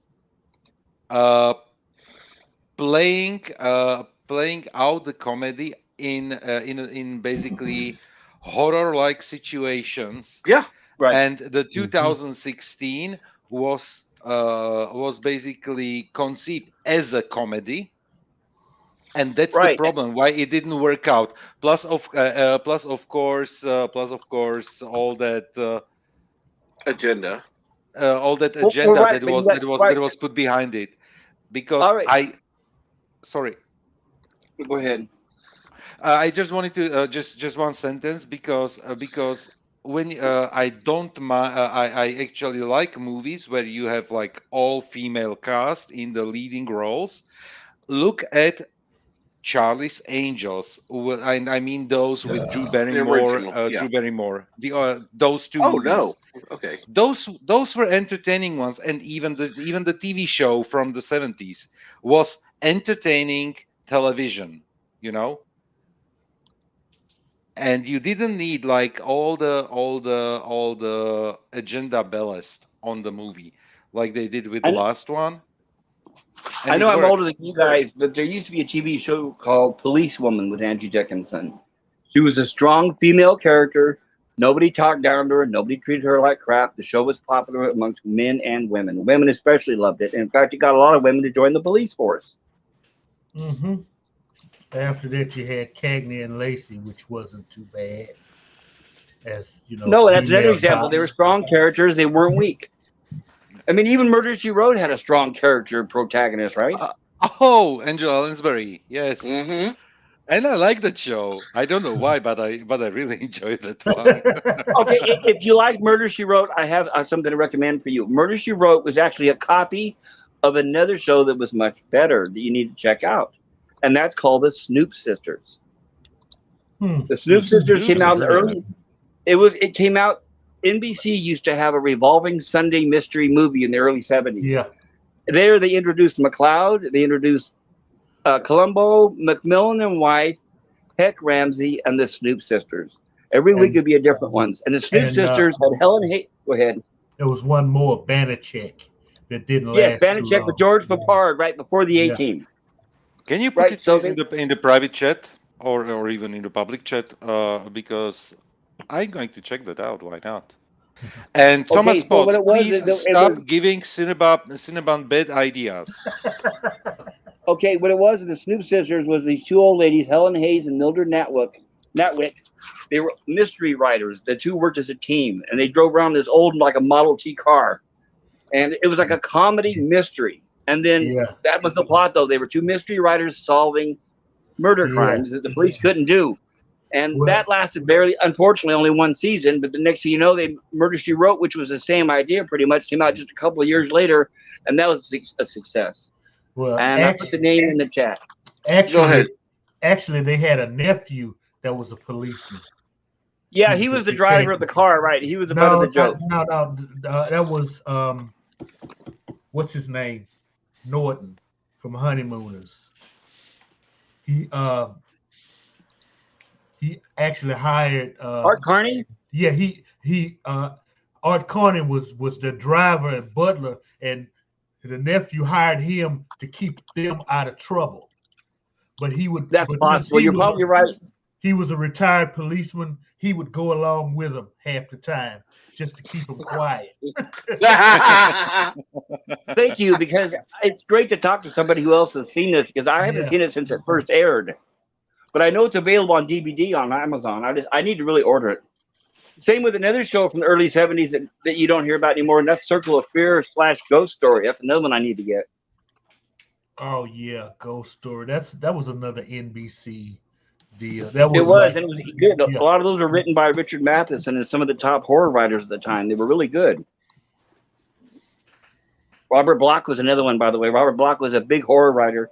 He also worked on the original Star Trek.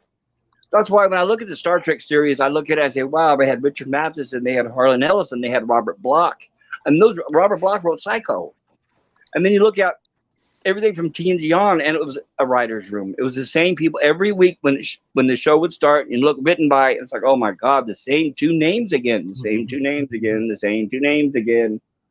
And then when the movies came out, the Next Generation movies, oh, the same two names again, the same two names again, the same two names again. Oh, I don't know. Sorry, that's me personally. Sorry for venting. In my opinion, after the animated series Star Trek, I don't know. Here's the way I look at it.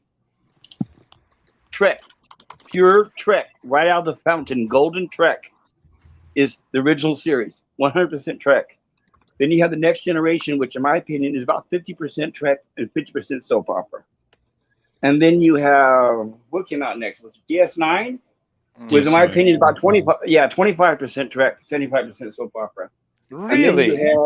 Yep. And then you had, what is it, Voyager? 12% Trek, 12% Trek. DS9, in my opinion, is actually the next. It can claim to be the predecessor to the original show. It has much more in common with the original series than absolutely. Yeah. Well, I think, with my opinion, what I didn't like about DS9, what turned me off from the beginning is, first of all, the name. They should not have called it 9, because that's like Plan 9. 9 is usually attached to failures, so that was a bad name. No, And then it's the second not. thing was there That's was no. I disagree. I disagree. because now you're used to it. In hindsight, you're used to it. Back then, that's not how it looked. So Well, also, there was no exploring anymore. Never It's like, got what, that every vibe. week's gonna. What's that? I never got the vibe from the name Mm-mm. Deep Space Nine that it would be a failure, yeah. or that No, the that's not my point. number I'm saying the 9 number is a 9. I'm failure. just saying the number 9. I'm saying the number I'm 9. not saying I'm saying that the number 9 was never Yeah. considered a failure to me. To nobody. Ever. Well, Well, I remember back then, like I said back then, a lot of the fans, in fact, this is before it premiered. This is when we heard the name before it premiered. Everybody was like, 9. Why did you say 9? That sounds like Plan 9 from outer space. I'm saying that is what people were thinking then. Now you can look back all these years later and say, no, that Never doesn't make thought any that. sense. But Never thought that. That never even occurred to me. I can tell you, Super Blubberpoos, that you won't find a single supporter on the panel here who of your idea about Star Trek Deep Space Nine being Yeah. 25% Star Trek. You How won't about this? find a How- single okay. person here. okay, let me ask you. No, I agree. I know you guys like all DS9. So here's my question. And this is the what really broke my heart about Okay, the not show and all why- DS9. I'll Yeah. Move I'll along talk home. to that. Move along Right, but- home. Can move That's along. not a bad episode. Sorry. Right, but for me, the deciding factor was, and when I call Trek, meaning Trek, is explore, seek out new life, new civilization. And Deep Space Nine, I immediately saw that this is a show that takes place on a space station every week, and I saw no hope for that. It was But a dead end. It if was like you- watching if you Lost in notice- Space again. They It's were not- not. They were exploring though. Yes, they were in runabouts and not starships. Yeah. But these things were fucking warp capable. They were going Yeah. warp all the time. But off the cuffs, And they had from a the whole new first quadrant to- episode. Yeah. Yeah, to exactly. explore, From the sorry. first Sorry, Yosef. episode, you had there immediately. We explored Bajor. We explored the Cardassians. We found the wormhole aliens. We Yeah. got introduced finally properly to Quark's race, Ferengi. Yeah. Yeah. And the And- premise was that the exploration came to them. They Yeah. didn't go out searching. That was after a while with TNG, and then again with Enterprise and Voyager. That became kind of boring. Okay, what are they going to run into this week? Oh wow, another Klingon. Okay, shoot him, Kirk. I mean, come on. That gets boring after a while. At least with DS9. That's when you have the same writers writing every week. Yeah, it's going to get boring, right? See, but with DS9, you had what was happening on Bajor. You had the Cardassians that had to leave Bajor, and they're sticking their finger in shit all the time. And then That was in the first episode. And then the whole series. And then you had what's on the other side of the wormhole. And we keep hearing about these people called the Dominion. And okay, what is all of this about? Then you've got the Maquis out there that are kicking the Cardassians' ass. Okay, it was just a perfect mix, and right in the middle of it, you got a Starfleet officer, a single parent. Okay, and he's dealing with the loss of a wife and different things. Yeah, It was definitely. Deep it was Space a more Nine was interesting show. Deep Space Nine wasn't accepted at first from all what we heard as Yeah. as big as they were expecting, but it grew with basically. Yeah. And it grew a You lot find great faster than- episodes even in the first season. Yeah, it grew a lot. I guess I faster dipped out than- before then. See, But it I grew mean, a if lot you- faster than TNG. Okay, TNG had 2-3 seasons that were pretty bad. Okay, Yeah. you saw genius in certain episodes in season 1 of DS9. Start with Duet. Okay, Oh, Duet was awesome. Oh, Yeah. okay, Fabulous that was a episode. season 1 episode. I mean, you could probably even throw Emissary in there. I think I dipped yeah. out before then. I think when the Emissary, DS9 I when think it was premiered, Go ahead, Jeff. sorry. I think Emissary was the best premiere of any Star Trek series. I really enjoyed Enterprise. Broken Bow. Yeah, Broken Bow was good, but I think Emissary was better. Yeah. Broken I Bow. do. I got as far as the shower scene. I remember that was when I turned it off and never went back. Broken Bow, though. I mean, that's not how we met the Klingons. Okay. No, and the shower scene. It's like I'm not here to watch people take a shower with each other. That's not Trek. So it's like It was Deacon chamber. It wasn't shower. wait. So hold on. I'm sorry. Thank you. That's not my point though. But weren't they like almost naked and like rubbing each other? Yeah, that was decontamination. That's the point, right? And that was just for the sex appeal. And right then, I knew the writing was on the wall. See, the problem was I didn't see that as sex. I didn't see that as sex. No, but what I'm saying is the next gen. No, but it was implied because it was like whenever you get weak writing, that's what you do. You got to imply, put something on the screen to keep the audience interested. When you I didn't see it as implied. In fact, I didn't consider it anything. You could have had two men in there decontaminating each other.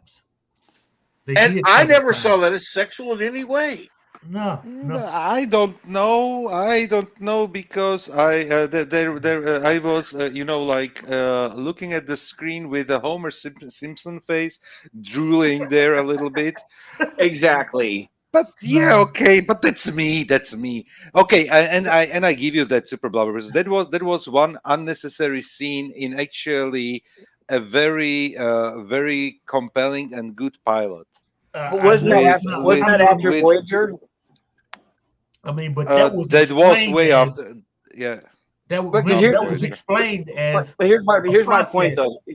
Right, but here's what I'm trying to say is I during the Next Generation era, I started getting tired of the writing. It seemed very repetitive, and it got old when I started seeing the same names on the screen again.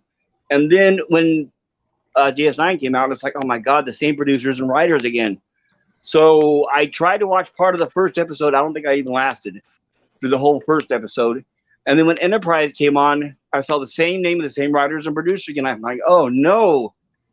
And see, here's an example, Voyager, okay? I can't tell you any name of characters. I turned it off early. But when the writing started getting weak, they start introducing the bucks women in the tight suits. And then that's all people were talking about, and that's not Star Trek. And then by the time the Enterprise came along, have you seen the original series? Have you seen the original series? Exactly. Hold on. Skirts, you know? Yes, but the cameras didn't revolve around them, and the plot didn't center on them. Mr. Lundell, please adjust your camera upward so we can see that one picture. And can you where the hell's Uhura? Where the hell's Uhura? Uhura was beautiful. He's moved pictures, goddamn him. No. He just has the camera differently pointed. Make him. Can you I will. Hold on. Yeah. Damn it. Yeah, Mr. Lundell, come back. Come. Oh, he doesn't hear us. He doesn't have the.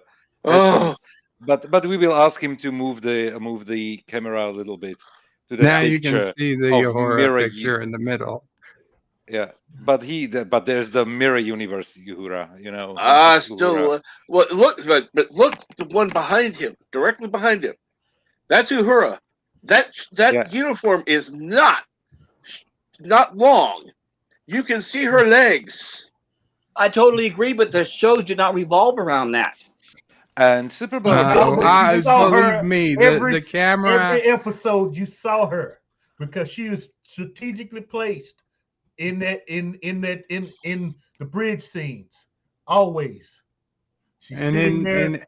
Nice, beautiful. I do not disagree. Okay. In episodes with guest stars like Helen Noel the camera lingered on her just a couple extra seconds Uh-huh. in all the right Uh-huh. places. Well, it Uh-huh. did that with all the guest stars. It did that with all the guest stars. Look at the Gamesters of Triskelion with Angelique Pettyjohn. It definitely dwelled on her, right? Yeah, she looked like a porno star. I saw her at a But convention, by the way, and she was selling nude posters, and I bought one. Oh, Super okay. Blubberpuss. There is one thing with since I'm not sure if you watched all Voyager, but obviously you said that you didn't. And No, only yes, half you of the are first. right. You are right with introducing 7 of 9 as an eye candy in season 4. But honestly, if you watch Voyager, you will. If you watched Voyager, you would know that her arc on the show was the probably best arc of all characters that we saw on Yeah. that show. Mhm. Yeah, but if they brought her, let me ask you this: if they introduced her in season 4, and then after that they focus all the time on her, that means they had to take time away from the other characters in order to focus time on her, correct?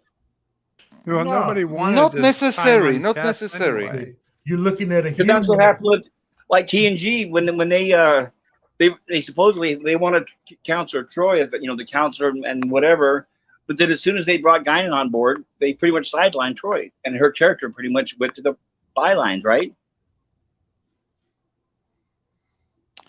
Which was actually a smart move. And the guy who played, I don't know do if they remember really one name. sidelined her. I mean, I do. she Well, wasn't. here's another name. Here's a good example. I do remember one name because I'm a fan of the actor, the guy who played Chakotay. Is that correct? Robert Yeah. Captain, you Beltran. there? Robert Beltran. He just did an interview as well. He said they brought on one of those women, and as soon as they did, that his character got sidelined. And every year he kept threatening to quit, but they kept giving him a raise. Captain, could you put us back to the panel view? I mean, I'm sure Mr. Lundell loves having the camera zoom Maybe Captain's in on asleep. him. And Mr. Lundell with his sunglasses looks badass there, so He does. I mean, if he doesn't certainly mind. does. Actually, the I'm liking that prescription. dagger. Mr. Lundell, you need to do the Batusi. Never. Not a dancer. prescription, but they look awesome. Yeah, I don't know why I bought them online. They send the sunglasses before they send the regular lenses. I didn't. I don't get what the hell. So I got to wear these if I want to see. Oh, so you got like you ordered like sunglasses and normal glasses, Yeah. both like prescriptions. Okay, understand. Yeah. But you should wear them all the time on camera. You look badass in them. Yes, you do. I'll think about it. I think the captain is on a break probably since, yeah. Well, Mr. Lundell is in the center. Is like in the center right now of all focus. It's your stage. But hell, anyway, what the hell were we talking about? We were arguing about with Super Blubberpuss that Deep Space Nine is the best Star Trek. It's certainly the most like the original. Yeah. You know what? I think the writing peaked on Deep Space Nine, and especially seasons 4, 5, and 6. Those were the strongest seasons of all Star Trek. I would even say, I would dare to say, even stronger than the original series. And I know I'm here running here against some purists on the panel. But the original series, I will admit it, there were some really weak points in the writing there. Yeah, no doubt.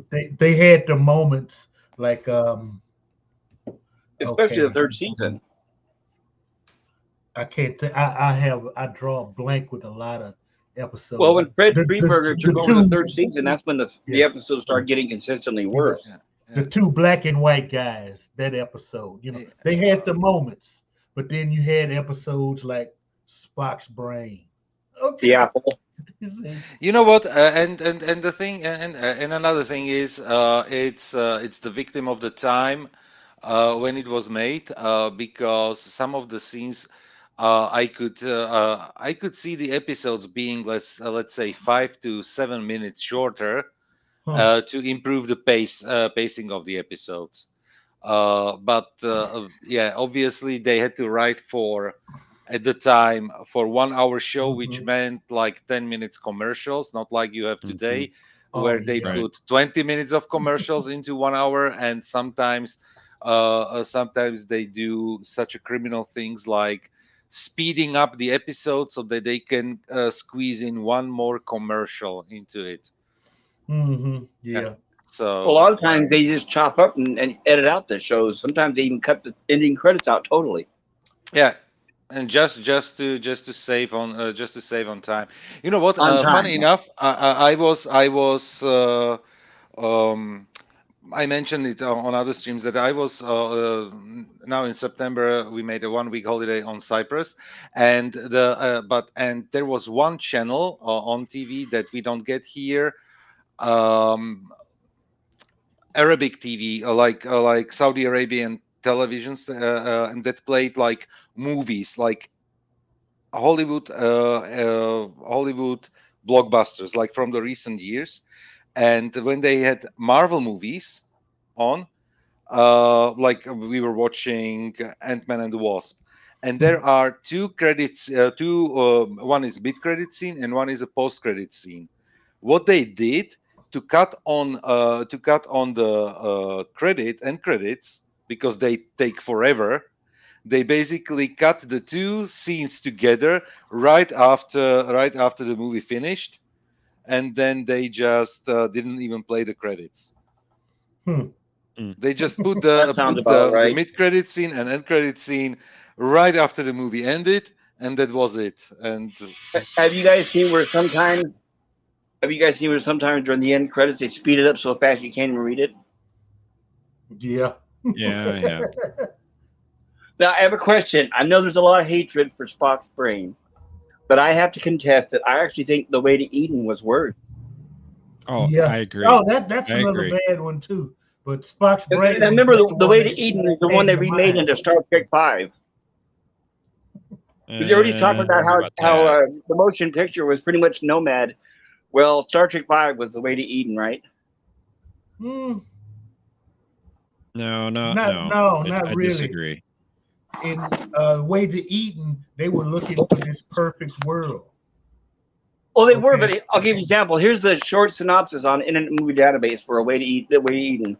A group of idealistic hippies led by an irrational leader come aboard the USS Enterprise. Does that sound familiar?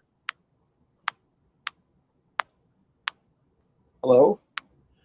Yeah. Hello. Keep going. No, that's it. I'm just saying that's the one sentence description on Internet Movie Database for The Way to Eden. It just says a group of idealistic hippies led by an irrational leader come aboard the USS Enterprise. Now, if I was to ask you which Star Trek movie does that sound like, what would you say?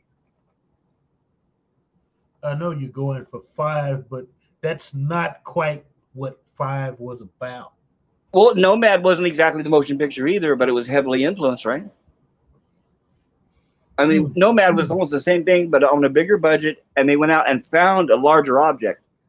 And with The Way to Eden is the hippies came over, they tried to take over the Enterprise, they had their idealistic views. That's exactly what they did in Star Trek V, but they did that and they went searching for God.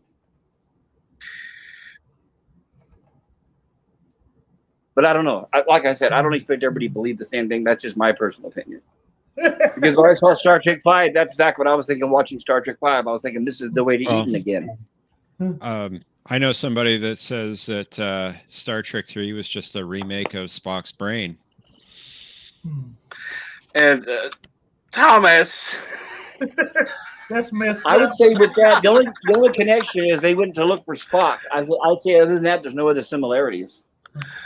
Oh, well, I can tell you this much. The kids are now outside. They knocked over the router again. Oh. I don't know what Herbert is. You don't remember that hippie episode? Way to Eden? Come on.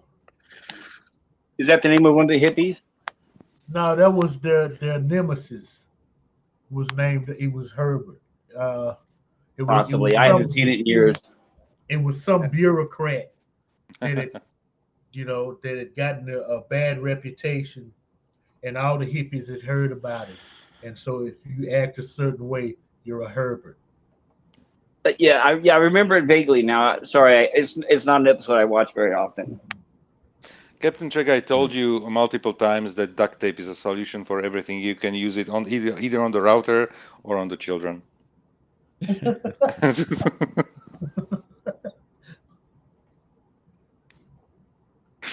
So yeah. Honestly, I don't mind Spock's brain. I am not saying it's a good episode, but it's not like like everybody pictures it out as a disaster.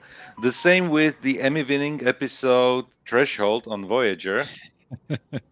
Except the last 10 minutes, it was a decent episode. I didn't mind I it. agree with you.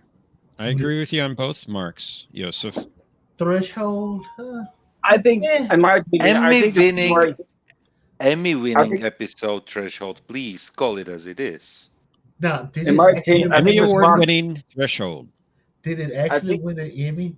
Yes. Yes, it did. Okay, Tom Paris's makeup. Yeah. Because I don't keep up with that kind of stuff.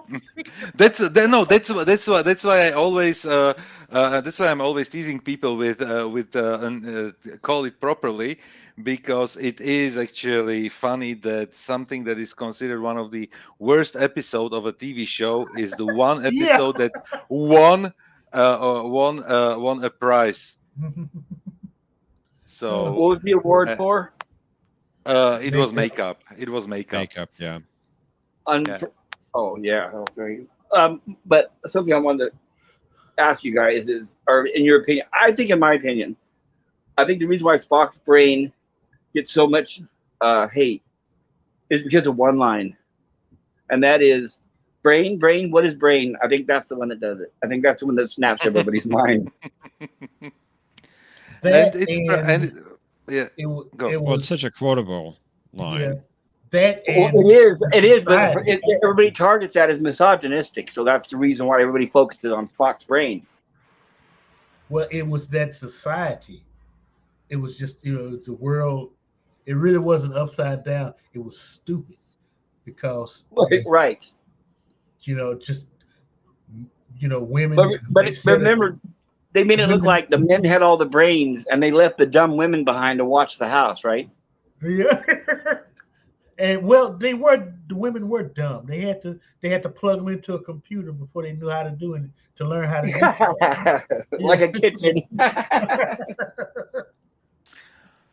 Oh, so much misogyny. Okay. Hey, but at least they look good, huh? That's what I was thinking. No, I mean, but it you look at that episode, it makes no sense for that society to do that. Okay, you've got women and you've got men. All the men are outside on the surface of the planet where it's like below zero, and all the women are in a nice warm place. And every so often they set a trap for the men so they can get laid. Look who joined the panel. Darren Wagner. Yeah, welcome.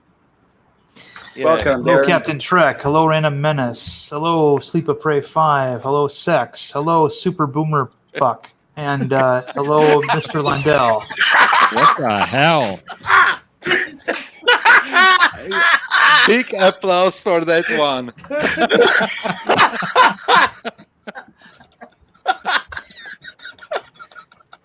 Oh my God. I shouldn't laugh, but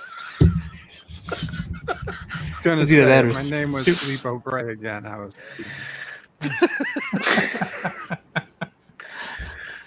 Man. What's the topic? Darren, everything and anything. So whatever you bring to the table, we can talk about that. absolutely. Yeah, it's been basically concentrating on DS9 is definitely better than all the other treks. And just to understand, everything started something like almost 5 hours ago with Captain Trek watching the episode, pilot episode of Eureka. Eureka. Yeah, and the whole idea was like, come to the panel and let's talk about Eureka. And 2 minutes after the show ended, we were talking about completely different stuff. Mhm. And Well, and I knew that everybody was gathered. Everybody gathered here because nobody could start a StreamYard. Mhm. This one was already going, so everybody just showed up here. Wow. Yeah, there's been a Facebook outage and all of their associated apps like WhatsApp and Instagram, and of course that's what I've been dealing with all morning is people blaming their carrier. But anyway, StreamYard's having its issues too today. Yeah. yeah. No, I would say that Deep Space Nine expanded the Star Trek universe in ways that no other show has and probably can, just because of the format. The idea of zeroing in on one specific region of space and not being constantly moving from place to place in the way that the other shows did, I think that opened up more opportunity for depth.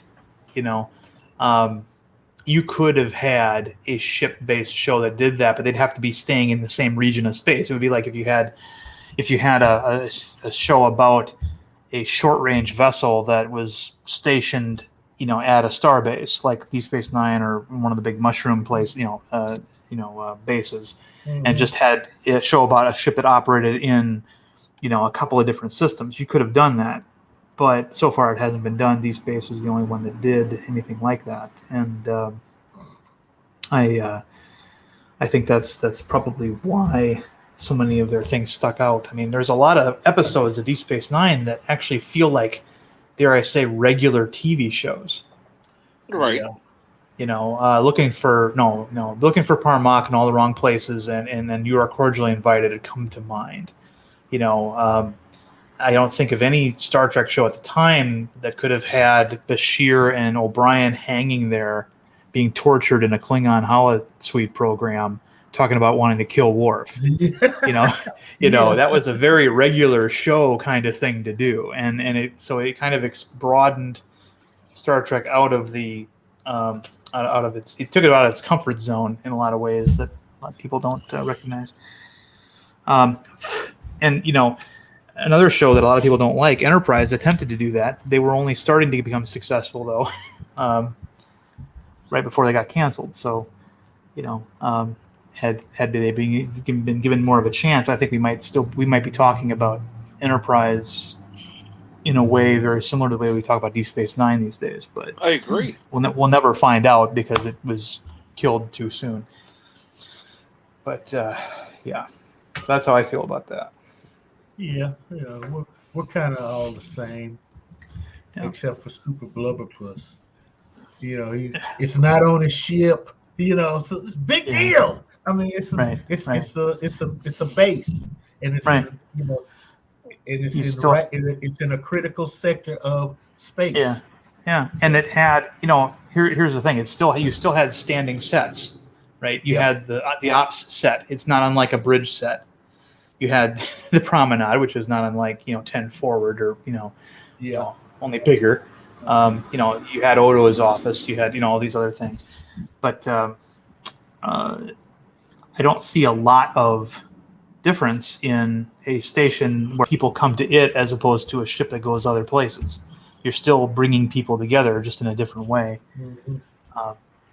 And it's not like the Bajoran sector didn't change dramatically over the course of that series. It wasn't the same place in episode 1 that it was in What You Leave Behind. It was so. And then that's probably the only Trek series where you really got to understand those alien cultures. Mm-hmm. You learned about the Bajorans and the Cardassians, and especially the Ferengi. Okay. Yep. Oh yeah. See, TNG only did that with Klingons. Right. See, but DS9, you had that's like 3-4 species. You got to know. Mm-hmm.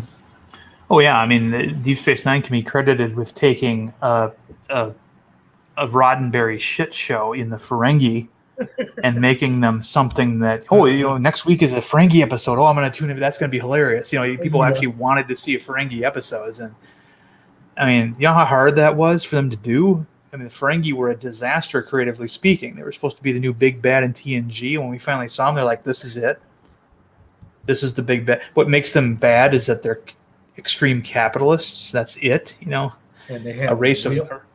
Yeah, a race of used car salesmen. That's what we're afraid of these days, And they had to bring back the little Romulans for that. But and then having the Ferengi actually be a source of not just comedy, but also they got to experience things and emotions and say things about humanity that Spock would often say, just from a more cynical point of view.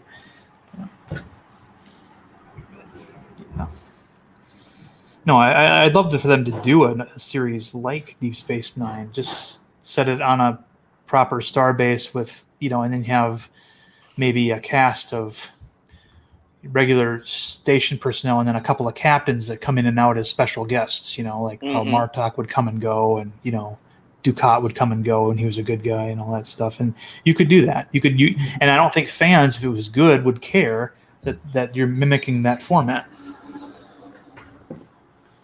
I gotta mute. I'll be right back. Oh darn, we're not gonna get to listen to Darren go pee.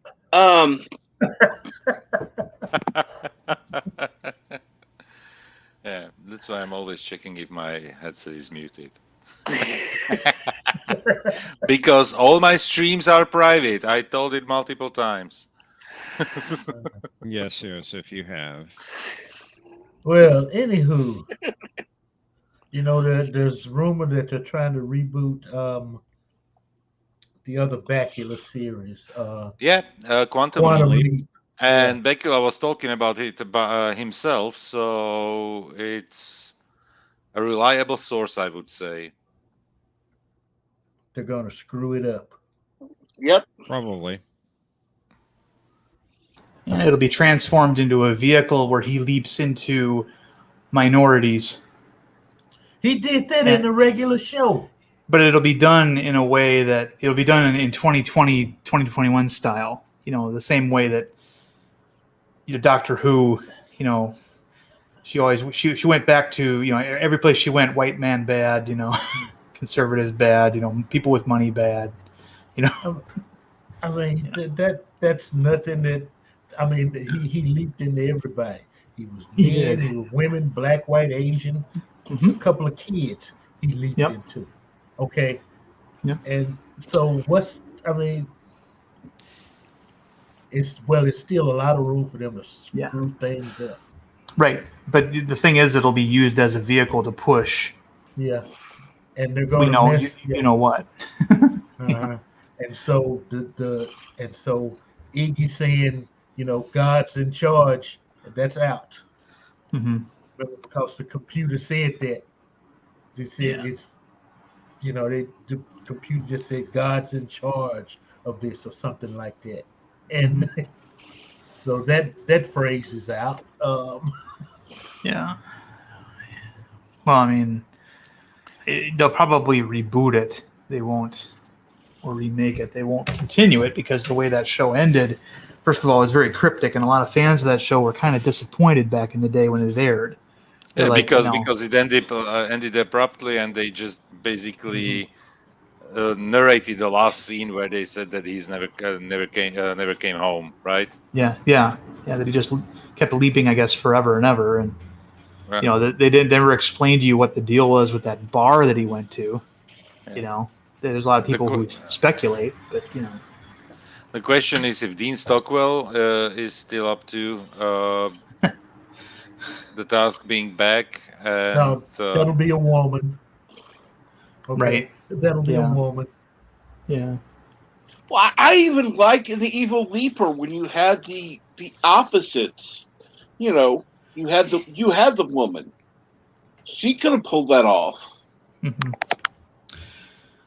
You guys know that when they ended Quantum Leap, that they did shoot. They were planning on having another season come out, and they did shoot a scene where Dean Stockwell's character was with his wife, and he was telling him that he was going to go leap looking for Sam. Right? That I hear for the first time. Yeah. Yeah. I just read it just last week. It was an interview with Scott Bakula. He said what happened was they filmed the bar scene, but they did not put the credit where it says, Sam Beckett never returned, because they were at the time they thought they were coming back for the next season, so they were going to leave it with a cliffhanger. And you could find, by the way, the video is actually online. It's very fuzzy, but you could see it. It's the scene where after Dean Stockwell reunites with his wife, it shows him and the wife together, and he's telling the wife, "I have to go get Sam." And then the show was going to end on that cliffhanger, and then it was going to take place. The next season was supposed to take place where Dean Stockwell goes in and leaps, but the NBC canceled it, so they put that title card up saying that Sam never returned home. But here's the problem: if what happened in the series when he returned home, he retired. They would have. Well, I thought Sam and him returned home. Sam and him would have never met. Right, that's what I thought. When he returned home, wasn't he supposed to be a younger version of himself, right? Right. Yes, he was. Well, that's right. That's what I thought too. But the clip, it shows him as the older Dean Stockwell, and I thought that was odd too. But they did show that in the clip. It shows Dean Stockwell with the wife, and he's the older Dean Stockwell. That crossed my mind too. But they did shoot the scene. Like I said, you can find it. It was an interview with Scott Bakula. I just read it a few days ago. Because the basis of the interview is they were asking, "Would you ever be willing to return to Quantum Leap?" And he said, "Yeah, sure, we'd love to, but you have to get everybody back together to do it." Mm-hmm. And but they hello, did shoot the Rosetta scene, in and the the scene chat. does exist. Sorry, go ahead. No, I just wanted to greet Rosetta in the chat, Eagle Rider. Yeah, I think after 5 years of Quantum Leap, I think they were. I mean, there's a reason why the show was ending anyway. It didn't have quite the ratings that it had initially, and they had to resort to stunts like the whole Lee Harvey Oswald thing to try to boost ratings, and the Evil Leaper, and for them to start another series up right away. I don't think they would have done that. I think this is something that maybe was planned, but just in case something hit the fan. That a lot of shows do that. At the time, they wouldn't have been starting the series up over again. It would have been continuation. Now, these days, it would be starting up over again. I mean, Kenneth Johnson, when the Hulk was canceled, he actually started writing a script but he didn't have enough time to, the network wouldn't give him enough time to finish out the season, and it was a final episode where the authorities finally caught up with Bill Bixby, and he's put on trial for the death of Elena Marks from the pilot. And right. They offered closure to the series. Instead, the series never properly ended, and and so but that kind of stuff happens. Hey, Cap. Yeah. Yes. Well, this would be the time I would normally go start bed lights, but you've got a pretty good group going here. See, no. What if I just sent people here? Are you willing to stream another hour and a half? Oh, I have no problem with that. It's just let's do bed life here. See if you can Then stream. that's what I'm going to do. I'm going to start bed life, but only to send people here, and then I'll be back. Okay. Yeah. Then you're going to take over here. Yeah. Well, I'll come in and I'll talk and whatnot, but I'm taking over. But just that you're good for streaming another 90 minutes or so. Oh, easily. I'll go over there. Okay, Bert, I'll go over there and complain that you're late. Yeah. See, I'm late. Well, he's always late. This is Captain Trek's big chance with everybody having their, he's only got the only functioning StreamYards on the internet. Right, the man. All of a sudden, he's got like 1 million subscribers because he's the only one. Spotlight's on you, Captain. Yeah, no pressure there. Yeah, definitely. Oh, no pressure. Captain Trek, I I ran out of my smokes. I need to go and buy some. If I can stay in the StreamYard, no problem. If you need to kick me out, Nope. just No. because more people would like to come onto the panel, just do that. If Not a if not, problem. just leave me up. I will listen on my phone while I'm on my route to the gas station. Absolutely. Well, if I need to kick anyone, I'll kick Rosetta. Hello, Rosetta. Good to see you. Calling Captain Trek functional is like calling me functional. Ornery, would you get off my arm? I don't know if you've heard this or not, Eagle Rider, but Bed Life was canceled, so get out of bed. I can't. Ah, come on. I didn't click on you, you piece of shit. Come here, kitty. Come here, kitty. Off my arm. Click on the next one over. I know you were comfy. Okay. Oh, complain. Wow. If you're gonna lay here where you're not on my arm. Animal abuse. Crap. Yeah, obviously.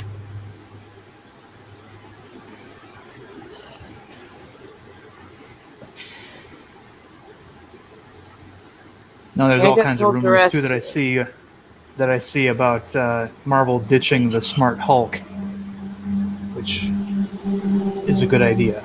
But the Hulk is sort of my thing, so we can talk about something else. I feel like. Well, will you be talking about that in your next video? Probably not. So I can ask that. And when are you going to start making videos again? Well, I'm a business owner and I got a day job in addition to that, and I got a YouTube channel. So there's something has to give, and typically it is the channel. Yes. But my biggest problem is finding a quiet time to record. Even when I understand that problem. I've got neighbors above me. I got a guy doing construction in a unit above me. So middle of the day, all of a sudden, nails are being pounded through the walls, and that's it. But so that's the biggest thing. I have stuff that's all scripted out, ready to go. I just can't record it. So I told But you no, she's sucking up ever since she hurt me. I'm not a rumor channel, so I prefer to comment on what is a little bit more on what could be or what might be. Right. And Yeah, I tend to agree with that. To be honest, the most I will comment on things that aren't finished is stuff that's actually released, like pictures of filming and stuff like that, because then at least it's something is going on. Ornery, quit sniffing my face, you weirdo. Speculation is fine, but but it's. She's like, I love you, and I'm stupid. That's a bad combination. Yes, you're stupid. Yes, you are. You're very, very stupid. Oh, he's made a Do dumb one shit. little thing. Don't know who that Poor one. kitty. So tomorrow, Yes. thanks, Darren. Yeah, you're welcome. To be a crazy cat lady, you have to have a whole bunch of cats. I don't. You seem to do just fine with one. Technically two, but they're rescues. Well, there you go. Anybody with more than exactly 0 cats is a crazy cat person for me. I'll deal with it. Well, the panel is open for anyone who wants to come on. If you want the crazy cat lady booted, you gotta come backstage. Thanks, I feel loved. Well, What, see, Ornery? I'm not booting you until more people come on. So I'm giving them a chance. Wow. Oh, If they want- until. Thank you. I feel so wanted. See, if people want you on, they won't come backstage. So that's how God, they're going to that's give the that's- indication. it's kind of backward reasoning there. If they want to keep Very. the crazy cat lady on, they won't come on. If they want the crazy cat lady to go, then they come on.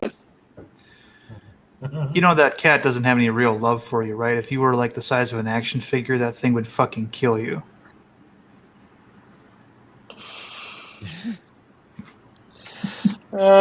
She has as much love for me dear. as anybody's dog has for them. Let's not even an action figure. If you were the size of a Barbie doll, that thing would fucking kill you. She can't kill anything. She can barely kill bugs. Mm-hmm. Ornery, go play. You're hyper. I'm an animal lover. Well, it takes one to love one, I guess. We're all animals. Oh. That doesn't really offend me because we're all animals, genetically and physically speaking. Mm-hmm. Mm-hmm. Yeah. I know there's a lot of people that believe that. No, scientifically, we are. Now, whether you can argue we beyond it or not is a whole different discussion. Mm-hmm. Yeah, I know a lot of people believe that. How quaint.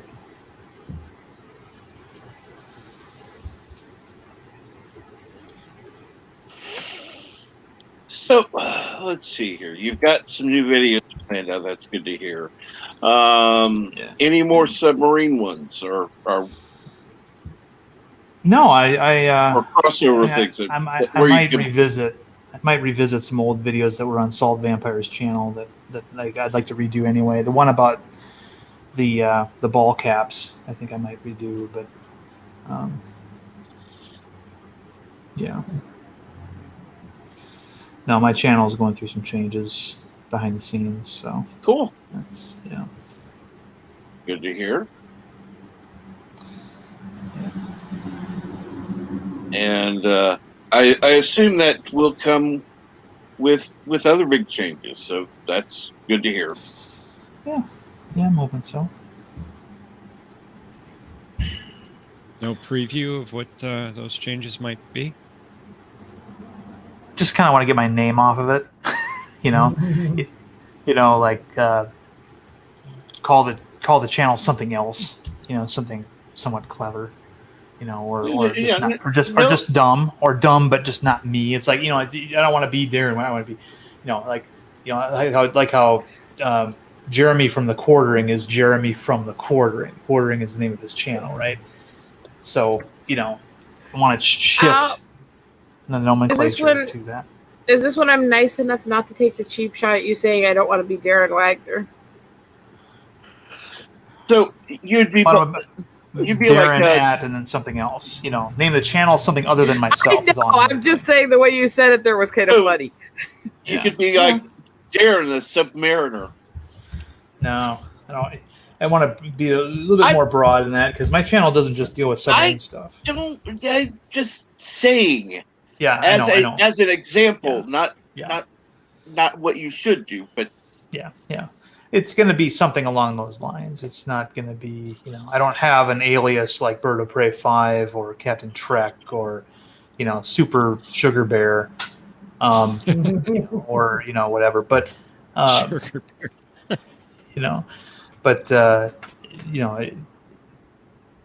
It's time to make the channel a little bit less about me, at least not overtly so. Right. Yeah. And that's part of what I'll be doing. So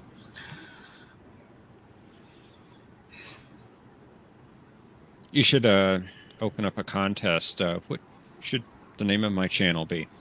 no, I'm not going to do that. Why not? Well, because uncreative people do that, or people who don't want to deal with it. I'm not. No.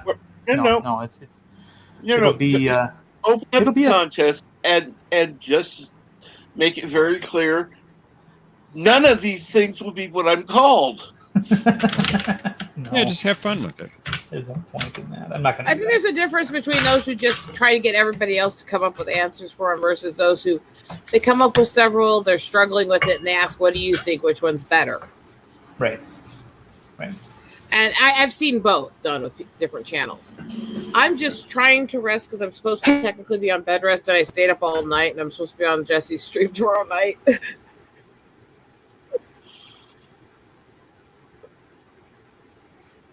I'm a bad girl. I stayed up all night when I was supposed to be on bed rest because I got working. Eagle Rider, you ever seen a show on Amazon Prime called Fleabag?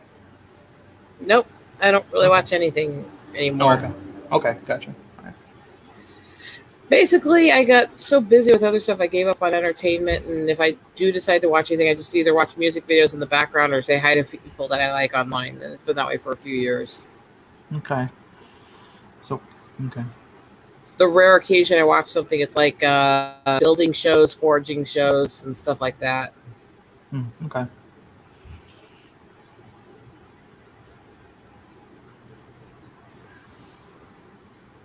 And just because I like things that I wouldn't say that, but thanks. I'm a guy now. So as I went in shop when I was a carpenter too. You're a guy now? Yeah. Well, based on what he just said. I can see that. Well, I mean, look, I mean, the way this is the scene that I've often seen at other people's homes. You know, the guy wants to sit there and watch a documentary on how to make a corrugated rubber tube, and he's just fascinated by the process. You know, and then the wife walks in. How could you be watching that? Oh, yeah. And it's like. Then the documentary gets over, and the guy just stands up and goes, "Yep, damn right. That's how I'd make a corrugated rubber tube too. That's how it's done." Yeah, I hate what they consider female shows. I hate all those stupid soap opera bullshit and skank shit. Yeah, there's no middle ground anymore, is there? I'm sorry. I love Forged in Fire because I love watching Mark Hyde cut the shit out of ballistics dummies with the stuff they built too. Yeah, but there's no middle ground anymore. It's either it's extremes, and it's it's either bass fishing or it's Fleabag,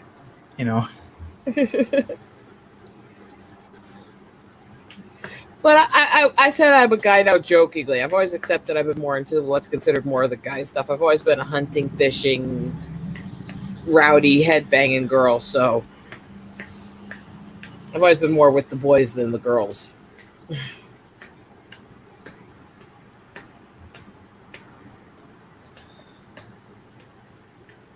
You don't get along with other women, do you? Some, not many, because I don't tend to trust them. Yeah, see, this is something my old man told me. He said, don't try to understand women, because women understand women, and they all hate each other. The thing I have with so many women is that I've known so freaking many of them that are the sweetest people to your face, and the second you walk away, they're bad-mouthing you. And, guys may be fucking assholes at times. They may sit there and call you names. They may insult the hell out of you, even if you're their best friend. But at least you're not wondering where you stand with them usually. Because guys are more, in that sense, the way I am. If they don't like something, they tell you, what the fuck was that about? Mm-hmm. Oh, that was private chat. Whoops, my bad. Oops. It's just a link. Nothing scandalous. No, but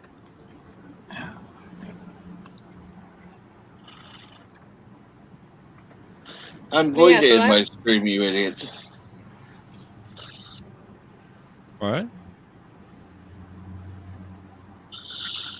All right. Well, I am going to go grab something to eat because I haven't eaten yet. So I will. Damn it! Do you want me to stay in and mute, and then because I'll only be gone like maybe 10, 15 minutes? Oh, you might as well stay. Okay. I'll mute. The rest of you can put Rosetta through the spanking machine while I'm gone. That's fine. My hand's getting tired. No, that's my husband's job. Too much. I mean, I'm a good girl. No, you're not. Look, I can be all sweet, cute, innocent, and sit here and cuddle a nice, soft toy and be all sweet.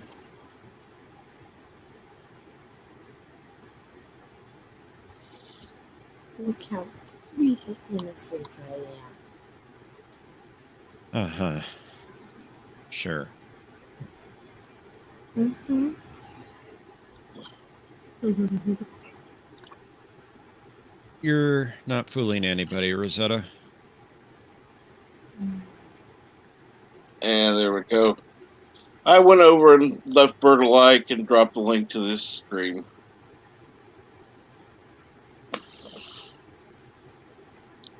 Like that Thomas Potts said over there.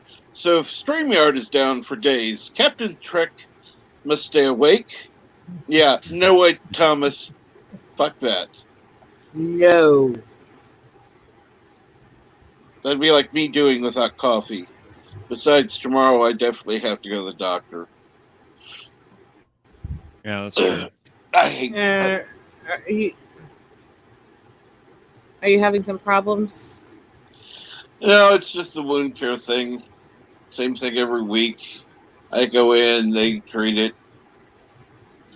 This week will be another deep scrape. Yay. Just making sure that's all it was and there was nothing extra going on. No. Then, of course, Thursday I've got another doctor's appointment because I need med refills because of pain. Because I can't get in to see the fucking surgeon. Yay. Oh, here's the thing. Feeling. They keep scheduling appointments and canceling them. And there was one time, this is what I loved. I went into my doctor, the pain management, and they're like, well, why'd you cancel the appointment?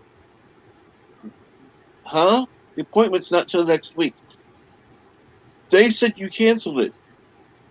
No. I haven't talked to anybody. Of course, in the meantime, my mom called, apparently, up to the hospital to find out what was going on. And the doctor had called and left a message while she was on the phone to cancel. So the doctor's office knew or was told that I had canceled and then canceled my appointment. Oh. It seems a bit weird and sus.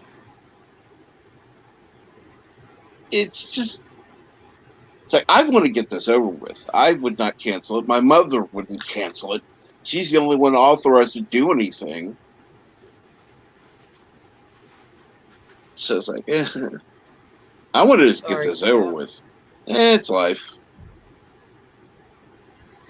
Yeah, it's like technically I was told I was supposed to go on bed rest a few days ago, and then last night I got inspiration hit me and I stayed up all night, and I'm supposed to be on over with Milestone tomorrow, so it's like I better try to at least obey the bed rest some until then.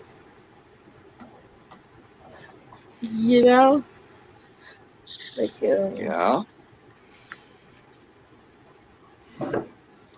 Because my husband wasn't exactly happy to see me coming to bed at 7 a.m. when I was supposed to be resting.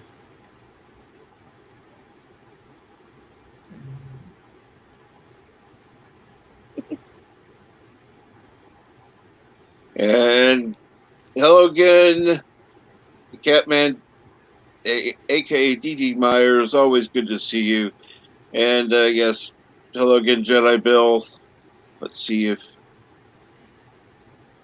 Bert had already ended his stream. I put in the I love Mountains of Elysium.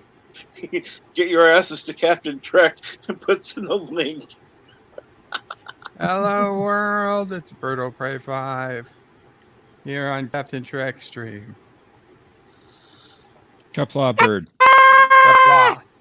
Hi, Bird. Hey, Rosetta.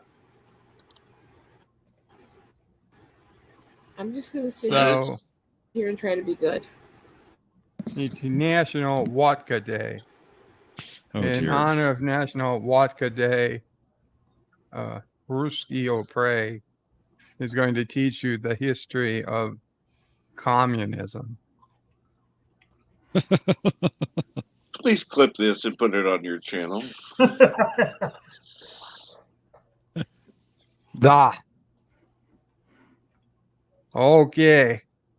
In the deep past history, in 1905, communists from Mars jumped on a rocket ship to Siberia and caused huge explosion called Tunguska. It was the commie invasion. It took another 40 years before they realized and took over the country. But that's when the communists came. And then we had the Soviet Union, and we took over entire world almost, except them Americans with their sliced bread and their John Wayne movies. They fight us. They fight us in the jungles. They fight us in the rice paddies. They fight us in the ice. They fight us in the space. But these fools, they keep trying to go to Mars and the moon. And we're like, we're already from Mars. It's the red planet, you idiots. Why do you think we like red? Because we communists? No, we like red because red is the color of home planet, Mars. So we know the secret. The real race was to Venus. While you guys were going backwards, we were going forwards, closer to the sun, because we know the sun's going to get colder, and that's where we need to be, nice and warm. Every place is going to get cold. You idiots worry about global warming. There's solar system cooling you have to worry about. So we are building secret bases on Venus right now to trap all the heat. And then we will sell the heat to you capitalist pigs for millions of dollars. And then we'll own all the vodka. This is your comrade, Ruski Opre.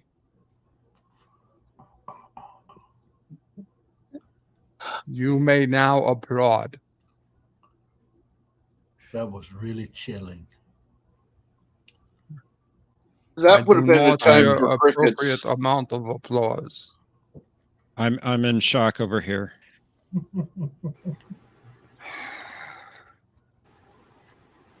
I really need to Commie sound more. Prey confirmed.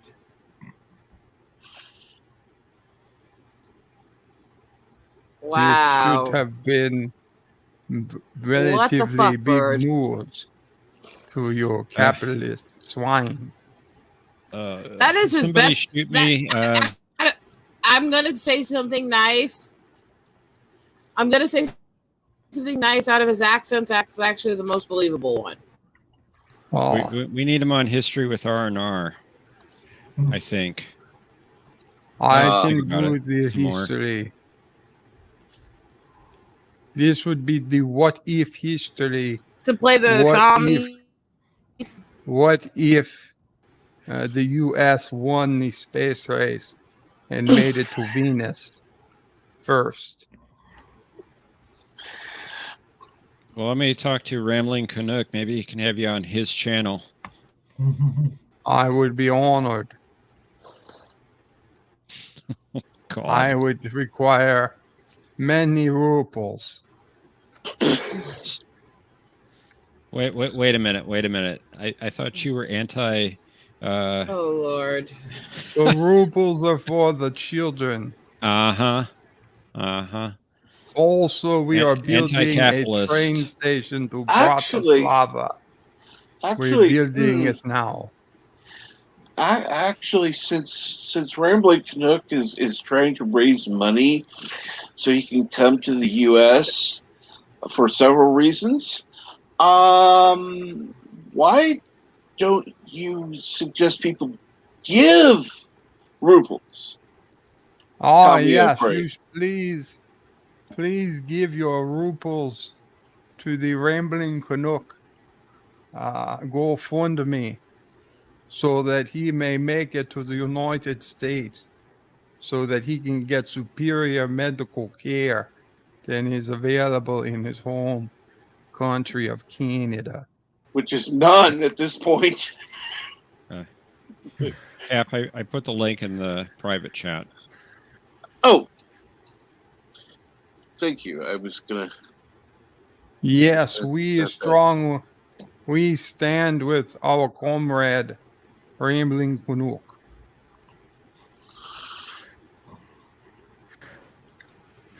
Absolutely. He is I'll agree with you great there. descendant of Peter the Great.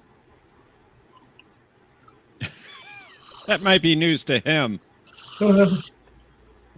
He is fourth cousin on Peter's niece's side.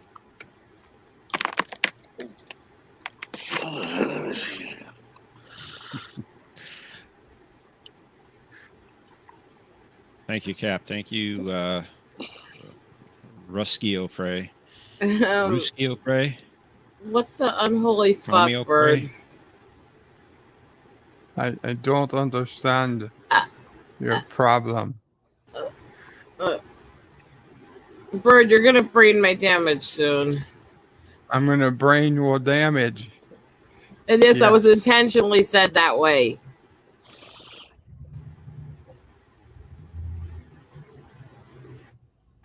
Cameo Mountains Prey. of Elysium says Jamaica, oh pray. Great to see you. Your cousin Bird O'Prey was on here a while ago. I don't know this Jamaica O'Prey. Ooh, Lord. Why is everybody calling me Jamaica O'Prey?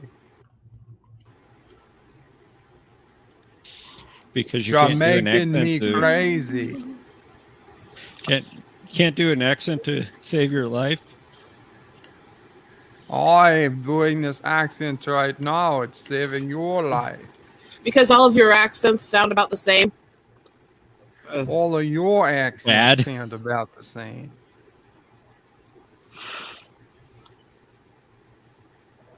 Bloody hell, You shoot know me. this is Soviet accent, correct? From Northern Because I'm District, not doing an Moscow. accent.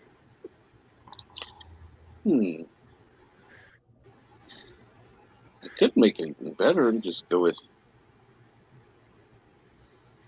It sounds like you took a Minnesotan Swede and crossed it with a Rusky.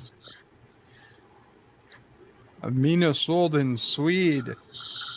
Why this Minnesota? There's the land of 1,000 lakes. It's this Minnesota. They call it Minnesota, but they have medium soda, from what I can tell.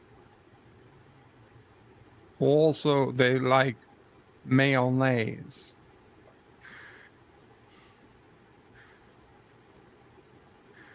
And potatoes. And potatoes with Bird, mayonnaise. did your mother drop you on your head as a child? Not as a child. So since then, okay, got it. All right. That might Now that explain we're a working thing or out the two. details here.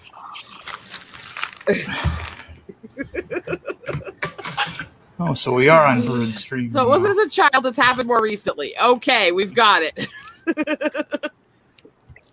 All right, no, Darren, you're on Ruskio Prey stream. Oh, shit. Nick. I need to know where the nuclear vessels are. Please. Alameda. Up your rear. Alameda.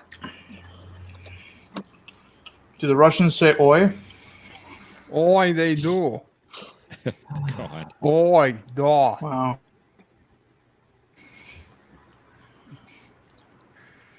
This is All about the people weirdest from all lands say oi.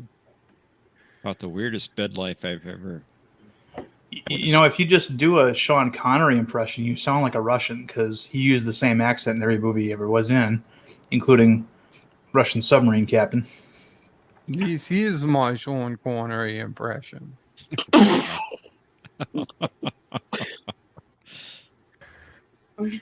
Fuck. We're all fucked. Yeah, that about sums it up there, Eagle Rider. Bird, I say this out of love. Did you just call Doing it accents. equal? Let me. I want to make sure. Maybe I need to clean my ears. Did you say equal writer or eagle writer? I said Eagle. Okay, I need to clean my Eagle ears. Rider. If I said equal, I apologize. I did not mean to. You meant it. Lies. You call me a liar? You'll forgive me if I don't believe the word of Cameo Pray. So I watched the movie The Many Saints of Newark last night. Mama Pray. It's supposed to be the prequel to The Sopranos. I mean, it is the prequel to The Sopranos. Really? I thought it was a bit disappointing. Mama Pray liked it better. What disappointed you about it? I wanted more, but they left room for yet another prequel. I guess I was hoping. I guess Michael Gandolfini played Tony. Did he? That's what I'm looking at. Is that here. Tony's? Yeah, the son played. Right. Huh. Wow. But it's getting bad There were reviews. two different actors. There were two different time periods. So, well, he looks like he could be might a have Tony. played it. Yeah, for. I understand where his bird. I think I understand where Bird's brain damage came from. Think of how many times he crashes his planes. Well, not Ryan Johnson Just said that Bird of Prey was never dropped on his head. Years of driving around in Jeeps with bad shock absorbers kept bouncing his head into the roof of the vehicle.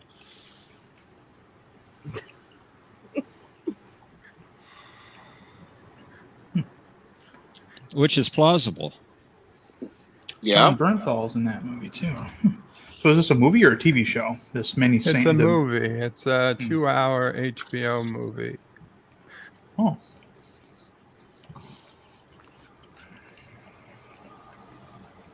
No, I think it makes sense, not Ryan Johnson.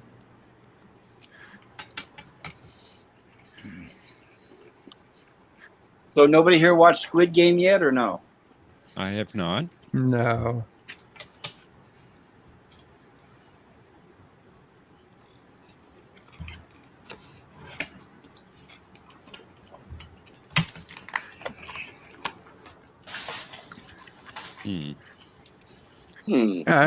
If you are a Sopranos fan, I would recommend watching the movie. I was the first piece I heard from people it was woke and blah blah blah.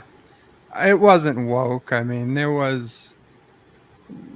some parts I could have done without, but it really wasn't woke. One thing was a little, but it was for the period, for the time it was pretty accurate. And I can't think of the last time I saw a movie where we had a topless woman that was just in there. So that was good. I mean, considering The Sopranos, it used to be every episode, but now, I mean, an R-rated movie, usually you don't get. Now we understand why he watched it. Just saying, it shocked me to the point like, wow, I don't remember the last time I saw a modern movie with a topless woman when it used to be in like every fucking R-rated movie. Wow, they had Vera Farmiga as Livia Soprano. That's pretty good casting. They had some amazing casting in terms of, looking like. who they turn out to be. Mm-hmm. Hey, it's Hey, by the way, It's Lemons is going to be tomorrow's channel. Yay! It's So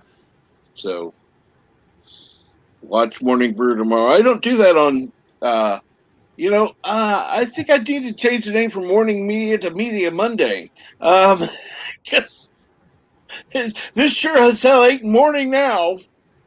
yeah, but you're not watching media right now. True.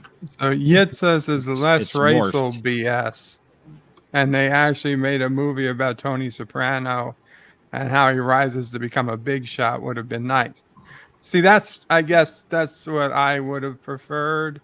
How Tony rises to become Tony, because that's not what this movie is. But that could be the next movie. This movie would set us up for that. This is really pre-Tony. But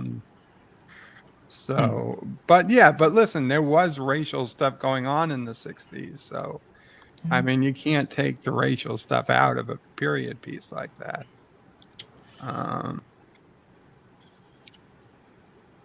Well, they've tried. Well, I thought that we saw him rise to become boss in the first season of The Sopranos. Wasn't he just like a under lieutenant or something initially? Well, he rose in the first season of Sopranos, but he didn't rise from nothing. Because I think Joey Aprile was the boss of their family until he died, of colon cancer or whatever, and then Tony steps in. But it was actually officially Corrado, his uncle, who became boss. But it was really run by Tony, wasn't it? Right, or the uncle was. Mm-hmm. Yeah. Right. Junior Soprano, what it's called, Uncle June.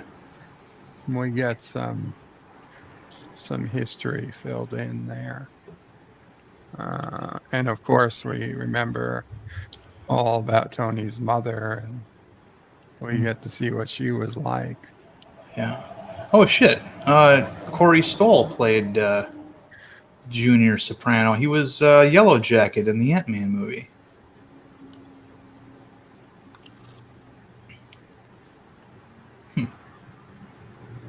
Might have to see this.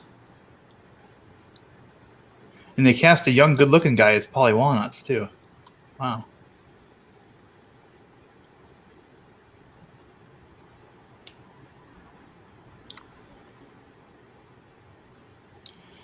I might have to sail to Tortuga and watch this.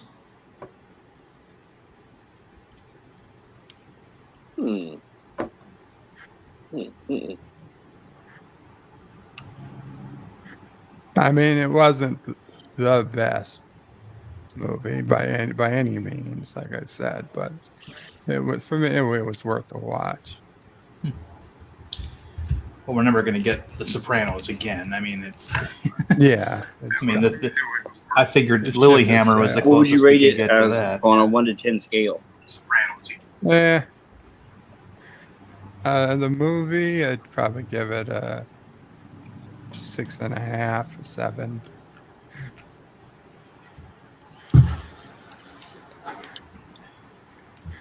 Which Something tells me I should for get something going, Sopranos my meds are gonna related is knock me low. out.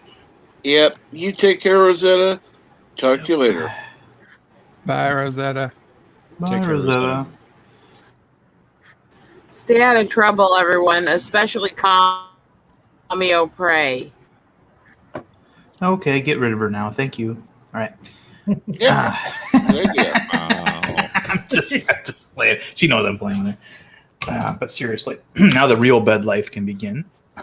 I was just going to say, now the real bed life is going to go to an avatar, and I need 2 minutes. So, Cap, if you want to put the normal screen up, I'll be right back. Normal screen. Okay. I'll do that momentarily.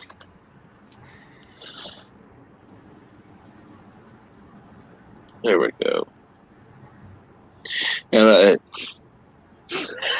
AFK BRB, the random menace. Oh.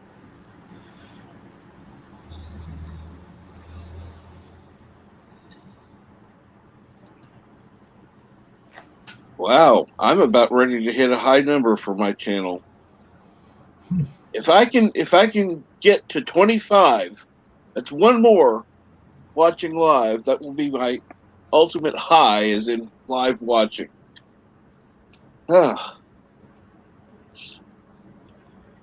Which means I've just hit my max for now. Since Everybody hit the like button. Oh.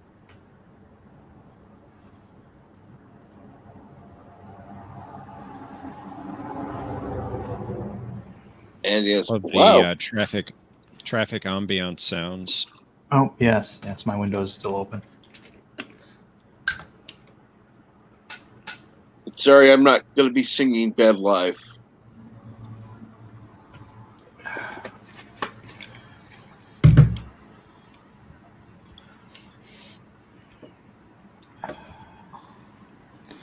But you have such a lovely singing voice, Cap.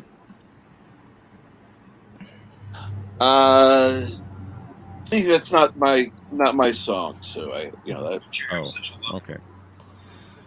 So, I don't know how many people here have seen or heard about the new Bond movie. I don't even know if we should even talk about it because it is. I don't think it's come out yet in the United States yet. But Not yet.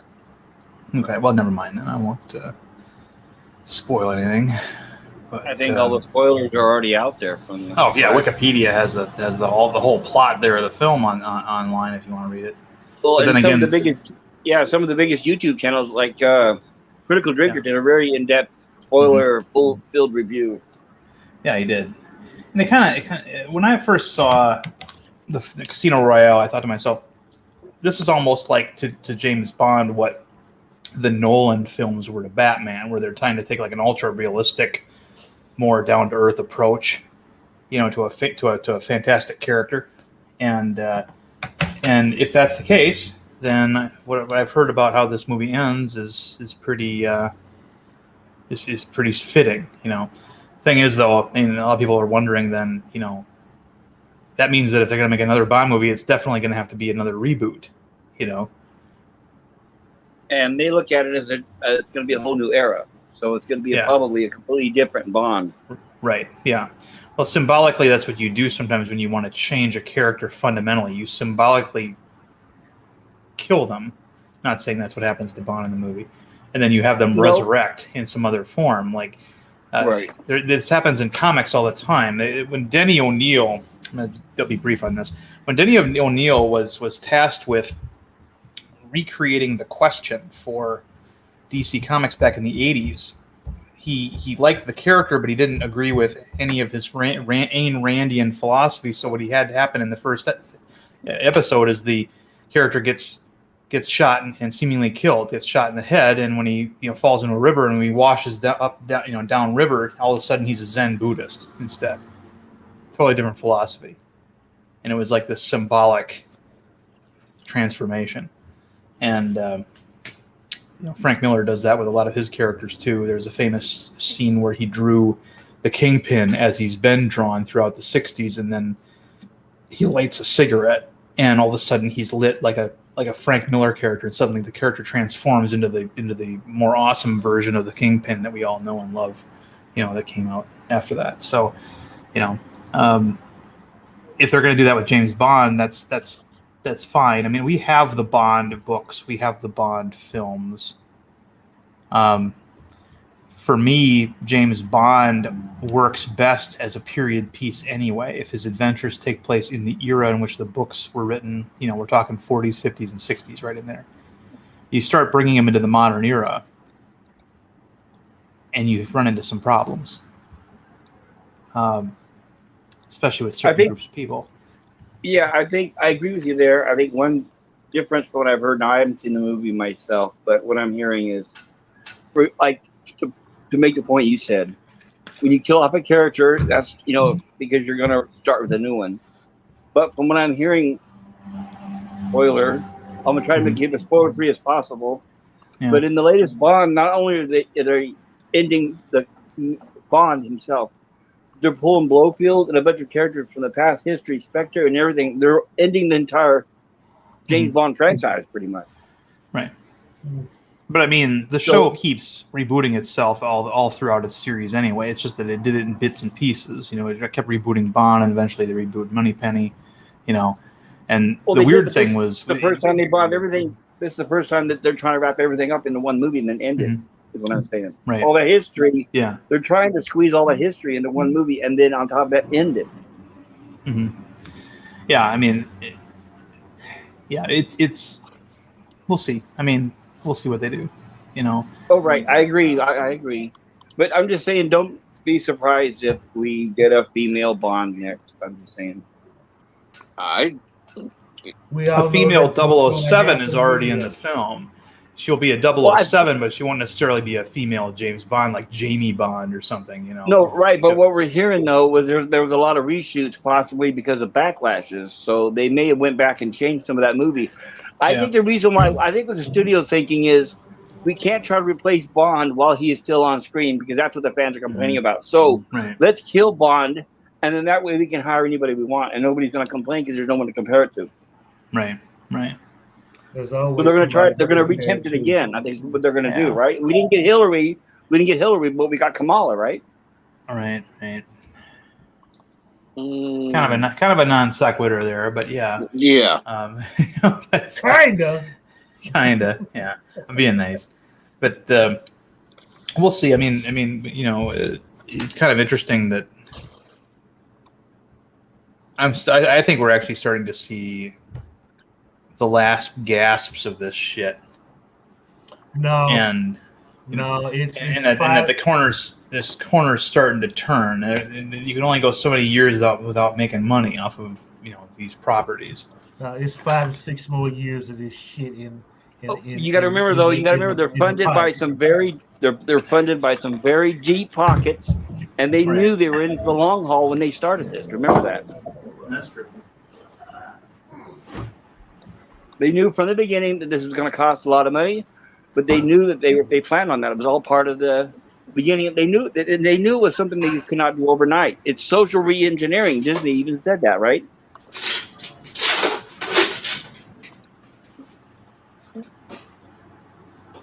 I hope I'm wrong, but I don't know. I don't see any. They own everything. They own the press. They own Hollywood. I mean, they own the courts. They own the Senate.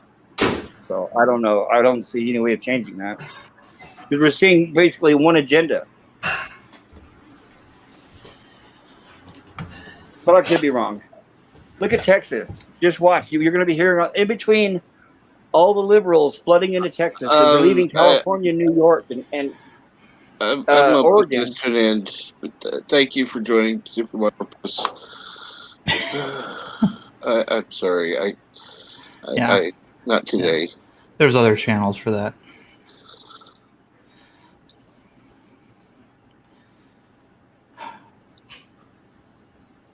That was unexpected.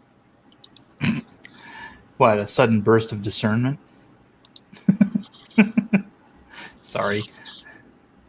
Now that bird is back.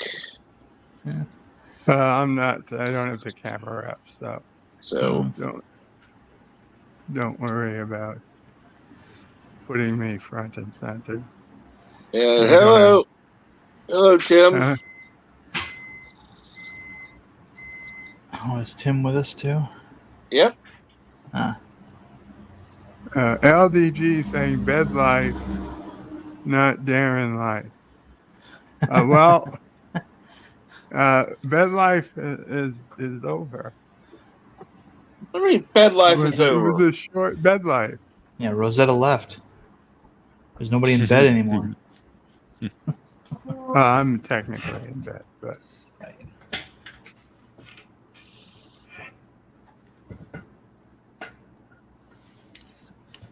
Cinnabons returned.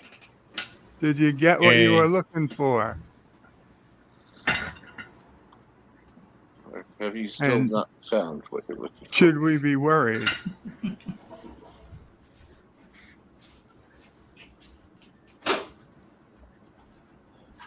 I know what movie theaters I'm not going to. No I shit. just hope that Cinnabon have not seen the message that Thomas Potts earlier put in the chat.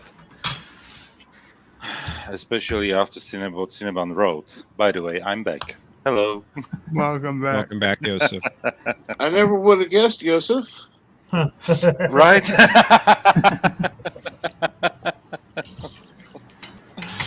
Oh, yeah. I was listening almost to everything.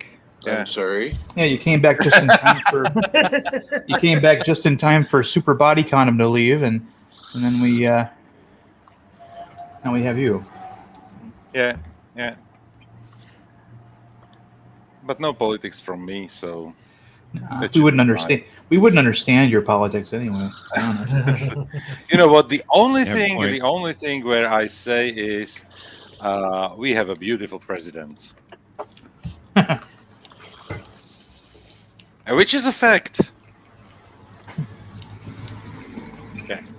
Now I gotta look this shit up. What country are you in again? Really. I forget. Slovakia. Slovakia. That's what I thought. That was what I was going to say. It's Slovakia, Slovenia, they're all the same. president.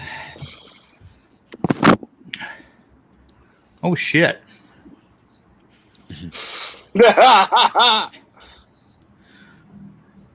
I'm Yes. not lying. But is she as beautiful as Erica? Of course not. Zuzana Kaputova. Chaputova. Chaputova. Okay. Yeah. Is she married? Actually, no, she's not. She's divorced. Wow. Interesting. Is she rich? She was a very successful lawyer before she started as a president. Rich, not particularly like rich like a millionaire or billionaire rich. She's just doing She's fine. got enough. You know, I'm trying to look out for Bird. You know, she sounds like a good catch.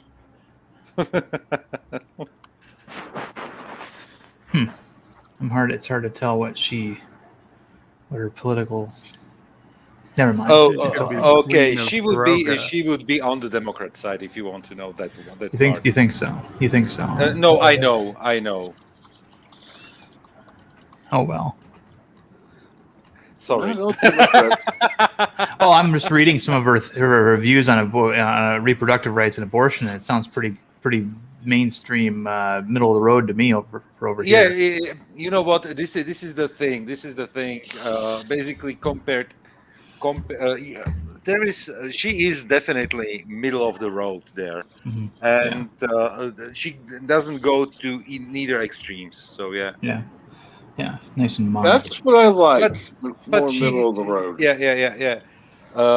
So she's a really like the shining beacon here, because otherwise you get pretty much the same stuff you have in the United States. We have here, like one side fighting the another for some stupid reasons and not taking care of the people. That's just, and I always keep saying that the country runs despite of the politicians, not because of them. Exactly. Mhm, Yeah. right. So yeah, and that's everything I'm going to talk about Yeah, politics right now. Oh, now I am yeah, going to mention one thing about politics. I found it funny. I was looking at something comparing politicians to normal Americans. 50% of the politicians are millionaires, compared to 1% of the normal population. Yeah. But politics is always the game for the rich, and it Yeah. always was, basically. True. And honestly, if there was somebody who got into a politics who wasn't rich, was even more corrupt than the rich politicians, because he wanted those people wanted to get rich. Yeah. So that's the whole idea behind it, and it is I'm not sure if it's we call it here basically like political fight, So it is about fight all the time. So they want to be on the top. They want to be the ones who make the decisions, and that goes for everybody everywhere, and it's not limited to the United States nor Slovakia nor any other country. Yeah, she That's the fun part about it. she originally ran. It says here in the Progressive Slovakia Party, but now when she got reelected as an independent. She got. She's not re-elected. She was elected. The thing is, the president shouldn't be a member of a party once they go into a presidential campaign. Simply because the idea behind it is that the president is there for everybody. Right. And despite the opposition currently says that she is the president of the current coalition or of the current government, it's totally not true. She is really critical towards everybody who does crap and supports. The problem is she supports the middle of the road ideas. And usually with politicians, and especially the big politicians, you have the problem that they go to the extremes. Yeah, she's my age too. Yeah, wow. Yeah. Is she like a man with a huge beard? and no prospects. Yeah, okay. That's and the fun part is actually despite her being like progressive and liberal in I would even put it in the US terms. Just imagine she visited the Vatican in December of last year, I think November or December last year. She invited the Pope, and the Pope came for a visit, for a 4-day visit, now in September. So and that was one of those things where even all the foreign press wrote about how middle road she actually is, that she is not neither one extreme or another, and the Pope considers her a friend. So which is interesting for a politician who is a friend with benefits. Lord. There are certain benefits from the type of friendship. I'm not sure if those are the benefits you are looking for, but yeah, definitely, yeah. But honestly, she is the only politician here in Slovakia that I like. Despite we have other women in the politics, and in powerful roles as well. She's the only one where I say, okay, this is somebody that I would vote always, just because really she doesn't go into extremes. No extremes in any topic. I like that. Yeah. But she's really the only one. Sounds a lot like Kennedy era Democrat to me. Probably. I just hope she will have a better faith than him. Right. Oh yeah. And being friends with the Pope, that's this current Pope. It's not too unusual. I mean, he isn't actually Catholic. He's a Jesuit. And sorry, no. It's fine. And now we've got danger and extreme danger. Oh yes. Oh, if it isn't the Off brothers, Jack and Jerk. Hi guys. Yeah, but who's who? You pick. And it depends. Yeah, you can fight amongst that yourselves. Like it'll be like watching bum fight. Well, I've already had my political fix today. I will say this: I know Mr. Lundell is loving what he's seeing happening in the Democrat Party between the moderates and the AOC progressives. And I'm not even on all about any of that. I'm in an ecstatic mood today. Thanks for caring, Darren. How you doing, everybody? I'll only be happy when there's blood on the floor. Oh, it's coming. Wow. Now, we need to go back to the old school days where they used to actually have people that they, you check history. You want to talk about extremes or talking crazy? They used to beat the shit out of each other in Congress. Mm-hmm. They'd beat each other with sticks. They'd call each other the most horrible things right to their face. Not I already kicked one person off for being going political. Let's not make it necessary for more. I mean, learning about the Slovakian president is one thing, but No. I'm That's just saying why I was actually a what little used bit to happen on hesitant. that used to happen a lot on the House floor. Go ahead, Sci-Fi Nation. I was just going to say, can we lighten the mood up a little bit, people? Please. I did a test of StreamYards earlier. It's working just perfectly fine. At least it did for me. Yes. And I do have a stream at 9 p.m. tonight to celebrate Awesome. over 400 subs. So thank you, everybody. Congratulations. There are 400 fucking idiots out there, huh? I'm just kidding, Sci-Fi. I'm just kidding, Sci-Fi. Congratulations. It's a great milestone. The question is, Darren, are you one of them? No. I doubt it. Yeah, I doubt it. Because I am.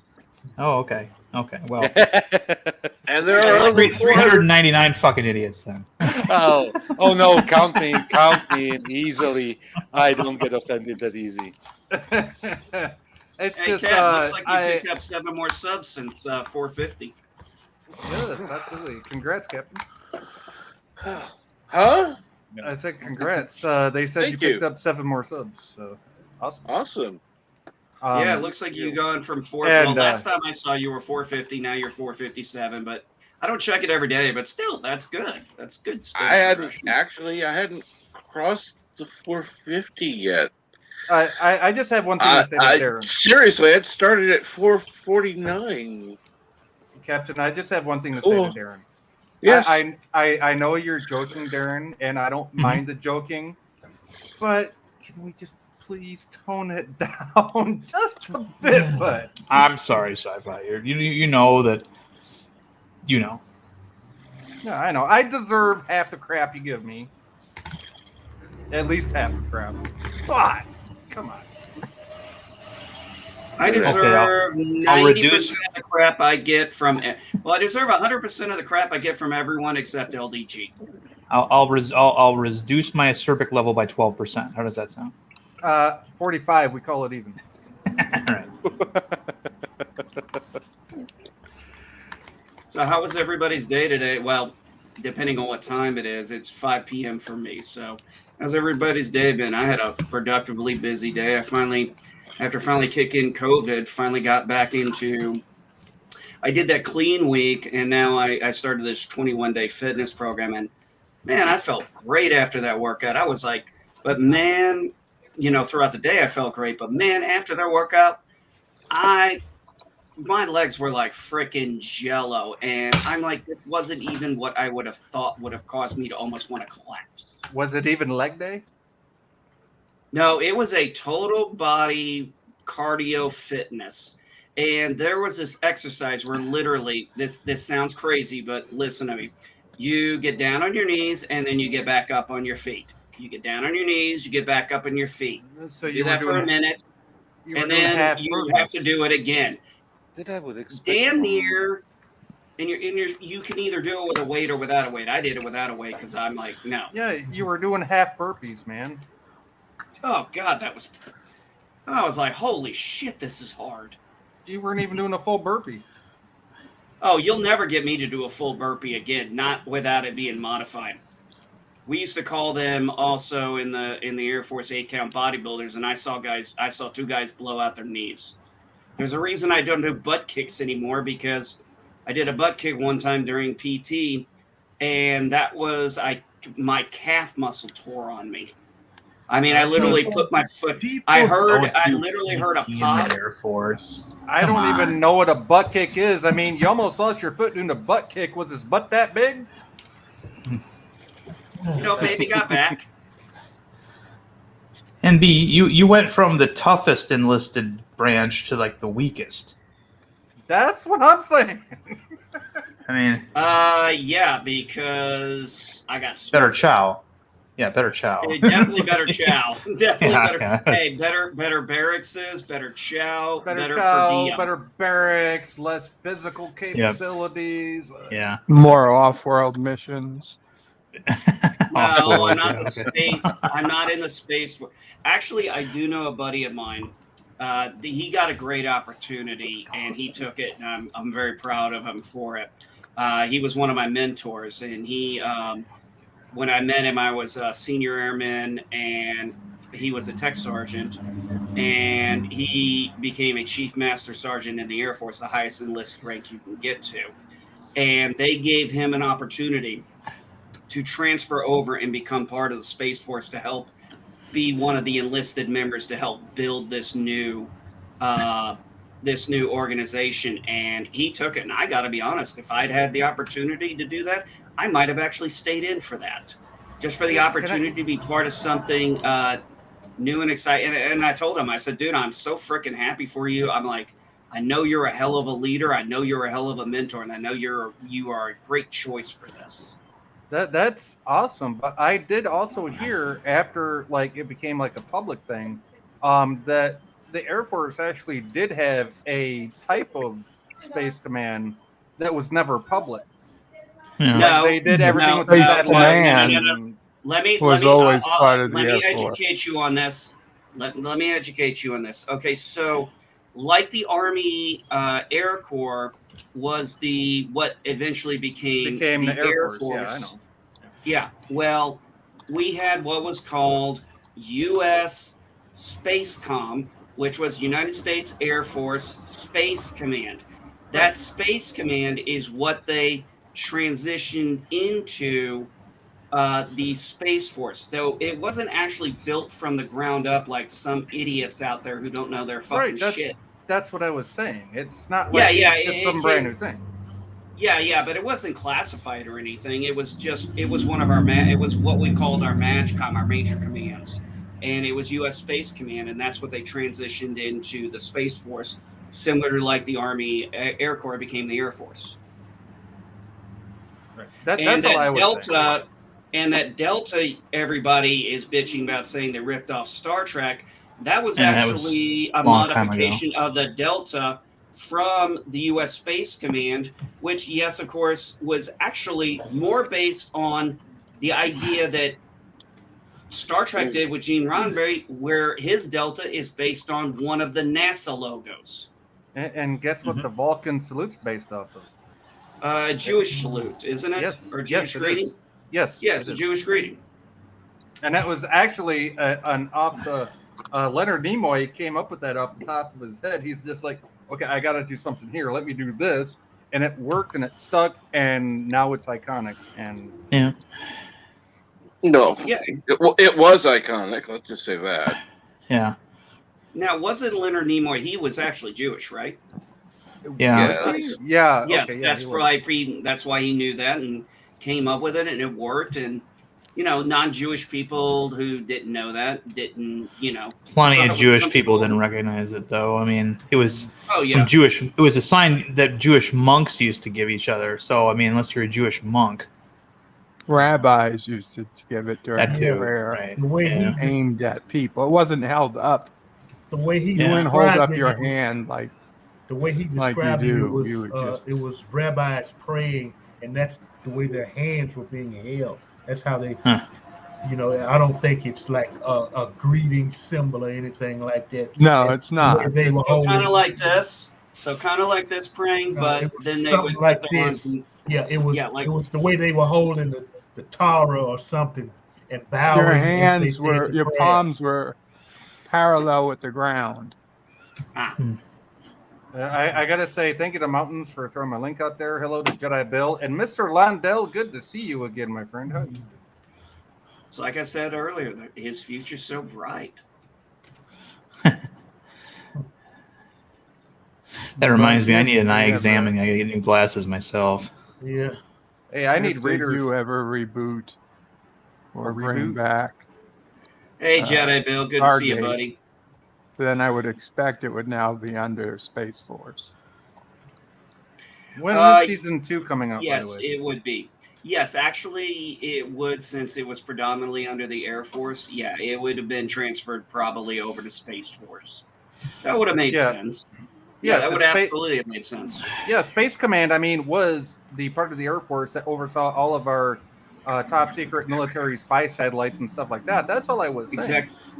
Yeah, the problem is too many people got this misconception that Space Force is all about going into space and exploring and all that shit. No, Space Force actually, Space Command was actually used for that. So, for example, where our intel guys would use a lot of Predator and Reaper information that was being flown by the drones and stuff, the same thing happens with the satellite information. It has to go down to the one-in-ones, our intel people, and they have to take a look at it and disseminate it. But somebody has to be up there looking at this, monitoring this stuff, you know, tracking the geo signals of all our satellites, because we have satellites in what most people don't know, but I think definitely Elijah who knows, is satellites are actually in several different orbits in the Earth.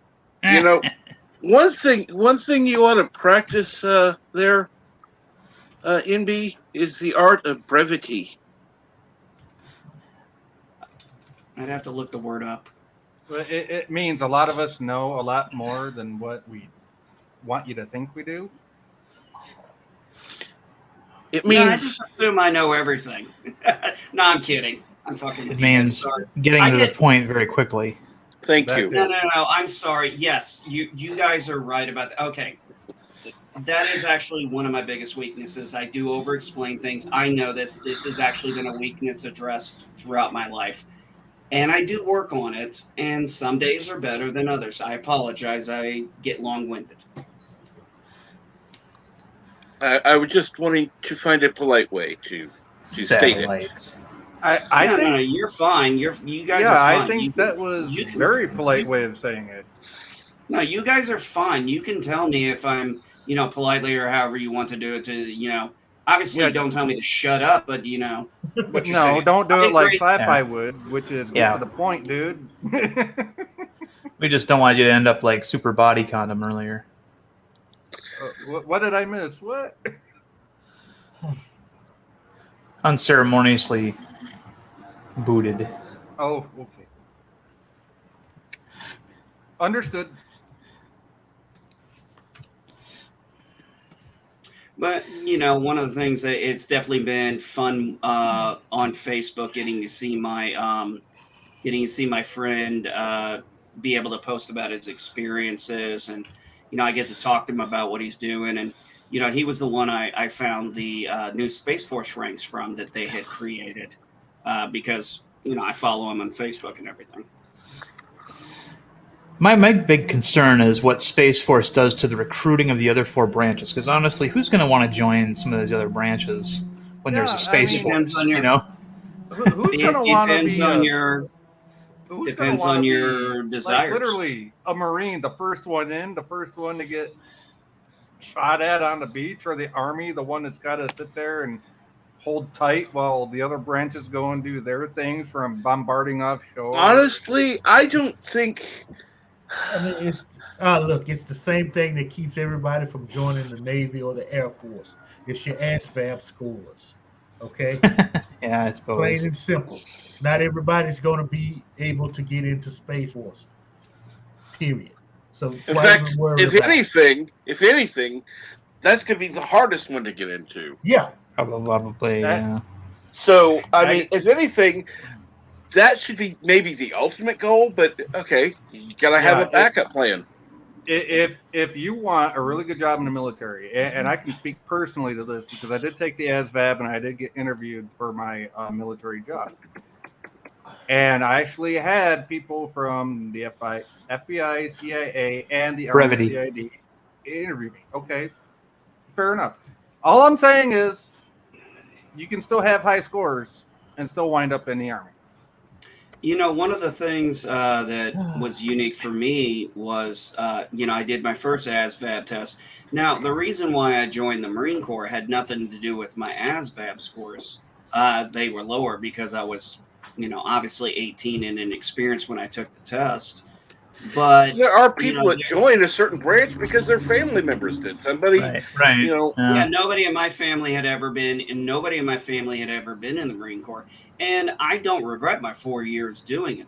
But I'll tell you what, it was interesting because when I joined the Air Force, I had to, go through maps, redo the ASVAB, and I found that my scores compared to my previous scores, because I had them on file, were significantly higher by many points, especially in the general practical applications. And they were like, "Did you study, go to school?" I said, "No, I guess I had 4." And I honestly said, well, yeah, for the military and the Marine Corps, but I guess I just had 4 years of life experience that. Your general aptitude went up is what it was.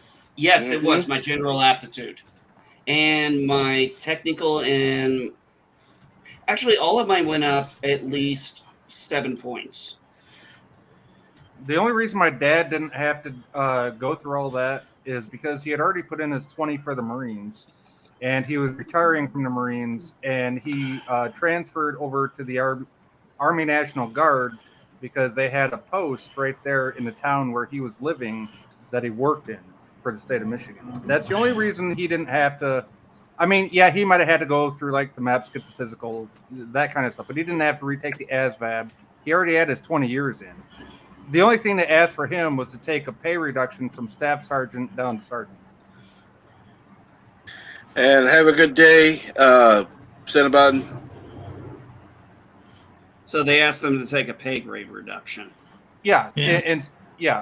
Because he already had his 20 in, right? He's already retired from the Marines. So, and he just wanted to be on call in case anything popped up because of the time frame that he did that in. And the time when he was in the National Guard is when the first Gulf War popped off. So, I mean, he already knew what the world situation was. He just wanted to be a part of something, but he wanted to be close to home at the same time. Understandable. That's something similar my wife's father did. He was in the Marine Corps in Vietnam, and then eventually joined the Air Force Reserve, and that's where he finished out his career. And he was in the Air Force Reserve during 9/11. But he still made himself available. He worked at GM for 30-something years, and now gets his he's got his government pension from the reserves. He's got his retirement pension from there and GMC, and then he now he collects Social Security. So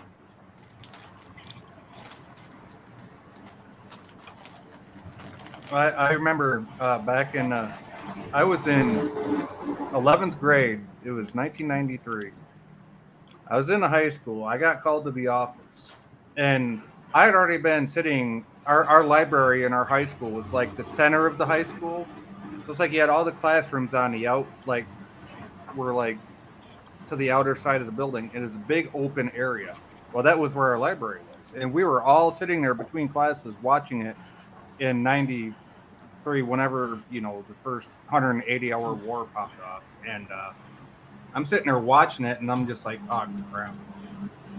And not even 20 minutes later, I get called to the office, and there's 2 Army officers there with my ID to get on to military bases.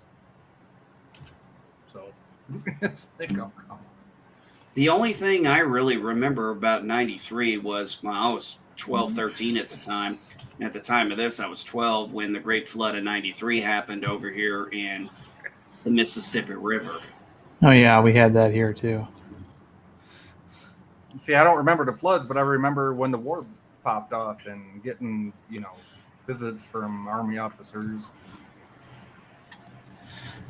What I love is when an enlisted guy like me, former enlisted guy, meets a former officer in the civilian world, and they try to pull rank, even though we're both civilians. Well, who's trying to pull rank on you, Darren? Oh, it's every once in a while this happens. It's like, I'm managing a hotel, and some guy, notices that I'm using like the phonetic alphabet. Oh, you were in the military? I'm like, yeah. Well, what were you? I was a petty officer, 2nd class. Oh, okay, well, I was a major, and I want this kind of room. I'm like, so? I don't give a crap what you want. You get what you get. Yeah. I don't give a shit what you want. You get what you reserve. Understand, since leaving the service, I've gotten my degree. Okay? Go fuck off.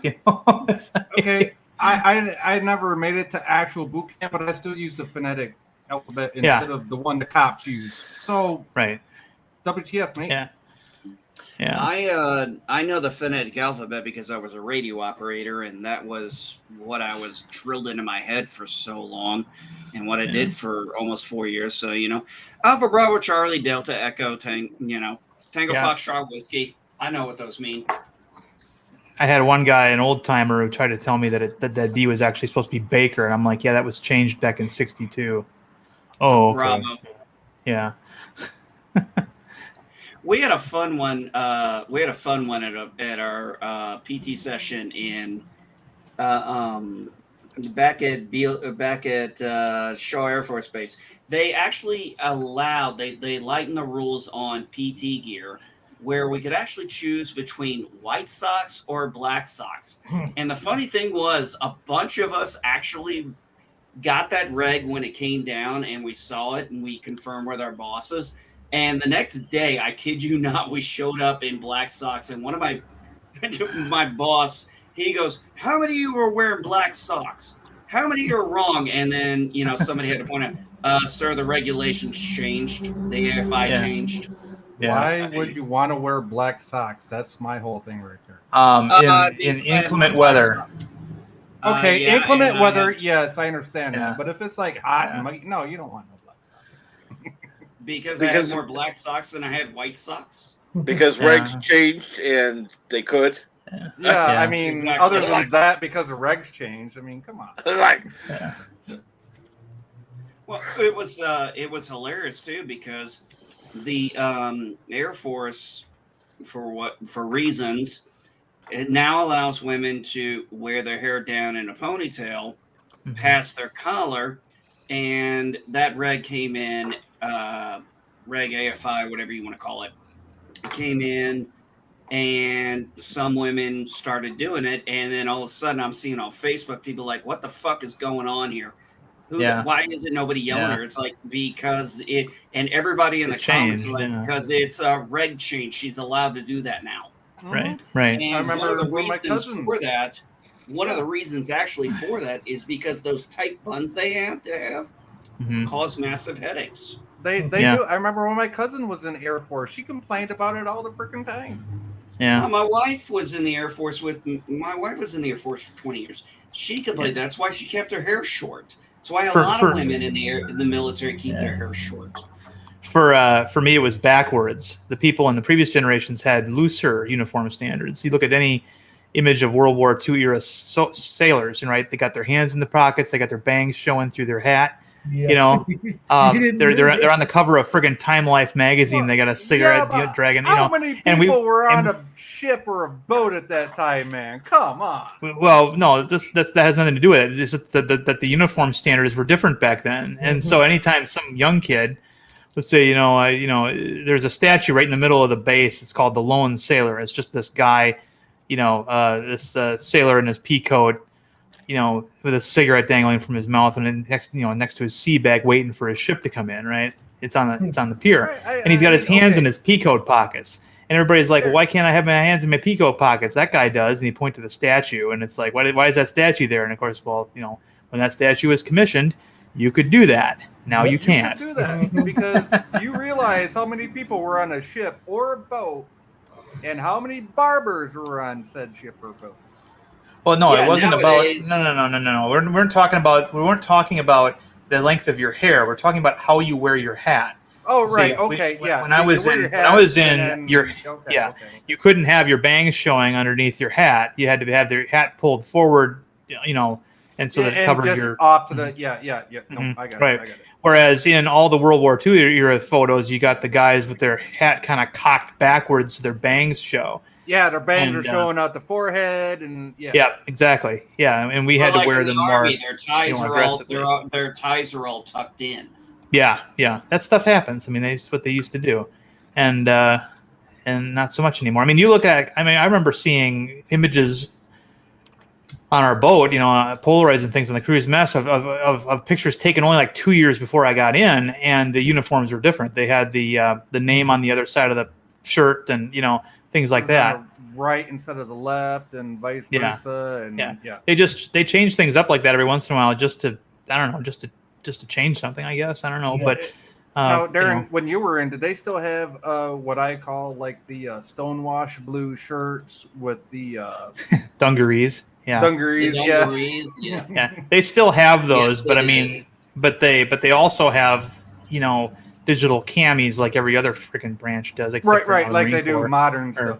Or Army. Army doesn't have digital camis anymore. I was part of that.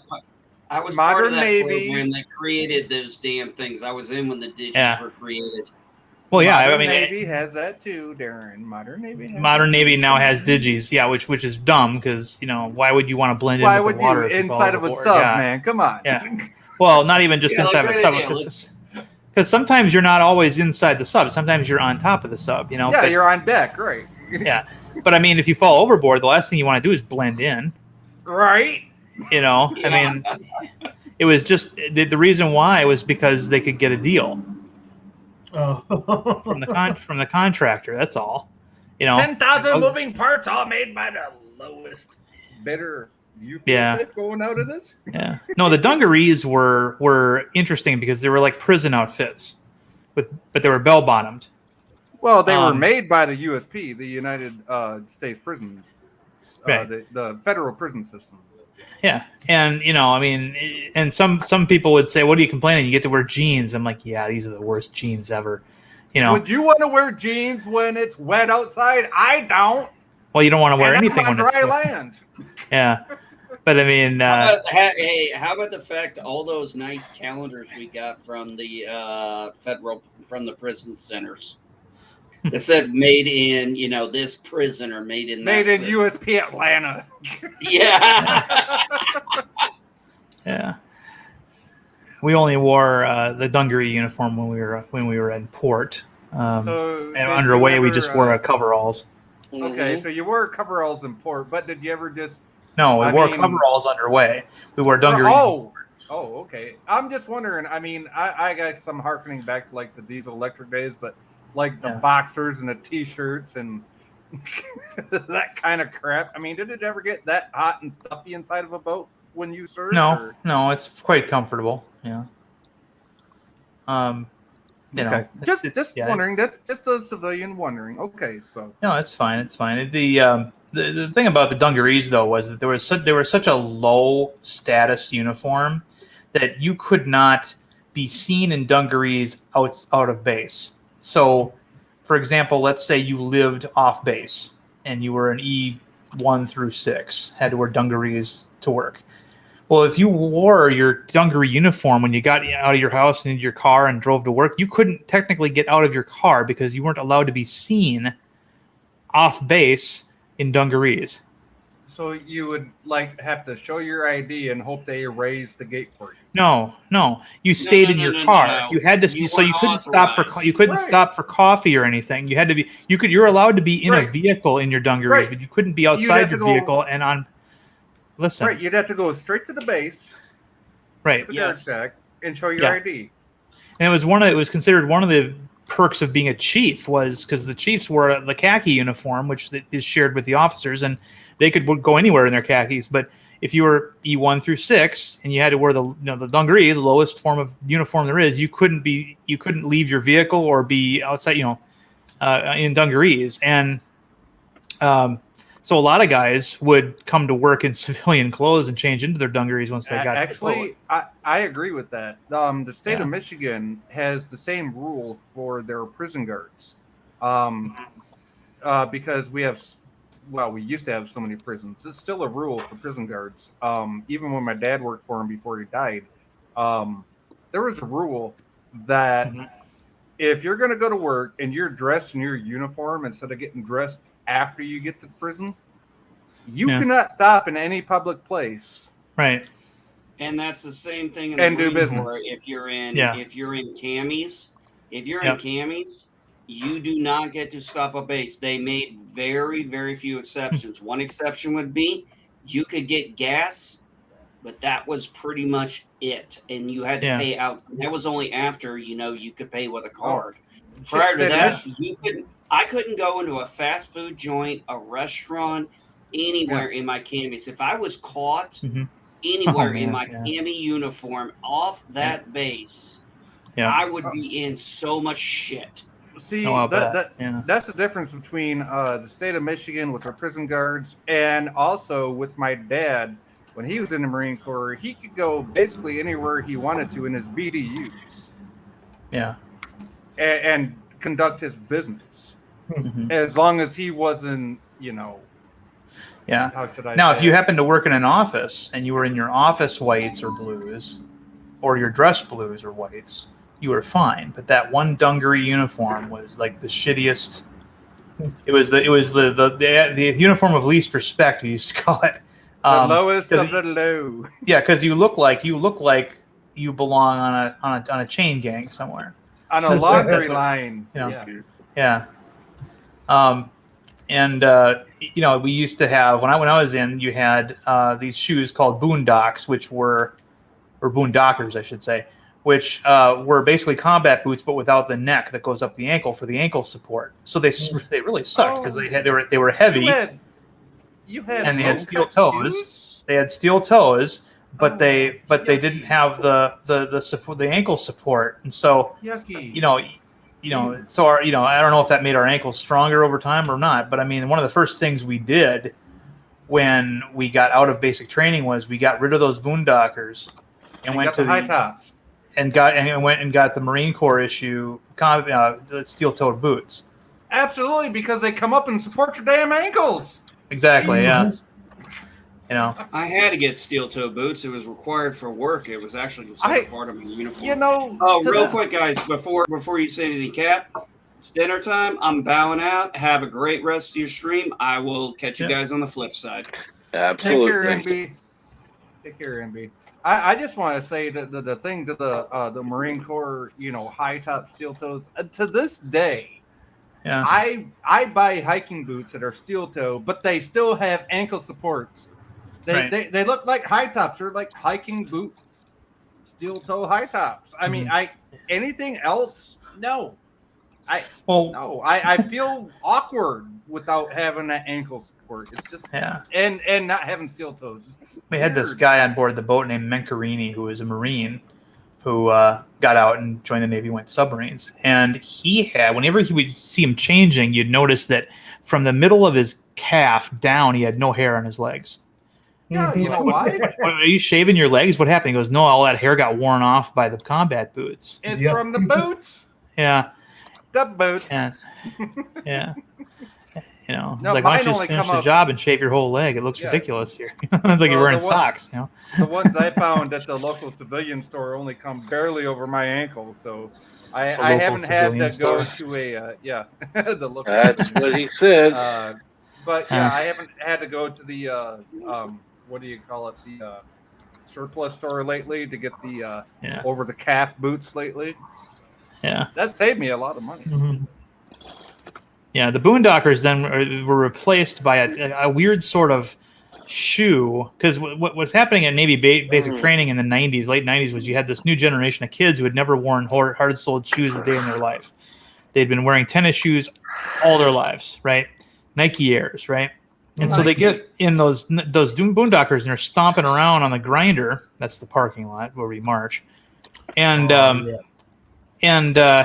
they'd get stress fractures in the bones in their feet, and they'd be setting back in training. It was a real problem, and so they had to do this emergency thing where all of a sudden they got this black tennis shoe, and it had a hard plastic toe, not a steel toe. Dude, Darren, And- you are so right on that, Darren, because when I was doing, when I was in the delayed entry program, our Army recruiters actually gave us basic training Army boots to wear. And they said, whoever can do these marches and these drills the right way without fricking up their feet will become squad leaders. And I said, okay, give me a pair. And they did. And obviously they knew because, my dad had to sign the contract for me because I was in the death program. Right. They were like, and so they already knew I was gonna, know how to walk in them and march in them. Yeah. When Everybody else was like falling down and getting leg cramps and we had one guy that had to get set back in training because of his stress fractures in his feet. But what they had us do was we had to wear 3 pairs of wool socks to put as much cushion as we possibly could get for our feet when we were marching. Sweat too much with those There's things. Your feet did sweat a lot. Yeah. There's not enough baby powder. Fragrant bouquet. Yeah. You okay, Captain Trek? It sounds like you're either trying to pass something or No. Muscle cramp. Oh, okay. Oh, Yeah, those are bad. Eat a pickle.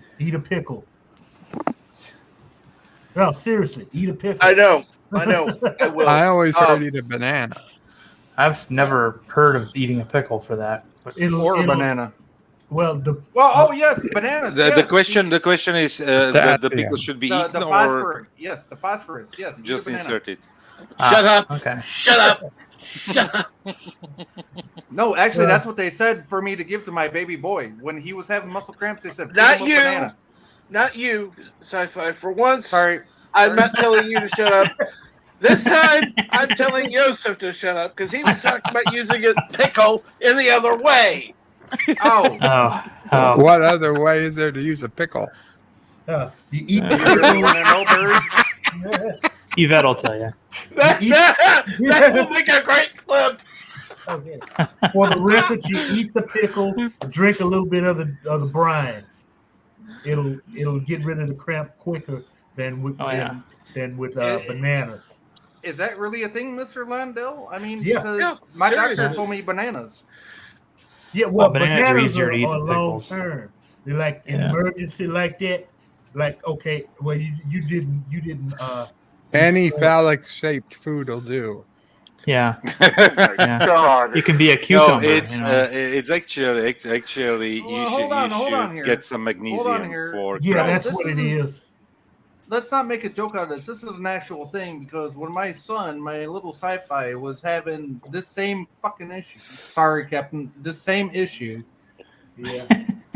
No, we called the doctor and he said, "Do you have bananas?" And we said, "Yeah, I got a couple in the fridge." He said, "Feed him the banana." Put your bananas in the fridge? No kidding. Yes. That's a dimwit thing to do. Not up here in Michigan when you live on the second floor. And it's always hotter in here. And I don't even turn my heat on until it gets 10 below zero outside. You know So that I gotta bananas keep come from a fresh very food. hot environment, right? Yeah, well, they go bad faster in a hot environment than Actually, they do they inside go the fridge. bad faster in a cold environment. Yeah. Yeah. Not here. They don't. Captain. Unless it's like Yeah, in the super magic state of Michigan, bananas No, it's not. ripen. man. Laws of physics. Yeah, cease don't to I apply. live on the exist in second this kitchen. floor. It's always humid up here. It's like always in, hot. And they do. They my stay cousin Vinny. longer in the refrigerator than they do kept in, the normal environment. That's all I'm saying. By the way, if you want to keep the bananas fresh longer, so that they don't go brown like immediately, wrap the stem, the ends, with kitchen foil. Mm-hmm. For some reason, really? if you stop, Aluminum foil. oxygen, like oxygen from coming in, and it goes mostly through the stem. So I know if what you you're wrap it saying. Really? in a That kitchen works, foil, Joseph? it Nice. works. Okay, cool. I tested it. No, I'm gonna that's try that. awesome. No, Aluminum I'm foil, always though, right? one Not, for No, the plastic foil, like plastic foil. Oh, the kitchen Like foil, not aluminium kitchen wrap. or yeah, Not the kitchen metal wrap. Yeah, stuff. thank you. Not the metal stuff. saran Yeah, wrap. Okay. Yeah, Saran Yeah. wrap, plastic wrap. yeah, that one, that Gotcha. one. Gotcha. Okay, cool. No, I'm always down for new ideas to make food last longer. So. Yeah, for example, it is recommended that you shouldn't keep your tomatoes in the fridge as well, but I do that all the time. Yeah. Well, Yeah. I do too, just because it's so humid and hot up here. I just Yeah, figure the refrigerator is a better environment for it. I usually In a freeze brown my paper bag. bananas. I peel them all when I get them home and stick them in a Tupperware container and put them in the freezer because I only use them for smoothies. And if they're cold, well, it's even better. Obviously, better for that. Yeah. Yeah, but if I can get away with not doing that, Cap is ready to change the topic. You ready to change the topic, Cap? From banana. You're the host, you don't buddy. you don't like this home economics thing we're doing now? A pickle, thank you very much, and drinking pickle juice. Yeah. Oh, So we're good with bananas and apples then. That's a quick stop.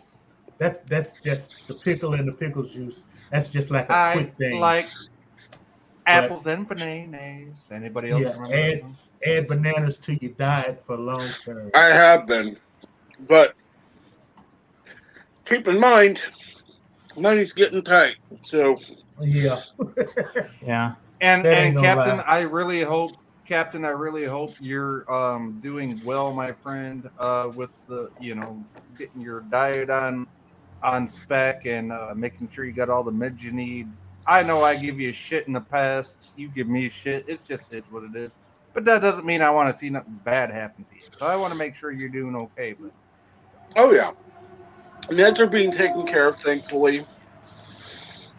I'm on track to get something settled, so that's good. good. I'm glad to hear it. Hopefully my leg will stop hurting as much. Good. Once it's my leg, it's actually kind of nice to have someplace else other than my gut hurting the most. Well, I'm glad your gut's not hurting, but I'm sad to hear something else is hurting. I just hope it's not something that causes too much pain. No, I don't want to see nothing hurting on you, but really, I don't. I'm the Sci-Fi Nation. I don't want to see anybody hurting for any reason, even though I give people shit every hour of every day. I don't like to see people hurt. I really don't. by the way, just to let everybody know, I am going to be ending in a little bit, but we're going to change the topic to something else. Bird, you gave up bed life. Your topic. My topic. Mm-hmm. Your topic, Bird. yes. What shall we talk about? UPS. Oh. Every fucking time. Upper Peninsula sugar baby. Now,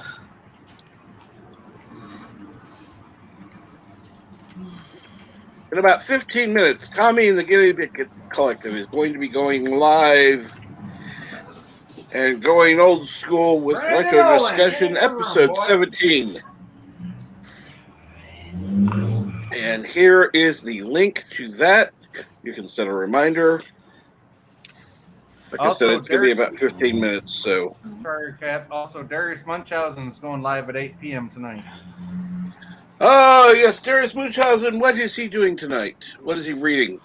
I'm not sure what he's reading, but he is going live at 8 p.m. tonight, and I am going live an hour after him. I'm probably going to be live the same time as he is, but not till an hour after he goes live. So, but yes, check out Darius Munchausen, please. He is one of the reasons I'm doing my stream tonight. Okay, so you're streaming over him, but he's one of the reasons you're streaming. No. Actually, here's the thing. Here's what you need to understand. I was talking to him in games, comics, and yeah, I know games. GMC. Yeah. his stream, and I was asking both of them, what's a good time to stream? And GMC said, I don't know, because he doesn't know when he can be quiet enough on the microphone. I'm like, okay, cool. And I asked Darius, and he said, I don't know. I start at 8, but sometimes I go for 12 hours. I'm like, I can't wait freaking 12 hours. So I'm going to start at 9 p.m. So it is what it is. And there's no animosity there. There really isn't. Well, I've had a few people give me shit over when I'm live, and it's like, yeah. So what? Other people are on. So what? People. I talked to both of them during GMC's stream about this. So there is no animosity there at all. They're actually the ones that got me over 400 today. So hats off to both of them for that. Absolutely. Well, and GMC has been one of my biggest supporters for a long time. In fact, there have been a couple of times he's had to rebrand and had to get a new channel, and he's like, I'm starting out with nothing. I said, well, I can do what help I can, and that's it. And now he's well over where I'm at, but he's still helping me. I actually got on the CCCE, the whatever the special thing he calls it, where he names a character after me or some shit. Oh, yeah. Yeah, I did that on a stream. If you go back and watch a stream, yeah, because I was listing off all these other vampires he needs to be hunting down. So. Oh, I caught part of that. Yeah. Oh, okay. Well, fellas, I gotta start. Absolutely. Dinner. So. Absolutely. Well, you have a good evening. And take care, Mr. Lundell. Take care, Mr. Lundell. Have a great evening. Take care, Mr. Lundell. Night, Mr. Lundell.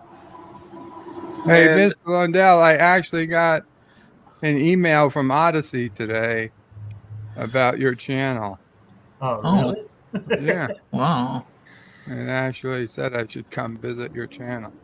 Oh, so cool. I have a The question. Atomic Submarine was I have a question. Have you ever thought about coming back with a different email and a different channel name and just doing U-Button? I'm tired of trying to deal with YouTube.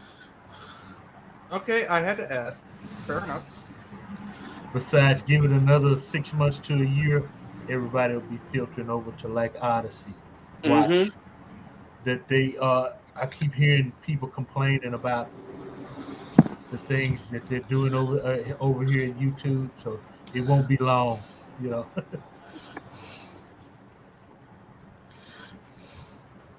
Fair enough, Mr. Lundell. Thank you for answering. Anywho, everybody have fun. Yeah, I'll probably be on LDs a little bit later after I get a meal in me. So. And if you go on over to Tommy and the Guinea Pig Collective, just say Caps Raid. Captain Tricks Raid. And with that, I think I'm going to go ahead and wrap things up. I'm going to get something to eat, sit back and relax and watch Tommy and the Guinea Pig Collective, and I may actually end up being on. So with that, I do want to thank everybody for being on the chat, everybody for being on the panel, and thank you very much, Captain. Yeah. Thank you again, Yosef. And have a great day, night, whatever it is, where you are. Let's hope to God this stream will end.